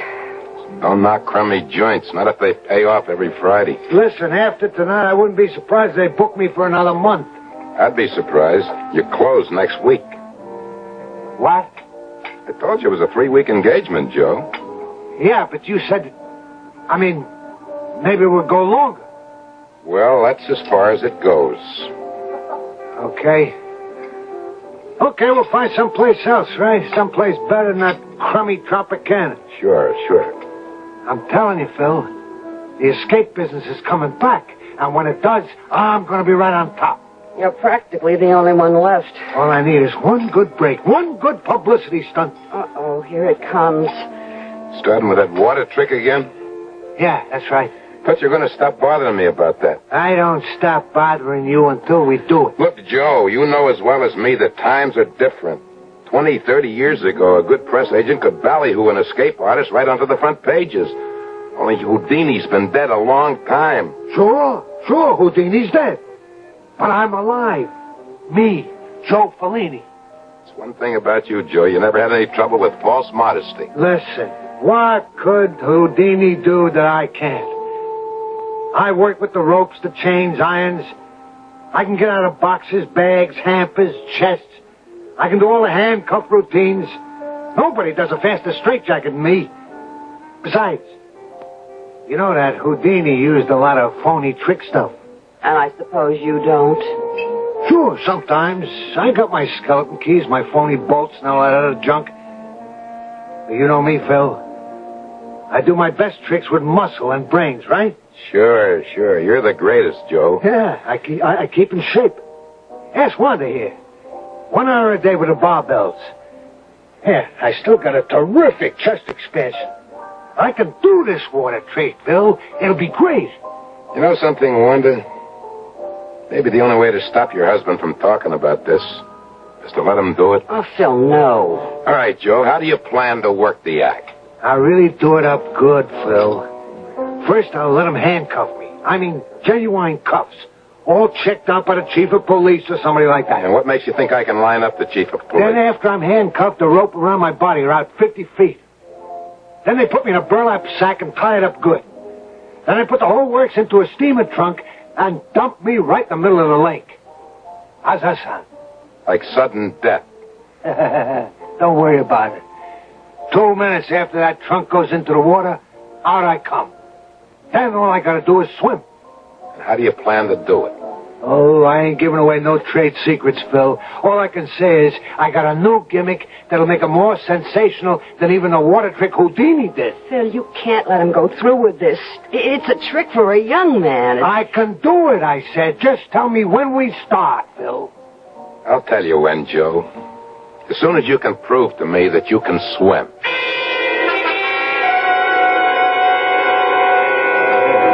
It's really a miracle.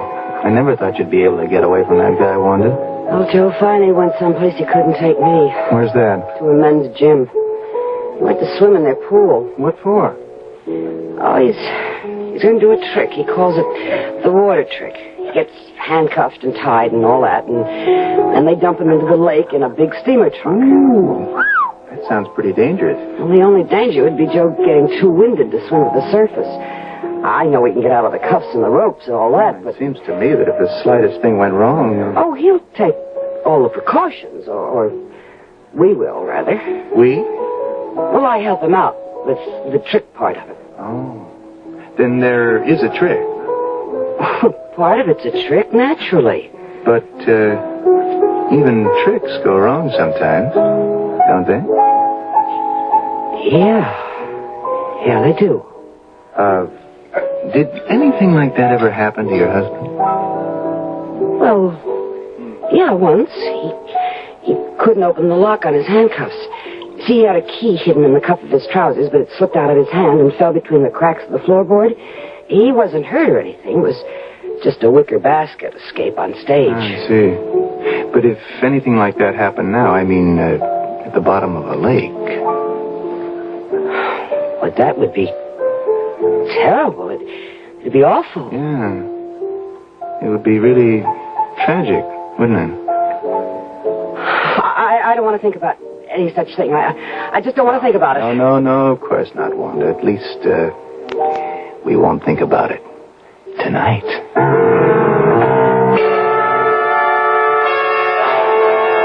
Well, unless I heard wrong, it sounds to me that I've just heard a conversation about murder. No, the word wasn't spoken. The plans weren't made, but it wasn't difficult to hear between the lines. Will Mrs. Joe Fellini really spoil the grandiose plans of Fellini the Great? We'll find out when we return shortly with Act Two.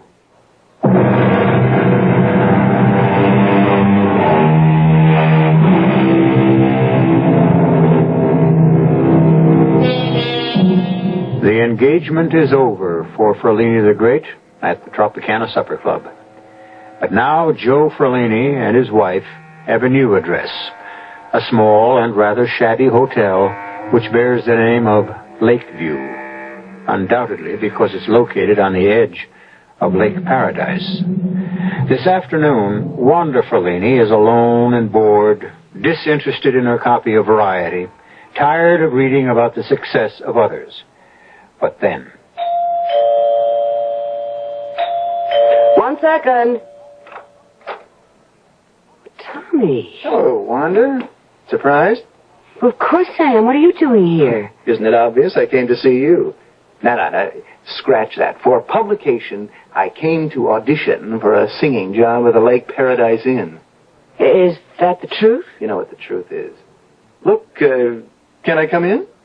Oh, yeah, of course. I've already tried to get a job at the inn. Nothing doing there. But Ferlini doesn't have to know that, does he? You shouldn't have come here, Tommy. It won't look right. Where is he? Joe? He's at the lake swimming. That's all he's been doing for days now, practicing his swimming. Then he's really going to go through with it, the water trick. Oh, he's going through with it, all right. His agent, Phil Roscoe. Yeah, I know. Well, he's actually getting excited about it. Can you imagine? He's been doing a terrific job of lining up publicity. Publicity won't help Ferlini, Wanda. You know it won't. He's old hat. That escape stuff died when Houdini did. Well, you never know, Tommy. I mean, he's actually gotten the local chief of police to cooperate. He's going to make sure that the handcuffs are absolutely genuine. But your husband can still get out of them, right? Well, yeah, he always does. How? Tommy, I told you I didn't want to talk about that anymore. I don't like what you're... Well, you know what I mean. You don't like what I'm implying, right? No, I can't blame it on you. I'm the one who did all the implying. I'm the one who said that if one little thing goes wrong, Joe's a dead man. He'll drown. One little thing. We've got to stop this. Good Lord, we can't talk about murder like it's something casual. Murder? Isn't that what we decided? Just because something goes wrong with the act, that isn't murder. We're not going to be arrested for it. Please, Tommy, I'm trying to forget what we said. Did you forget saying that you love me? No. No, I didn't forget that. Is it still true? Oh, you know it is. Wanda. Tommy, don't. What if he walked in? Then you know who'll get murdered. You and me, both of us. How's he been treating you? Worse than ever. Every day it's worse.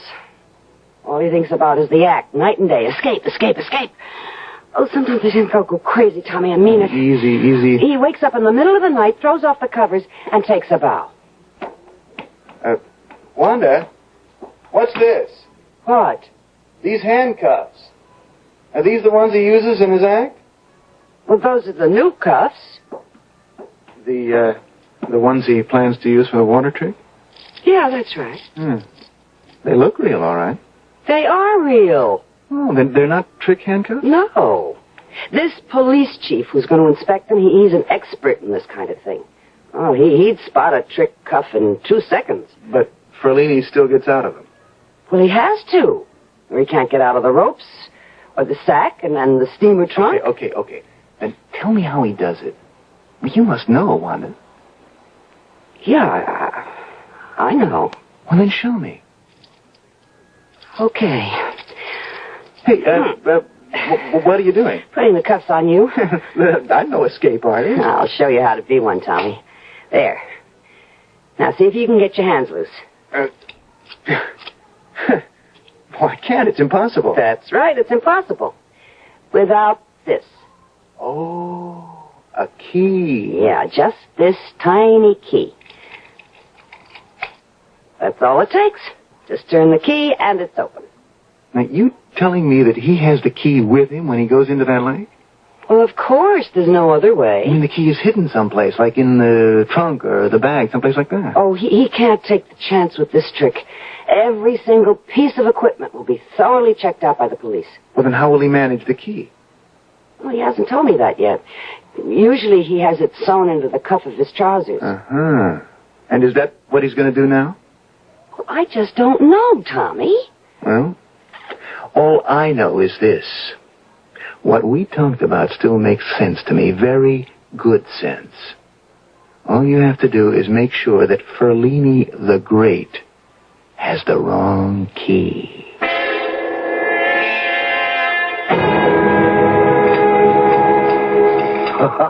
Look at that story, Bill. Just look at it. 4 big columns all about me. Now, don't get carried away, huh? It's a big story, but a very little paper. Circulation 10,000, maybe. Oh, that don't matter. It's the beginning, just the beginning. When I pull that stunt on Saturday morning, I'll be on all the wire services. You wait and see. I just hope you don't end up in the obituary column. Stop worrying about me. Well, I'd worry a lot less if you'd tell us how you're going to do this trick, Joe. That's what I keep asking him. I've been working for this guy for 18 years, and I know every stunt he pulls. Only this time... This time, I'm doing something different. Something really terrific. Look, will you tell us what it is, Joe? I'm knocking myself out, rounding up the press, getting the police to cooperate. I even got us a motorboat free of charge to take you out in the middle of the lake. Yeah, you're doing a real good job, Phil. I know you wouldn't let me down. I haven't even told you the best part. I got a big news magazine guy coming out. What? That's right. It's a guy I used to know a long time ago. He works on the show business section. I talked him into coming out. If he likes what he sees, well, who knows? You might get some pretty good national publicity. Hey, that's great, Phil. That's just terrific. Only I'll tell you this, pal. If I don't learn some details, I'm going to be tempted to call the guy and put him off. I don't want him to come all the way out here just to see a guy get himself drowned.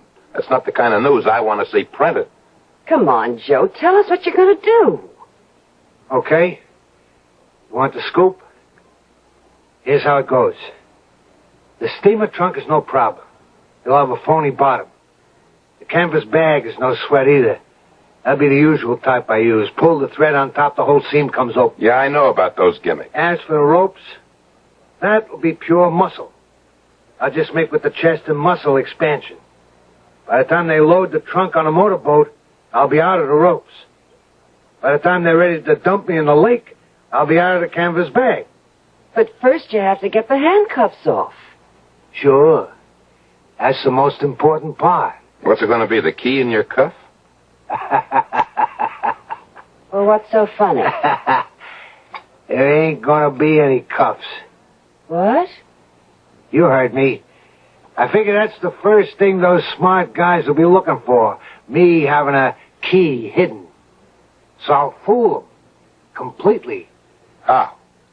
I mean, I'll let the cops examine me from head to foot to make sure I'm not hiding a key on me. And instead of pants, I'll wear a bathing suit. Are you nuts? Joe, you've got to have a key. There's no other way to get those handcuffs open. Oh, sure. I'll have it on me. Because you're going to pass it to me, honey. Me? That's right. Well, how will I do that and get away with it? Ah, that's the part I just dreamed up, and it's a beauty. You're my wife, see? You're going to have to kiss me goodbye before I go into that steamer trunk, right? Yeah. Well, guess what you have in your mouth when you give me that kiss? The key. Yeah, that's right. You'll kiss me bye-bye and pass that key from your mouth to mine. And that way, I'll be able to slip the key into the lock with my teeth. Get it? It's a good gimmick, Joe. It's beautiful, Phil. Beautiful. It can't miss. Yeah, it does make sense. Nobody would think it's strange that I kiss you goodbye. Yeah, the most natural thing in the world, honey. After all, any wife would kiss her husband when she may never see him again. That's it, Joe. Just breathe deep. Get plenty of oxygen into your lungs. You're going to need it. Oh, stop worrying about me, Phil. I feel great. I feel terrific. Hey, how's that crowd out there? It's okay. Maybe 100 people. I didn't count it. Yeah, but that guy's there, isn't he? One from the news magazine? Yeah, he's here, and a couple of other newspaper guys. One of them from New York. Yeah, it's going to work, Phil. I can tell. I'm going to really make it back to the big time. Well, if you're ready, the chief is waiting for you. I'm ready.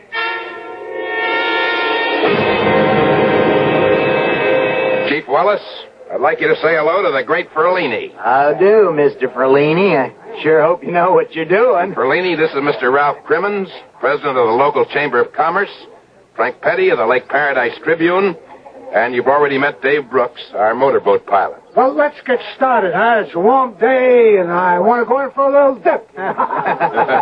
Chief Wallace. Yeah. Would you begin by placing the handcuffs on Mr. Ferlini? I certainly will. Now, you've examined these cuffs, Chief, and you're sure they're genuine? Oh, they're genuine, all right. Would you clap them on, please? All right. There you are, Mr. Ferlini. Now, if you other gentlemen will please tie this rope around the great Ferlini's body. Make as many knots as you wish. Can I lend a hand there, too? I used to be a Boy Scout. Oh, help yourself, Chief. May I please have the canvas bag? Right here. Thank you. Now, as soon as these gentlemen have finished tying up the great Ferlini, we'll put the canvas bag over his head and lower him into the steamer trunk. Don't worry, Wanda. I'm going to be fine. Perhaps you'd like to kiss your husband goodbye, Mrs. Ferlini. From the looks of things, I'd say that would be a very good idea.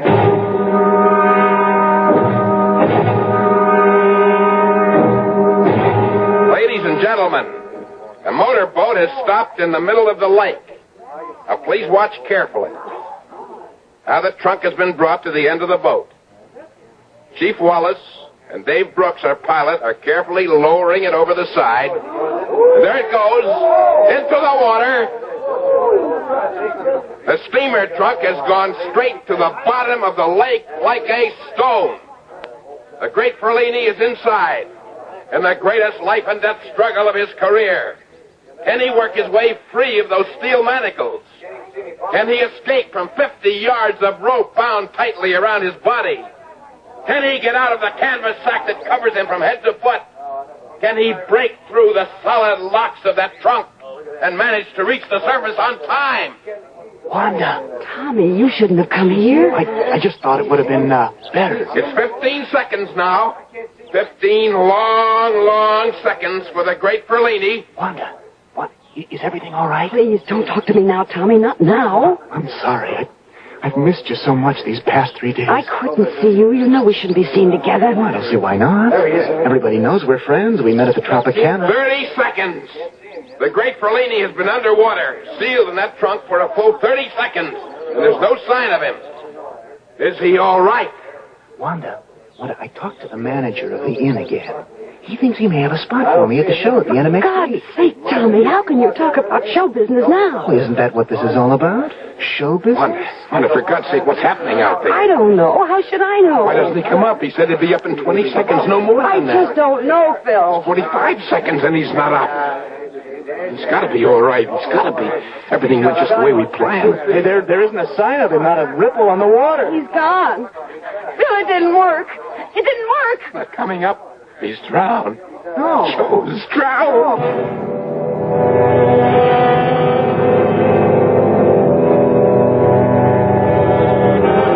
Well, it looks as if the trick has failed. Or perhaps you could say that the trick has been too successful. The one played on Ferlini the Great by his not-so-loving wife. Now, the question remains, will the crime go unpunished? Or does fate have at least one more trick up its sleeve? We'll find out shortly when we return with Act 3.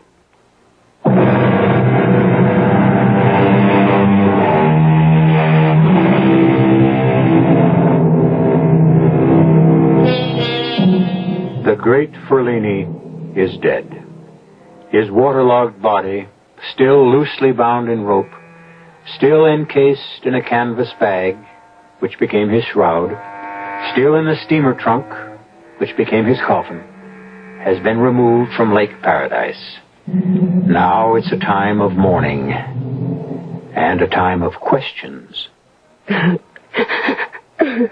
I'm really sorry to be bothering you folks at a time like this, but in cases like these, we need to produce certain facts for the coroner's office. You understand? Yes, of course, Lieutenant. It's just that there isn't much to say about Joe's death. Things went wrong. That's all there is to it. Well, that's what we'd like to know. What things went wrong, exactly? How can anybody answer that? So many things can go haywire with an act like that. That's the truth, Lieutenant. An escape act is a matter of split-second timing. Everything's got to be done carefully, precisely. If one factor goes badly, well, you saw what happened. I told Joe not to go through with this. He was just too old for such a dangerous stunt. He'd never tried this water trick before? No, never. No.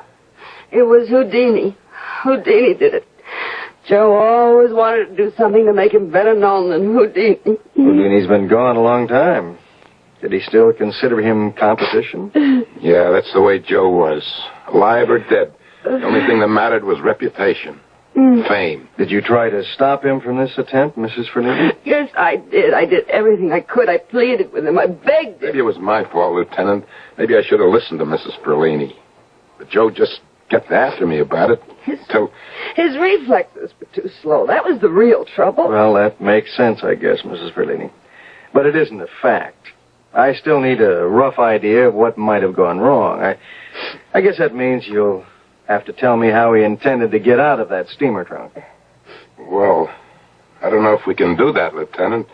You mean you don't know? Well, I mean, it's still a professional secret. The man is dead, Mr. Roscoe. Yeah, but just the same, I mean, well, you don't know the pride people like Joe Ferlini take in their work, in their methods. If I tell you how he did his tricks, it would be kind of a betrayal. Look, I appreciate how you feel, Mr. Roscoe, but I'm not going to publish any expose on the man. I've just got to supply some answers for the record. Well, I just don't see the point of it. It could have been any of a dozen things. Well, just name some. All right. Obviously, he couldn't get the handcuffs off. The key must have dropped out of his mouth. What key? You didn't find a key? We weren't looking for one. Well, there was a key, all right. Wanda passed it to him before he got into the trunk. But his arms were bound to his side.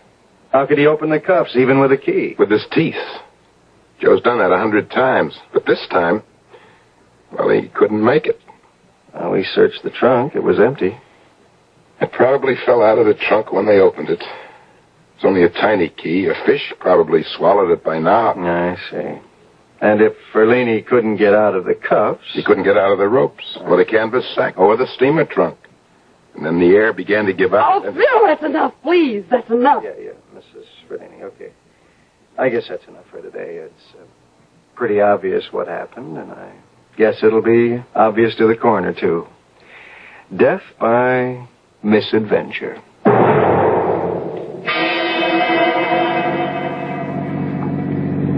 Death by misadventure. Now, that's what I'd call a perfect description. Well, how can you sound so happy about it? Why should I be unhappy? Tommy, the man is dead. He died a horrible death. Died doing what he wanted to do. What more can a man ask? No, you know the real truth. He died because of me. Because I gave him the kiss of death. No, don't say things like that. But it's true. It's absolutely true. I gave him his final kiss, and I passed the wrong key from my lips to Now, his. you don't have to worry about that. You said the police never found the key to the handcuffs. No, they never found the key. They can't trace his death to me. Well, then you're safe. Safe? Is that what you call it? I killed him, Tommy. You paid him back for a lifetime of torture. He was never happier in his whole life. I never saw him so happy. He thought he was going to be so famous. Look, try to stop thinking about it so much. Do you think I slept a wink last night? All I could think about was the way that trunk looked when it slid into the lake with Joe inside of it. Then the way we waited, and Wanda, and then the trunk coming up all wet and slimy, and Joe still inside. Oh, my God, Tommy, I never had a nightmare that bad in my life. I mean, it was all true. Well, there's something else that's true. Joe Ferlini is being buried this morning. And that means you'll never have to worry about his mistreating you again. Yeah. I won't have to worry about living with Joe anymore. Now I'll have to worry about living with myself. You don't have to live by yourself. You've got me now, Wanda. Oh, please, Tommy, not now. I can't listen to such talk now. Not on the way to the funeral.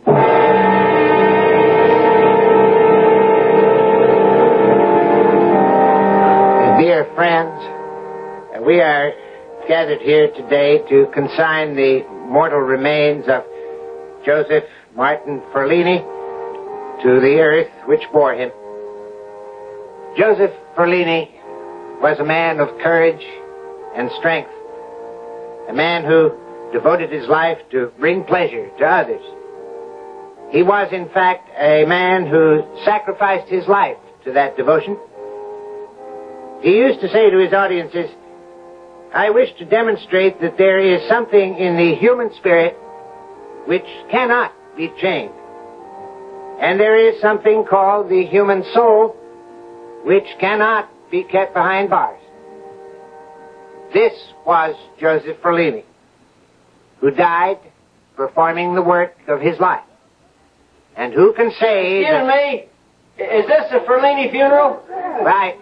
I beg your pardon? I don't mean to interrupt you, Reverend, but this is the Ferlini service, right? Yes, that's true. Well, I'm sorry to break this up, but I'm from the county coroner's Bill, office. what's going on? I don't know. Let's go see. Really, I can't imagine what this is all about. I'm afraid the funeral services can't continue. You see, we have orders to attach the body of Joseph Ferlini. Yes, but surely... What's going on here? What's the matter? I'm sorry, ma'am. Are you Mrs. Ferlini? Yes. Why'd you stop the service? I have a court order. Now, the coroner is requesting a further examination of the remains. What?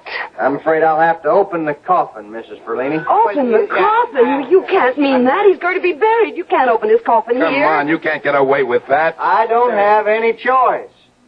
Now, there's a caretaker's cottage on the grounds, and we can use that for the examination. Would you gentlemen please pick up the coffin and follow me? Phil, don't let them do it. Hush, one. It's all right. I'm sure it's just a formality. Please. The sooner we get this over with, the better. All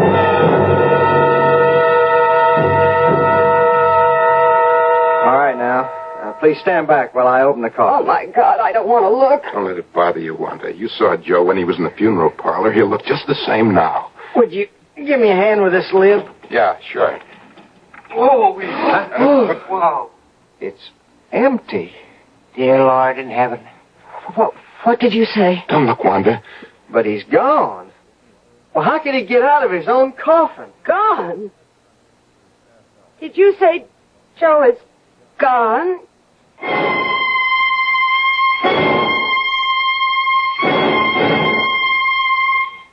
All right, Mr. Roscoe, let's hear the whole story from the beginning. Look, I'm really sorry about this, Lieutenant. It was just something I couldn't help. I mean, a promise is a promise. Yes, and breaking the law is breaking the law. I'm not under arrest, am I? Well, we'll determine that after you tell me the truth. Well, you got to understand the way things are in my profession. Everything is showmanship. Everything. That's what my life has been for the past 30 years. Is that how long Ferlini was your client? Practically. In the early days, everything was different. Ballyhoo, crazy stunts, way out schemes for getting publicity. You know how it is. What about the missing body? Well, it was like a pact that I made with Joe. A pact? Yeah. That's the kind of guy he was. A showman to the end. And I really mean the end. Well, what was the deal? He made me promise him that if anything happened to him, if he died, that I would arrange for one last escape. Something that would make him remembered even longer than Houdini. Are you telling me this was all a cheap publicity stunt? No, it was a trick, Lieutenant. That's the word for it. I slipped the undertaker $100, and he arranged to have Ferlini buried someplace secretly. Then he put an empty coffin in the hearse with some slates in the bottom to give it weight. Oh, for love of Pete. Man from the coroner's office. He was a phony, too. It was an actor I hired so we could open the coffin right on the spot. You see what I mean? Showmanship. Yes, I see what you mean, all right. But I suppose you know what the effect of your showmanship has been. What do you mean? I'm talking about Mrs. Ferlini. Yeah, I feel rotten about that. But I couldn't tell her in advance, Lieutenant. Joe made me swear not to tell anyone. He wanted the mystery to last forever and ever. The last escape of Ferlini the Great. But considering what happened to Mrs. Ferlini, you had to tell the truth. Yeah, I had to. Tell me, how is she, Lieutenant? Where have you got her now? As a matter of fact, she's right next door. How's she doing? Look for yourself. Oh, my God. Wanda. She's completely out of her head, Mr. Roscoe. And she isn't the escape artist her husband was. She can't get out of that straitjacket.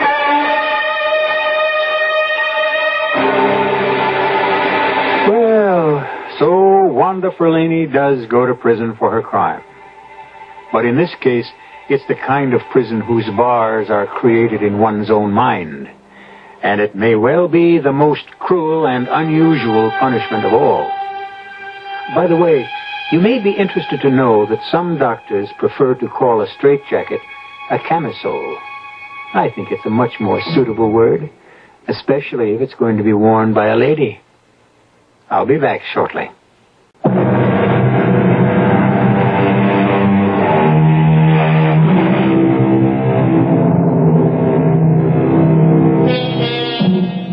It's really a pity that the days of Houdini and his like seem to be gone. However, we think Joe Ferlini was right. Everything does come back. And we can probably look forward to seeing a whole new generation of escape artists, magicians, and illusionists. In fact, you're enjoying one of the greatest illusionists of all time right this minute. It's called radio. Our cast included Robert Dryden, Joan Lovejoy, Joseph Julian, Russell Horton, and Bob Caliban. The entire production was under the direction of Hyman Brown. This is E.G. Marshall inviting you to return to our Mystery Theater for another adventure in the macabre. Until next time, pleasant dreams.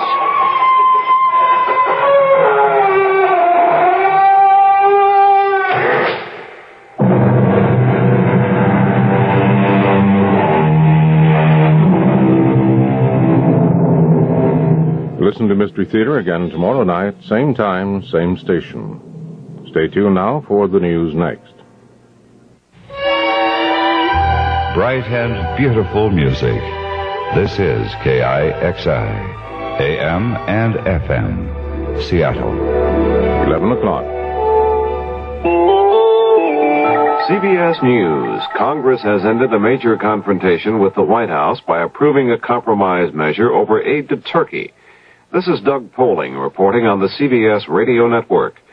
The measure approved and sent to President Ford says U.S. military aid to Turkey can continue until December 10th, as long as no new American war material is sent to Cyprus. Earlier congressional attempts to immediately cut all military aid to Turkey resulted in an impasse with the White House, which delayed the congressional recess for the election campaign. The president has indicated he will accept the latest version of the aid bill, but reluctantly. President Ford is said to view it as an improper interference in Turkey's internal affairs. President Ford has vetoed a bill to expand public access to government documents and records. The president said he felt the measure could have jeopardized the safeguarding of diplomatic and military records. Appearing before a congressional committee on Thursday, President Ford denied strongly that he made any deal to pardon Richard Nixon in return for Mr. Nixon's resignation. Here's part of what the president said. At no time after I became president on August 9, 1974, was the subject of a pardon for Richard M. Nixon raised by the former president or by anyone representing him. Also, no one on my staff brought up the subject until the day before my first press conference on August 28, 1974. Ford was giving testimony to a House Judiciary Subcommittee. After the president finished, the subcommittee chairman, Democrat William Hungate of Missouri, was asked if he is satisfied. There are always missing answers, at least in my books, but I'm generally pleased with the manner in which the president approached this problem, and I thought he stated rather strongly that there was no deal. That's what we really want to hear. Hungate said he also expects to call Special Watergate prosecutor Leon Jaworski when Congress returns to work next month. The wife of Vice President-designate Nelson Rockefeller is reported in excellent condition after undergoing surgery for removal of a cancerous breast. The operation performed Thursday in New York was similar to one performed 3 weeks ago on First Lady Betty Ford. Mrs. Rockefeller, who is 48 years old, is expected to remain in the hospital for a week to 10 days. The Oakland A's Thursday night won the World Series, beating the Los Angeles Dodgers 3-2 in Oakland. The A's got the title by winning 4 games in the series, while the Dodgers got only 1 win. It's the 3rd consecutive World Series victory for Oakland. Only one other baseball team, the New York Yankees, has won 3 or more consecutive titles. The Yankees won 5 straight titles starting in 1949. They also got 4 straight titles starting in 1936. Rioting was reported Thursday night in Catholic sections of Belfast, Northern Ireland. Snipers fired on British Army troops. Cars and buses were set on fire. The outbreaks occurred as another 600 British troops arrived in Northern Ireland. In Italy, more than 10 million workers Thursday took part in a peaceful protest marching through cities to demand protection against inflation and unemployment. Because of the marches, most of the offices, factories, docks, and airports in Italy were shut down. The workers also demanded that Italy's politicians settle their disputes immediately and form a new government. The coalition government of Premier Mariano Rajoy fell 2 weeks ago. This is Doug Poling, CBS News.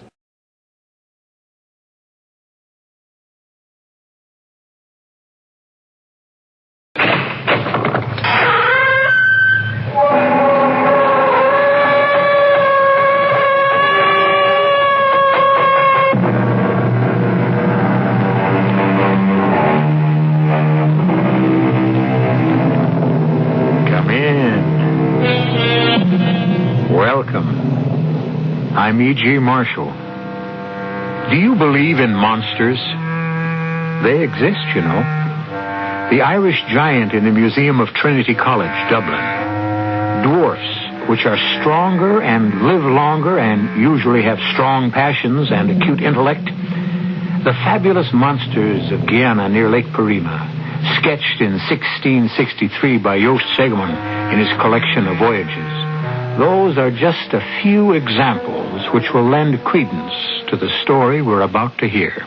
I saw it, Billy Lee. I saw it. I saw the thing. Now, take it easy. It was horrible.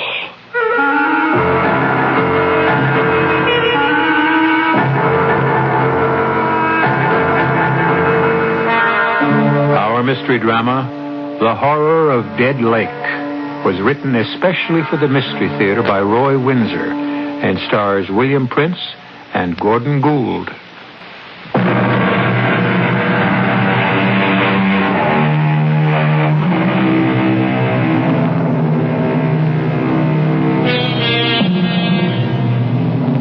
Since the earliest times, monstrosities have attracted attention and have engendered the cloying fear we experience in the presence of the unnatural. The Loch Ness Monster, for example. Is it fact or fiction? The search for it still goes on. Cyclops? The monster with one eye? Oh, there undoubtedly was such a creature because there still are. Really. At a point where the nose sticks out from the forehead, there's a single orbital cavity with an eye in it. Well, in this tale, we encounter another deviate from nature when we discover the hideous thing that inhabits the dead lake. Claude? Yes? Was it all right? Not too grim? No, it was all right. I know how much you loved your father. Well, he lived a long life, and he didn't suffer. The lawyer went over things and assigned them to me. The savings, the old house, that kind of thing. It was sad, come to think of it. But it's over now. You know, Polly, there's something I never told you because I'd forgotten about it. And so had my dad, for that matter. Oh? A castle in Spain? A map where the treasure's buried? You know, you're not so far off at that. My dad left me 50 acres of land near a small town in Florida, Orisville. 50 acres? Mm-hmm. And with land down there selling for a fortune? Well, not this land. There's something funny about it. A long time ago, back in the early part of the 18th century, a certain Silas Baxter, an ancestor of mine, was, I kid you not, a pirate. Claude. He must have run a pretty good ship, because when he left the sea, he bought those 50 acres and built himself a castle. He called it the Captain's Doubloon. A castle? Oh, not a great big one, but big enough. The history of the Captain's Doubloon has been handed down from one Baxter to another, and was among my father's papers. I see. What I've been left is the Captain's Doubloon in a state of ruin, the acreage, and something named Dead Lake. Why? Because nothing lives in it. That's creepy. My father never had any interest in the property. I don't know if he ever saw it. But we do own a ruined castle and 50 acres of land. With a dead lake where nothing lives. That's right. Claude, we ought to sell it. I think so, too. You know, it's funny nobody has ever wanted to buy it. Maybe they did. But my father never said anything about it to me. Dead Lake. Claude. Yeah? Let's go see it. You mean it? Sure. Florida's no big trip from Philadelphia. Can you get time off from your job? I think so. I could take off Friday, and we could have most of Friday and the weekend. I can't promise anything, Polly. The Captain's Doubloon is a ruin, and maybe the acreage is worthless. But what about Dead Lake? I'd like to know why it's dead. Wouldn't you? Yes. Tell you what I'll do. I'll telephone the lawyer who settled my father's estate. Maybe he can give me the name of someone to see when we reach Orrisville. I don't think Orrisville's much more than a widening in the road. I'm so excited. A deserted old castle, a dead lake. Makes chills run up and down my back.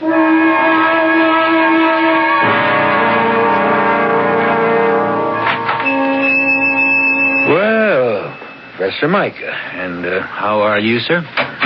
Quite well, I thank you. Here is my food list. Can you also obtain the chemicals I've written down here? Oh, yes, sir. No problem. I'll have one of the boys drive over to Palatka. No, I've got to pay him, of course. I understand. I will give you these. I have before. Yes, sir, you sure have. Doubloons. My goodness, what pretty coins. Solid gold. You mind if I ask you something, Professor? I mean, Johnny Reed was in here yesterday, and he's scared white. A heifer of his wandered down to the shore of Dead Lake, and Johnny said some kind of thing. Grabbed it and dragged it under the water. Johnny said it bellowed something terrible. Did you hear it? You know anything about it? It is wise to stay away from the lake. I do not go near it. I remain in the castle and do my work. Well, maybe not for long, Professor. You've been squatting there so long, I guess you feel you own the place. But the real owner's coming to Orrisville Friday afternoon, tomorrow. A fellow named Baxter. Same as Captain Silas Baxter, who stole all them doubloons from the Spanish. Like these you just gave me. I have found a few. Where'll you go if Baxter tells you to get out? I would have no choice. I would leave. He will discover that the property is worthless. When he goes home, I will return. Maybe. You got this idea of developing the land and selling it for home sites. You have tried to do that before, Mr. Billy Lee. I sure did. Those persons I drove over to look at the land never did find their child. Quicksand? Not according to the sheriff and his men. They scoured and dredged the lake. All they found was some of the child's clothes. Yes, regrettable. The lake is dangerous. Why? There are unknown things in nature. It is better to let them remain unknown. Now, I will return tonight for my supplies. Oh, hello there, Professor. Good morning. I tell you, Billy Lee, he gives me the creeps. He may be gone soon, Johnny. Yeah? How come? New owner's arriving tomorrow. Named Baxter. I can't say I'll be sorry to see Professor Micah go. He's in league with the devil. You remember that parrot? Oh, I sure do. Grew to have a wingspan of 10 feet. Vicious thing. I remember we all went out and gunned it down. A horrible thing. Where did it come from? His experiments? That was just an ordinary little old parrot, no bigger than a crow. You saw what it became. Micah did that. He's always experimenting with something. Yeah. Look here. More doubloons. Wonder how many he's got. Just a few, he says. Old Silas Baxter's supposed to have had thousands of them. But even if that old room's full of them, I wouldn't go near it with an army. Yeah? You gotten over your scare? No, and I never will.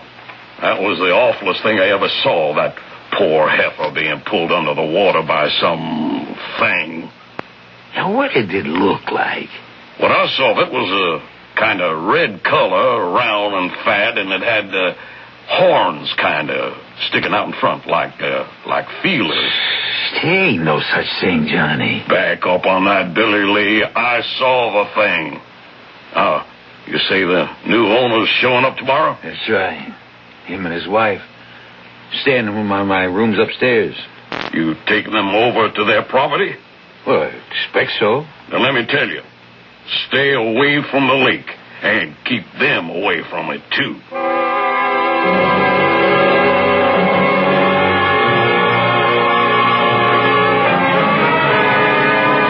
The room's lovely, Mr. Harrison. Oh, Billy Lee.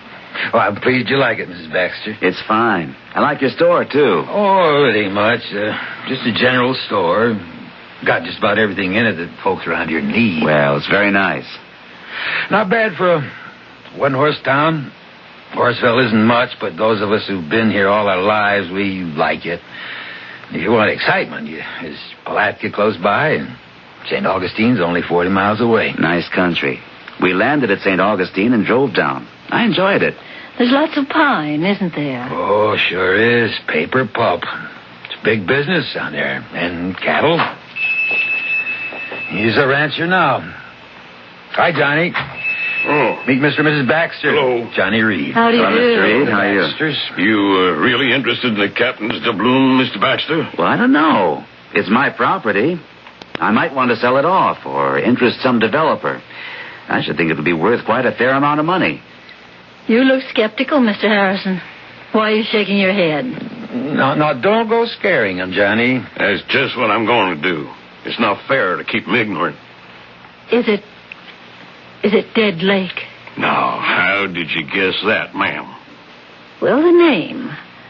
There's something spooky about a lake that's dead. It's dead all right, except for one thing. There's something in it.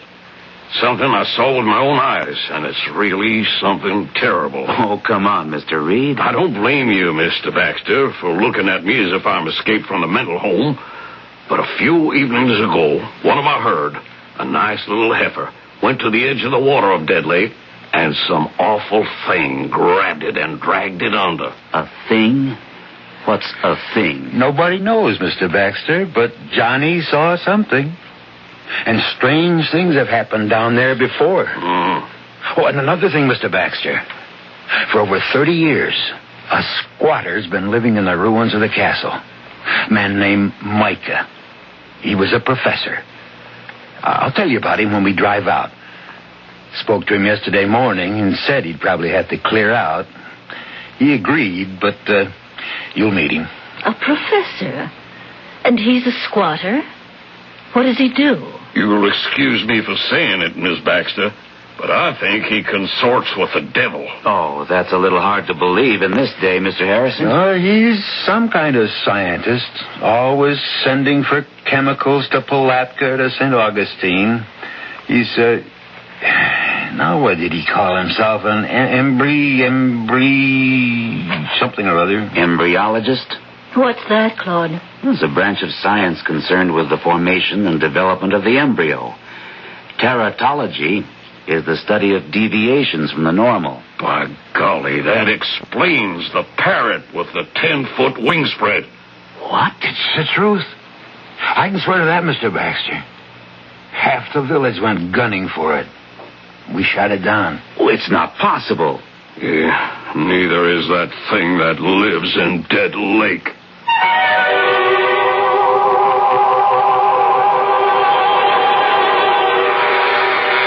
What do we know about what exists at the bottom of the oceans? What prehistoric creatures live there, concealed from our sight and knowledge? Monsters? Probably. There still are phenomena which we have not fathomed. What is that thing at the bottom of Dead Lake? We will encounter it when I return with Act 2.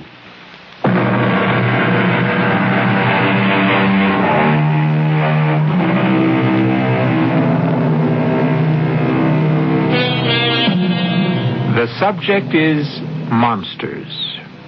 We seldom think about them, if we ever do, but there are monsters all the same.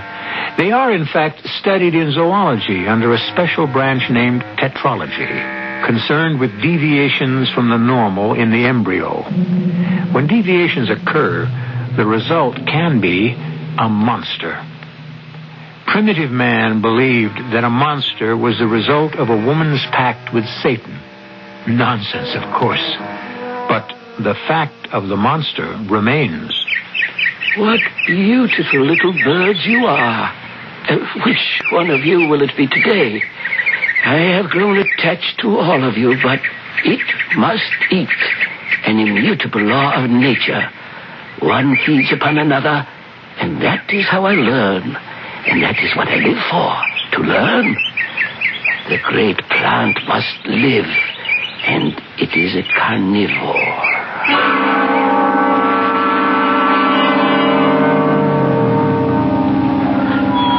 Claude. Bruin is right. The captain's doubloon isn't a castle, it's a heap of rubble. One turret sort of standing, the rest caved in. The professor's at home. See, smoke rising from the chimney. Strange smells. Acrid. It's the chemicals. He's always experimenting with something. Have you been here before, Billy Lee? Oh, not to go inside. I've been around the grounds, but like the rest of us in Orisville, I don't feel comfortable here. Well, we've seen it, Polly. Maybe we should forget it and go home. That's what the dog thinks, don't you, Binks? But we've come all the way from Philadelphia, Claude. We ought to meet this professor and see what it's like inside. And ask him about those doubloons he brings to Billy Lee for food. What do you say, Billy Lee? Well, I guess I don't have to say anything. There's the professor now. Afternoon, Professor. Good afternoon. This is Mr. Baxter? That's right. This is Baxter. Her dog, Binks. How do you do? Yes, a dog. I'm the legal owner of all this property, Professor Micah. I do not question it, Mr. Baxter. And I am an interloper. If you want to put it that way, yes. So, when it's convenient to you... Of course. I will gather my few possessions and leave. You've been here 30 years? Oh, longer than that. It is an isolated place. I do my work here, my experiments. Like that monster parrot? I told him about that, Professor. You remember how some of us in the village had to gun it down? Yes, I have not forgotten. A pity. Well, I don't know about that. I mean, killing sheep and almost dragging off a child. The destruction of a master's scientific achievement, a phenomenon, proof that experiments in tetralogy can produce new breeds of animals that could change the face of the earth. I wonder if we might see the inside of the castle. You are the owner. Well, I don't want to inconvenience you. It is no inconvenience, but I caution you, do not wander away alone. I have experiments in many stages of development. Some of them are dangerous. A Venus flytrap is one of them. Oh, I know about them. They eat flies. Interesting little plants. Carnivorous. Follow me. It would be wise not to bring the dog. I'll take him back to the car, Polly. No, let me. No, come on, Binks. Hey, you folks get your fill of the castle. And I'll be outside. Come on. Come on, Binks.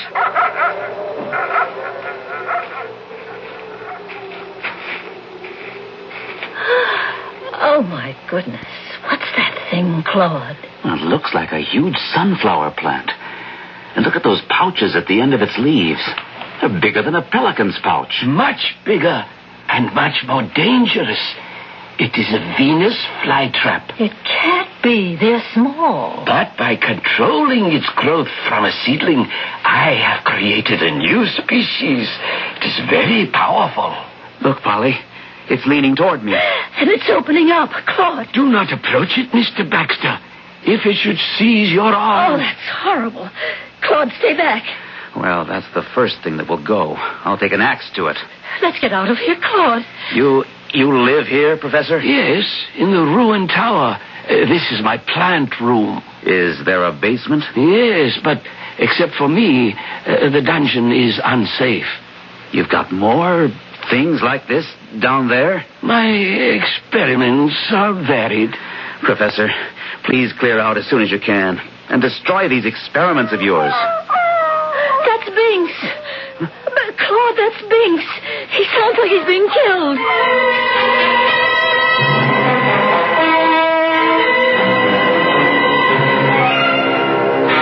Mrs. Baxter, all right? Yes, Billy Lee. Thank you. Glad you're still open. What happened? I can see by your face. Their dog. What? It wasn't anyone's fault, Billy Lee. Binks slipped his collar. No. And ran loose? Down the dead lake. I ran after him, but not in time. I saw it myself this time, Johnny. It rose up out of the water, a round, huge, slimy thing, and dragged the dog into the lake. What is it? What is the thing? I never saw anything like it in my life. I don't know what it is, but it's probably one of Micah's experiments. We went there this afternoon. My wife and I went into Micah's room in the castle. And, Johnny, it made my hair stand on end. Binks, that's our dog, whined and wouldn't go with us. Billy Lee said he'd wait outside with the dog. I was taking him back to the car. He fought the leash so hard, he slipped his collar and he flew toward Dead Lake. Ran after him, but by the time I got within 50 yards of the shore, something had caught the dog and was dragging him under. If I was you, Claude, I'd cut my losses and forget the place. No, sir. I'm going to get rid of Micah and find out just what makes Dead Lake dead. There's something in it. You caught a glimpse of it. So did Billy Lee. A big, fat, slimy thing with horns. Now, what is it? I know a man who might know. A friend who's a zoologist at the University of Pennsylvania. I've telephoned him for help. He'll be here late tomorrow. Then we're going out and solve this filthy, hideous mystery. Now that you've met Dr. Petty, let's hear what he has to say. You're on, Joe. I see everyone's well armed. Well, there's something in Dead Lake, Dr. Petty. And if we catch sight of it, we're going to blow it to bits. Binks was my dog. I'm going along. I'm not afraid, and I can handle a gun. Well, all right. My plan, for what it's worth, Joe, is for all of us to go out there now. It's 5 o'clock. We ought to get there in half an hour. Then you and I will go inside and find out if Professor Micah has cleared out. Mm-hmm. If he hasn't, I'll throw him out. Then we'll destroy that awful plant. Once Micah's gone, all of us will explore that dungeon. Maybe that's where he's got the thing. You got any idea of what it might be? You described it as about 6 feet long, fat and slimy, with horns. Colored, a reddish kind of color. You know what it makes me think of? A giant snail. But they don't eat flesh, Johnny. Could it be a giant slug? I don't think so. I don't like to speculate, Claude, but since you telephoned me yesterday, I've been doing some research, although I don't believe all this. It's true, Dr. Petty. As a scientist, it's hard for me to believe, but I accept what you've told me. Why, Joe? What do you think it could be? A member of the Hirudinai, which is a branch of the chitopod worms. What? It's a worm? No, Johnny, but it could be a monster leech. One of those things that attaches itself to the skin. Yes. In Egypt and in the Near East, there's an aquatic leech that lives in streams and ponds and does extensive damage to horses and other baggage animals. Leeches? You make my skin crawl, Joe. They've been used extensively in medicine. In 1832, France alone imported over 50 million of them for bloodletting. And you think that's what the thing is that's in Dead Lake? It's hard to say, Billy Lee, but you've described a leech. The red-colored body, its bloated appearance, the slimy look. Of course, the thought of a leech 5 or 6 feet long boggles my mind. I simply can't imagine it. But if that's what the thing is, it could kill anything. And once those enormous suckers have attached themselves to any blood animal, the animal would be dead in minutes. Well, let's get started. Yeah, we'll take my pickup, Chuck. We've got an arsenal. And dynamite. Dynamite? Sure. If we don't see the leech, maybe we can find where it lives. And that's when I blow up his cave. People around here have a score to settle with that monster.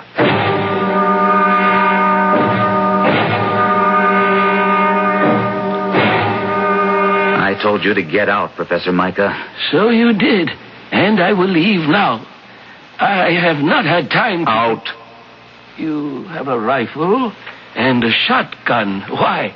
We think there's a monster leech in Dead Lake, and we intend to destroy it. Fantastic. I want you out of here. I have packed what I can carry. The rest I leave to you in the name of science. Get out, Professor.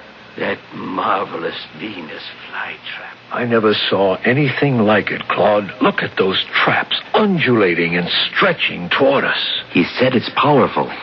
That's the first thing we take care of. You have the shotgun, Joe. Look at it. Inching toward us. I'll release the birds. They're what he fed to the plant. Look at them go. Joe, call the others. We'll try the dungeon. Come with me. We don't want to be separated. You've got a point. What a devil's hole this is, Joe. Let's get the others.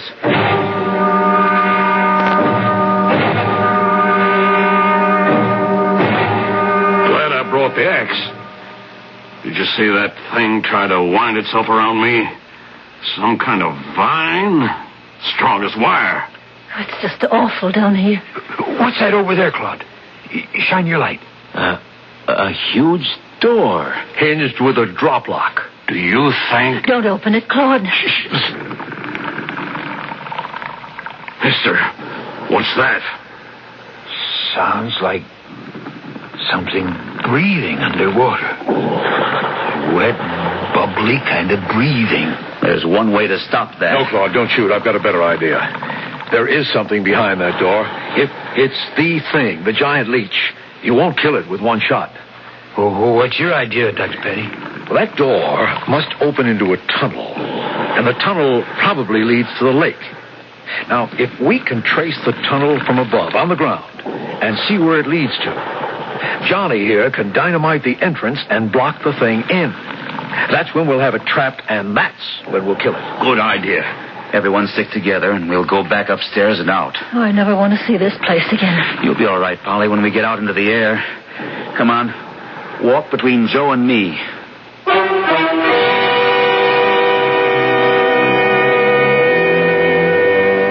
Is it possible? In nature, most things are. And nature, with a prod from an experimental scientist, has created a monster. A giant, predatory, hideous monster leech. I'll be back shortly with Act 3.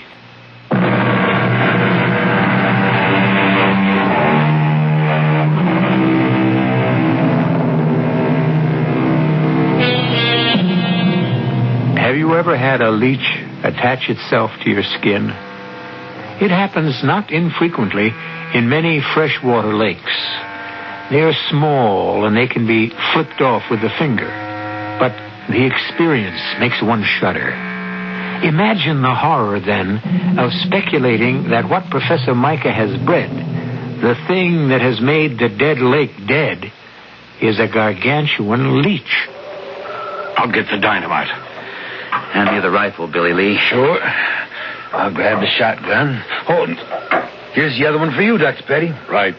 Joe, let me carry it for Johnny. I I'd appreciate it if you'd stay with Polly. I'm all right, Claude. It was just being in that filthy basement. No way, Polly. You're going to stay by the truck and Joe. Claude? No, absolutely not. I mean it, Polly. I think he's right, Mrs. Baxter. I tell you what. Why don't you swing the truck around and turn on the lights and shine them on the north side of the castle? The locked basement door's on that side. Give us some light down to the shore, too. All right, Polly. Come on, hop in. No, please don't argue. You stay with Joe. Ready, Johnny? I'll lead the way. Keep your guns up. I'll be ready for anything. Joe, I feel sick. If the thing is what you think it is. Yeah, me too. Let me get the truck turned around.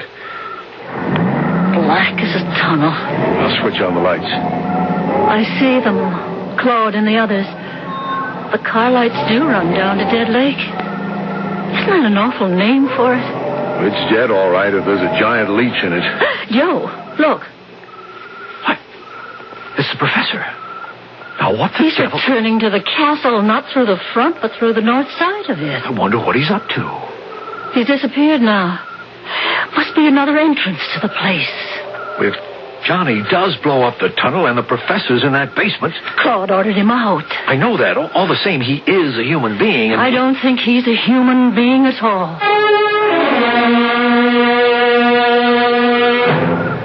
Shine your big torch over the lake, Johnny. Shore cuts through the blackness all the way to the other side. Johnny, look. Something's moving just under the surface of the water. It's moving to the other side. Follow it with the torch. Look at it. Just a little of its back is out of the water, like a whale. Keep following it. I can hit it from here. No, Claude, no. Let it go. When it returns from the other side of the lake. Oh, no. That's a small deer over there. See? The thing is coming out of the water. Well, fire a shot, Claude. It scared the deer. Look at that thing. It's half out of the water. The deer got away. Johnny, follow where the thing swims. It's coming toward this side of the lake, a few hundred feet north of us. Come on. No, hold it. If it does have a cave or a tunnel to a cave, we don't want to scare it off. Just watch it. It didn't surface. And it's disappeared. Now, let's move.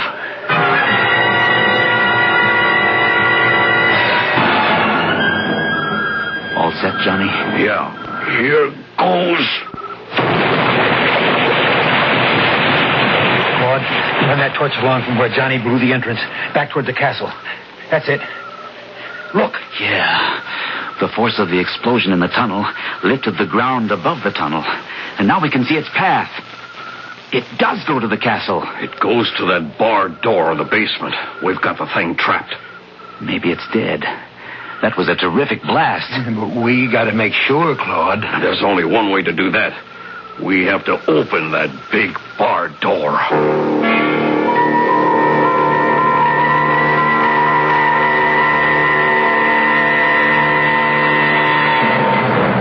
Now what, Joe? I don't know.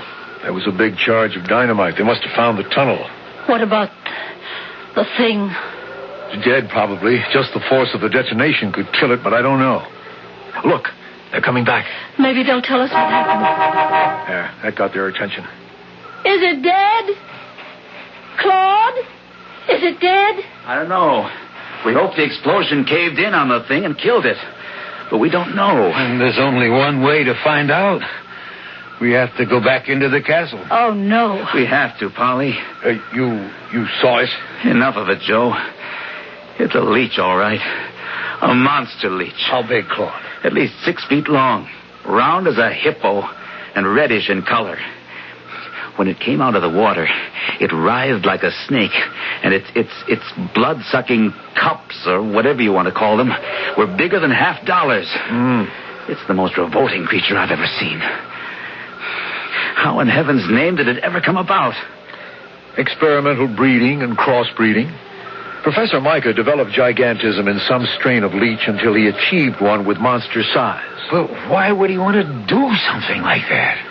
All scientists, Billy Lee, are fascinated by the subject of life. How it can be controlled and developed. He's in there, Claude. In the castle. Micah? That's right.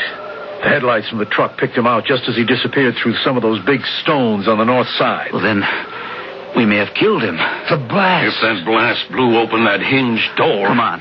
Let's see where he went in. We'll follow him. Leave the dynamite detonating box here, Johnny. Grab this shotgun. You told him to get out, Claude. Why would he want to come back? Joe, I'm afraid. You stay here with me. There's nothing we can do to help. But if something should happen to Claude, and it was my idea to come down here, he didn't want to. And now if something should happen...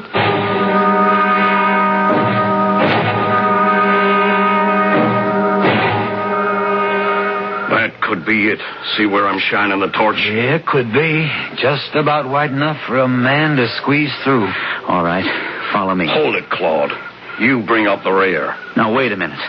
I'm not going to have you risk your lives any more than you already have. Billy and me have the shotguns. Much more effective close range. You bring up the rear with your rifle. Right, Billy Lee? Right. I don't know what to expect, but whatever we find, it's bound to be close range. Now, let's go, Johnny. This place is a house of horrors. Ought to be burned to the ground. It will be, once we know that the monster leech is dead. It's Micah from that big room in the dungeon. Have your gun cocked, Johnny, and go slow. Look. Oh, good Lord. The leech. It's all over him. Move back, Johnny. Micah's dead. The leech is all over him. Shoot, Johnny. Blood. All over. Is it dead? Don't go near it, Claude. Some of the suckers are still working away. We have to get Micah out from under. He's dead, Claude. Let's get out of here. We can come back when it's daylight. Get Micah and hack that thing to pieces.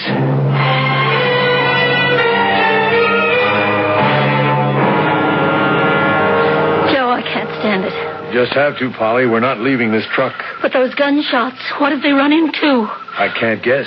You can, but you won't. What if that blast of dynamite blew out that hinge door? If the thing wasn't killed in the tunnel? Hold it. They're coming out of the front of the castle. You see the flashlights? They're safe. Oh, Joe, they're safe.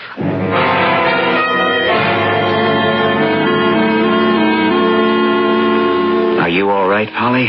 Still feel a little faint. When you saw Claude safe returning to the truck, you passed out.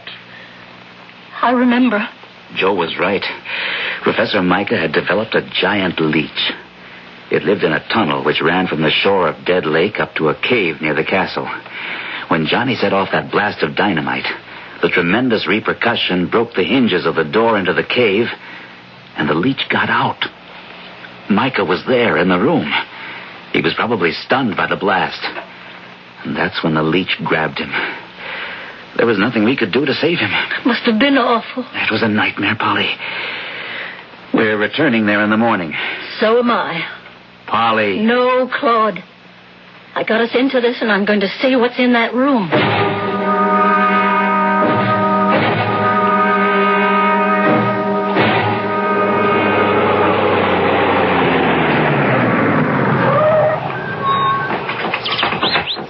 Listen to the birds. Life is kind of returned to the captain's doubloon. I don't feel much like going down into that basement again. And I'm not sure it's safe for Miss Baxter. Don't you worry about me, Johnny. Now that I know the monster leech is dead, I'm not afraid. All right. But let's go in through the front. Have we got everything? Lights, ropes? And my shotgun, just in case. And camera. Watch your footing, Polly. And when we go down into the dungeon, stay between us. Let me lead, Claude. I've got the gun. There it is. Oh, Claude. Poor old Micah's under that thing. Aim that big light right at it, Johnny. It's incredible. It's 6 feet long and 4 feet thick. Micah let out one scream, and then he was dead. Partly fright, maybe. Keep the light trained on him, Johnny. We'll try to pull him free. Let me take a few pictures first. No one's going to believe this horror. Claude, what about Professor Micah? What happens to him now? We give him a decent burial. And Joe wants to find out, if he can, why Micah did all this.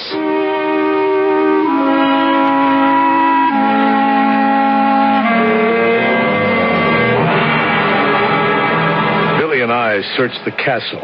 In the one tower, still partly standing, Micah had a room and his books and a small laboratory. Yeah, there were a lot of papers and chemicals. But the real discovery was this diary. It goes back 40 years, back to 1931, in fact. Under an October date. Listen to what Micah wrote. Today, I was discharged as an assistant professor of zoology because I was consulted by a friend whose son was certain to die from acute nephritis. I urged the man's doctor to attempt a transplant. The doctor was repelled by my suggestion. I explained that in zoology, I had conducted many experiments in which I have saved small animals with various organ defects. My suggestion was rejected, and so was I. I have left.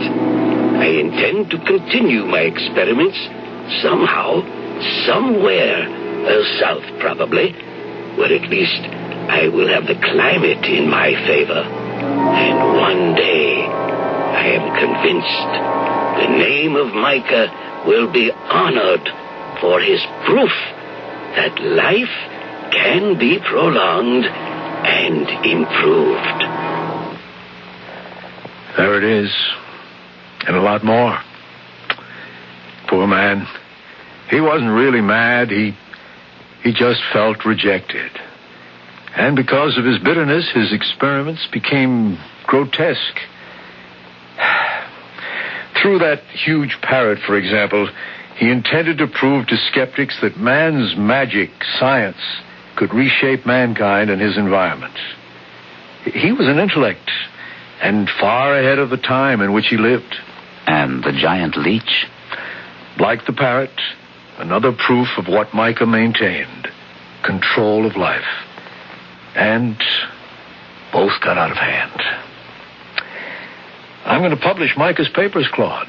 And I'm going to burn the captain's doubloon to the ground, make that land habitable again, and stock Dead Lake with fish. That horror is gone. Nature, with a little help from me, will restore it.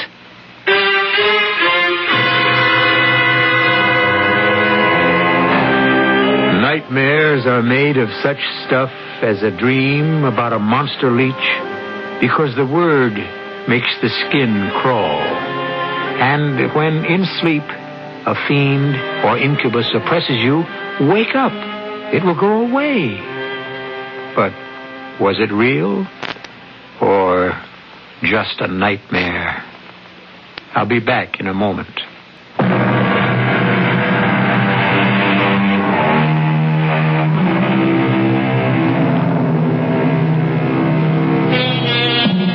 It is foolish, I think, to dismiss anything. Was it conceivable years back to imagine men walking on the moon? Is the notion of a huge killer shark unimaginable? We know a great deal about Earth, something about the universe, but isn't anything, or almost anything, conceivable? Monsters are, and our story's giant leech was one of them. Our cast included William Prince, Gordon Gould, Ann Shepard, George Petrie, and Gil Mack. The entire production was under the direction of Hyman Brown. This is E.G. Marshall inviting you to return to our Mystery Theater for another adventure in the macabre. Until next time, pleasant dreams.